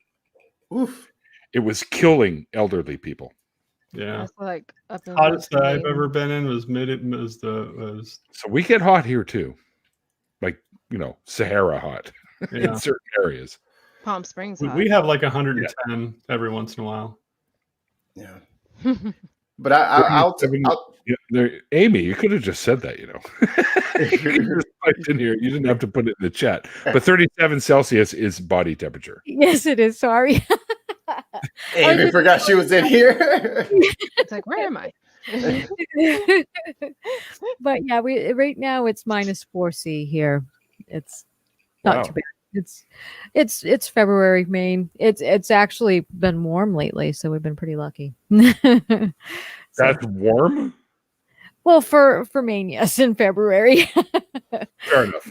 That's true. Fair enough. A lot of the warm Atlantic current runs out of warmth by the time it hits Maine. Oh, definitely. Definitely. It kind of veers out and just forget them. All right, you guys. Anyways, guys, I gotta wind this down because I gotta hit the hay. It's almost 10:30 here, and I'm up at 4 a.m. Oh, Larry here knows what I'm talking about because he's got to get up at 5. That Neil gets up at 4 a.m. Yeah, I got it. Yeah, I get up in 4.5 hours. I get it. Me too. How do I want to show a picture of a properly cooked steak that I took. I'll allow it. Oh, that you cooked. Okay, I'm down for this. Just hit the share. This where at the bottom you'll see where it says share. And yeah, then I know, but I emailed it to myself and it hasn't. Well, whatever. It's all right. We'll do it another day. Neil, if I'm on your show, we'll lead with a properly cooked steak, Fahrenheit. Okay, deal. and Larry, we'll talk, man. I think it'd be like you and Rick. I think I should have a couple of. I've toyed with the idea of having a couple of people that sort of found their way back into a belief system, and you're the perfect candidate for that. And I think it might be interesting to have that conversation. So I'll definitely give you a message on Facebook within the next couple of days because I'm a pretty busy guy. So I'll give you a message and we'll set something up. I got lots of room in March for my schedule. Okay. And if you want if you want like in the beginning of the month, just send one of those perfectly cooked steaks down the road to me. And I will make sure that Neil gets your request. It's not a problem. It's not a problem at all. I'll ask for 2, Neil. I'll ship one up to you. Okay. Rick just messaged me and said that he was coming back on in a second. I'll let him know that we're there you go, Neil. Yeah, let him know that. Oh, hang on. I think Swede's going to show. Oh, okay, sorry, Mikey. I'm sorry. Hands off. What the hell is that? That's a butt. Pork butt. That would be an improperly cooked steak. That's a pork butt. That's a turd. 16 hours on the smoker. Wow, look at that. That looks like Texas barbecue. And it's where's Russ when you need him? And look at it's still seeping juices, so it's still moist. Oh my goodness, moist! Everyone's favorite word. Everyone moist. I'm sorry, I was drooling. Not the lip smacking. No, my kryptonite. Listen, are you into that ASMR stuff? No, I hate that. Like I couldn't believe, like this lady was eating like a pickle, like out of the coldest part of her refrigerator. That thing had so much crunch, CRWNCH to it. It was blow. I was like, and she was yes, bald head black chick. She was crunching the shit out that damn pickle. I was like, this is the most annoying thing I've ever heard in my entire life. And then it was like ASMR. Mouth sounds. I'm like, if you don't knock that shit off, close your damn mouth. And then what was it? What was the next when Russ talks about Texas barbecue? Okay, we're not doing this. I got to bring this to an end. One last joke. One last joke on my little joke train there. They could just as equally put the sound of someone chugging water. Yeah, just put that on a loop for me because that's another great sound. We hear somebody. No, oh, wait, hold on. Dude, no, I agree with you. I have whatever that issue is where it's called drinking and eating noises. I hate it. Yeah, that's it. It's a deal breaker for me. It's called honestly. I'll level with you guys. When I do listen to some of the ASMR artists that are out there, because sometimes I make jokes. Shush you. Are we going to call them that? ASM artists, as they actually self-refer. But I like the ones that read stories, that tell you stories. because it kind of brings me back to my childhood with a that's mom different. or a babysitter. That's an audiobook. That's not ASMR. No, but they whisper it. And there is ASMR where they do whisper stories. And my mom used to do that. So, but that's still an audiobook. That's the Calm app. Oh, we're okay. Whatever. ASMR, as long as it's rain, not like waves. Okay, fine. Sounds of people eating. That's hell. That's I don't think that. Just I like the scratchy ones where they scratch or they rub the microphone. Mikey, you're killing me. That's kind of cool too. I dig that. But Larry, I could give you a clicking sound about aesthetics. Which one? Yeah. Oh yeah, when you put the microphone to his yeah.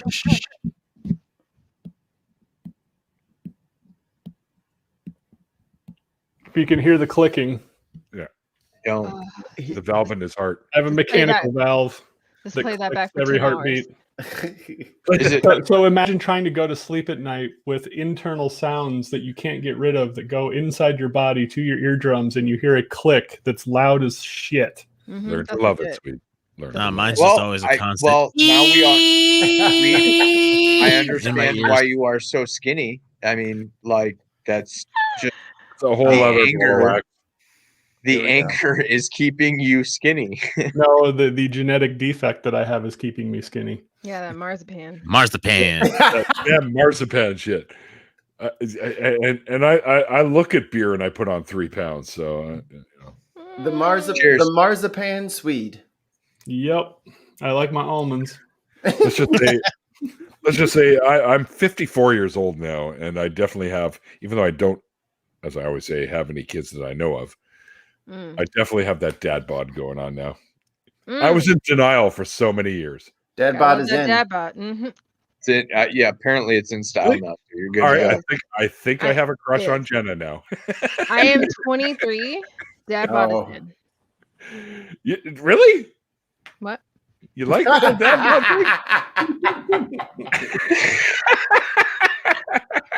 bod? What? Well played. Bad form. All right, Bad Jenna, we form, Mike. need I didn't do that. Who did it then? That was me.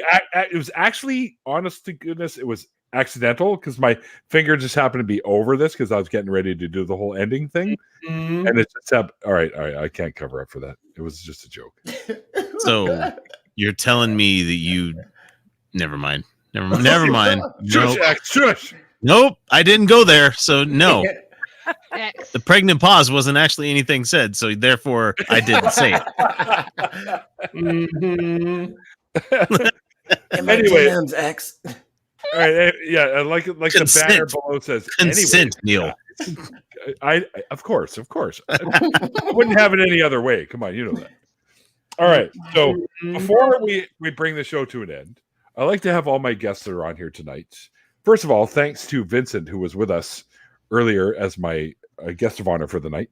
It was great having him on and for him to share a story with us. And also thanks to everyone in the chat. You guys are amazing. I love that you guys come out here and hang out with us, especially considering there's a lot of other much better content on YouTube than this. But it's still fun to come and hang out with us because we generally have a good time. I'd really, really like to extend my thanks to Larry, who was brave enough to come in here with a bunch of brazen atheists like us. Come in and hang out. And to actually ultimately demonstrate that regardless of our beliefs, we can still be friends. True story. Right? We can all watch hockey. Exactly. Yeah, exactly. No. Especially the Hawk. Oh, easy, Jenna. Easy. Oh, sorry. But thanks, Larry, for jumping in. It meant a lot that you and we'll get in touch and we'll do a special episode. I think you and me. It'd be really cool. That'd be awesome, man. I'd appreciate it. And we'll have a great time in the after party, of course. And I'll try to lay off the 8.5% alcohol beer, but I had to do it because Aaron was in here. So, you know, me and Aaron, we like our, high ABV beers. Competition. Right? Yeah. Always. Anyway, so thanks to all my wonderful patrons. It's because why do we have Sweden here? Like he's not I'm a patron. That's true. That is actually true. I am a patron too. That's true too. And X is also a patron. I am? Fuck, I need to fix that. What part of cancel don't you fucking understand, Patreon? That's why I'm losing my No, I money. said $1 a year, not a month. God. I'll still Money grows on trees. Wait, really? I got beef jerky to buy. I got expensive tastes. I got real bacon and beef jerky I need to go get. Oh, That's right. He's cutting into my bacon funds. Are you dissing Vincent? No, I'm not dissing Vincent. Vincent was awesome, dude. Who does He's great Vincent? guy. Why'd you say Vincent that, was my Neil? guy. Stidix don't know. Stidix asked if I was dissing Vincent. It's okay. Stidix doesn't know. He's fine. Vincent is amazing. I was on his show, The Babylon Project, so you can head over to his channel and check that out if you want. Oh, you got it right again. Huh? Oh man, you got it right again. Well, there you go. So thanks to all my amazing patrons. Because of you guys, and 3 of you are here. I'd give you all big hugs right now if I could. So I'm take vaccinated. virtual ones. Virtual hugs. I'm vaccinated. Go for it. We're working on that.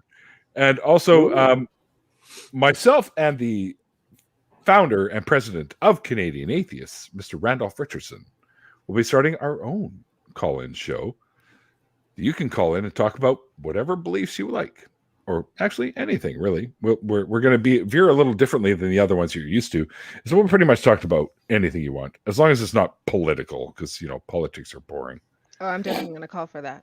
Yep. Jenna's going to call in. So, God damn it, Jenna.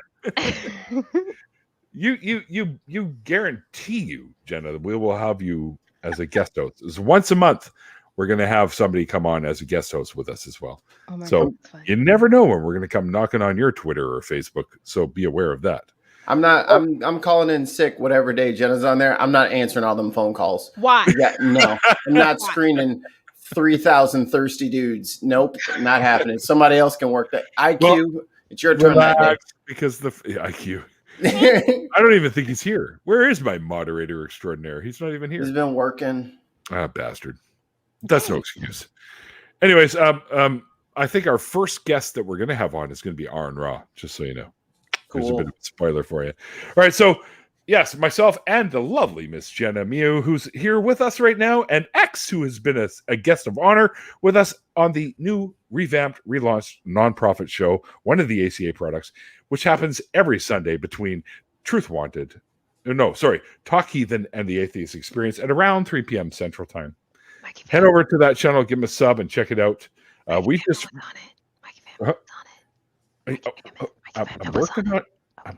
on it. Okay, sorry. Damn it.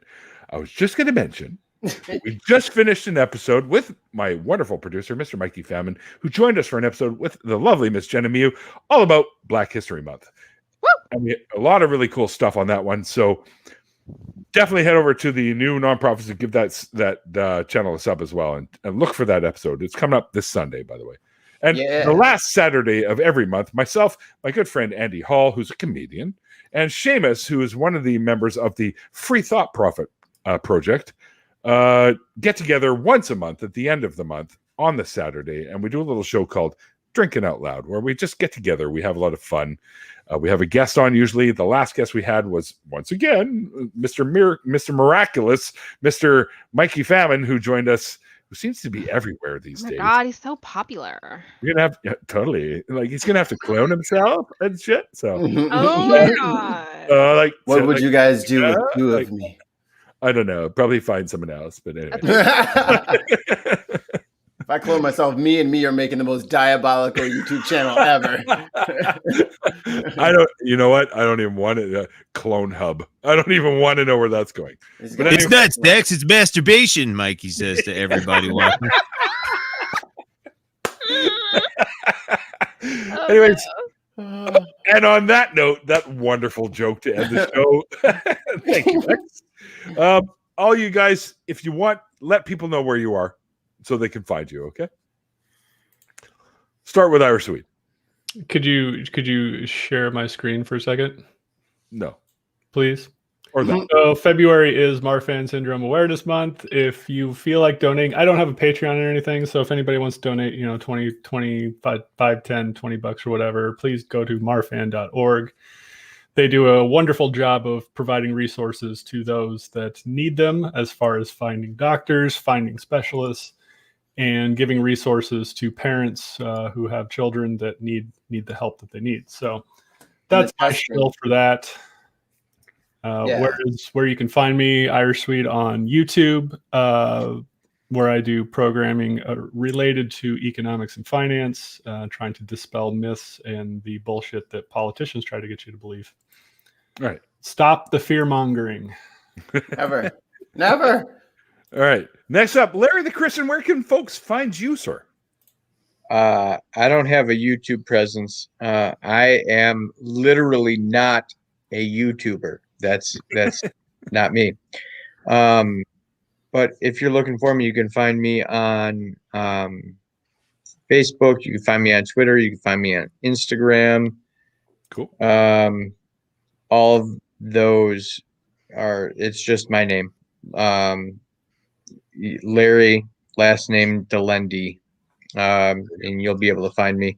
Hit up Neil or Ethan. They can get you connected with me directly. Either way. Exactly. Amy, what about you, my dear?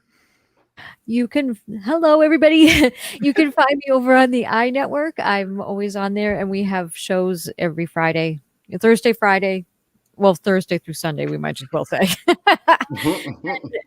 It's education, entertainment, and information. So we have a lot of fun shows on there. We like to do a lot of debunking, so we point and laugh at silly people who think the earth is flat. So come and have fun with that. We're more than likely going to be starting up the autism show again, and we're going to be starting a debate show pretty soon. And so that's going to be a lot of fun. And cool. So that should be interesting. And that's any topic that's coming up. So, and that's where you can find me. And it's nice to meet all of you. Thank you so much. Always a pleasure, Amy. The lovely Miss Genemia, where can folks find you? If I'm not hanging out for 5 to 8 hours a night here, yeah. You can find me on the International Free Thinkers YouTube channel. We just had a marvelous interview with our good old buddy Irish Swede. The artist formerly known as Irish. The artist formerly known as Irish Swede. The Irish formerly known as Swede. Oh, I see. There you go. I There you see. go. I was trying to get it out, but I couldn't.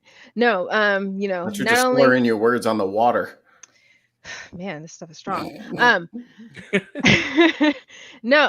Yes, thank you, Sweet, for being on the show with us, and it was good to just get his background and everything that he does and support with Marfans. So definitely support that. Yeah, I do the show with nonprofits with Neil, and Mikey's gonna be there, and X was there one time. He's cool. So it's cool. He's cool. Oh shucks. He knows music and he's funny. So yeah, you can find me there. I'll slap no cap. All right, X. Everyone knows where they can find X, but go ahead and chill your shit out there, brother. Yeah, find me on Utah Outcast. We'll have a show coming out tomorrow that's from about 6 months ago. Always fun to see what you missed 6 months ago if you're not a patron. We'll have a live stream and the regular show recording on Saturday, and that episode will come out on Tuesdays. You can find me on the Nonprofits. I am probably going to try to be back on. Oh, crap. They got me on a different show coming up in 2 weeks, so I'll have more information on that when it gets closer. But you can also find me on Outcast X, which is my solo YouTube channel that I put whatever the hell I want out on that one. So. Which is why it's worth it. It's so good. It's like, did you know the Australian, or I shouldn't say Australian, I think it's the Victoria Minister of Education. Her name is Grace. What? That lady willfully married somebody else that has the surname the same as her first name. Wow. I think I heard of that. And she said in government incapacity, saying that Satanism will never be allowed in public schools. And that just made every Satanist out there in Australia go, oh really? You cared to say that out loud, did you? So, yeah. I kind of always wanted to find like someone I could marry that was last name O'Neill. Because then I my name, Neil O'Neill. Which again, never mind. It was funnier. And in the video, I said it's kind of like Marcy marrying Jefferson Darcy, and so she became Marcy Darcy. Yeah, right. But that's a 30-year-old reference that nobody. It is. Oh, come on, married with children. We all get it. We all get it. Yeah, married with children. Love. All right, next up, last but definitely not least, Probably least. Probably least. My producer, Mr. Mikey Famine. Let people know the other show that you do besides this one. I do a show that will be coming out on Sundays. It's a tabletop role play podcast video thingy. So we're going to play some D&D 5th edition. That's going to be fun. And it's called Nat 1 Heroes. And then Tuesdays, Thursdays, Saturdays, you can catch me hanging out with Neil, being a bud until, True North Talk comes out. Yeah, and then that too. And then Wednesday nights, I have Dig on America, which is a political podcast. And then Thursdays, Ben's Days. You can check out me and my 4 bestest friends ever that live all over the world. And we wrap up the week's politics and social issues. And it's, Neil, what? You can come on the show. Don't be sad. But yeah, it's usually, I try to get every one of them onto Neil's thing, but time zones suck. But yeah, you can check us out there. We go live Thursdays at 2 to accommodate everybody's ridiculous time zones, thus proving that the earth is flat. Yeah. Awesome. All right, that pretty much wraps it up, guys. Thank you all, you fine, wonderful, lovely human beings for hanging out in the chat with us tonight. I hope you guys had a good time. It was a kind of a refreshing, different take to have a couple of believers with us. We had, you know what? No arguments happened. No one was cursing anybody. We had a great conversation, which is what should happen, in my opinion. So look for some interesting shows that will come up, because I will have Larry and I will have Rick on the show, and we'll talk about things that you're probably not used to hearing on the show, but it's all worthwhile, because what we believe matters, because our beliefs inform our actions, and our actions have consequences. So until next time, guys, like I always say at the end of the shows, of the after parties, like the late great Carl Sagan once said, extraordinary claims require extraordinary evidence. And we'll see you guys next time. Damn it, Bobby.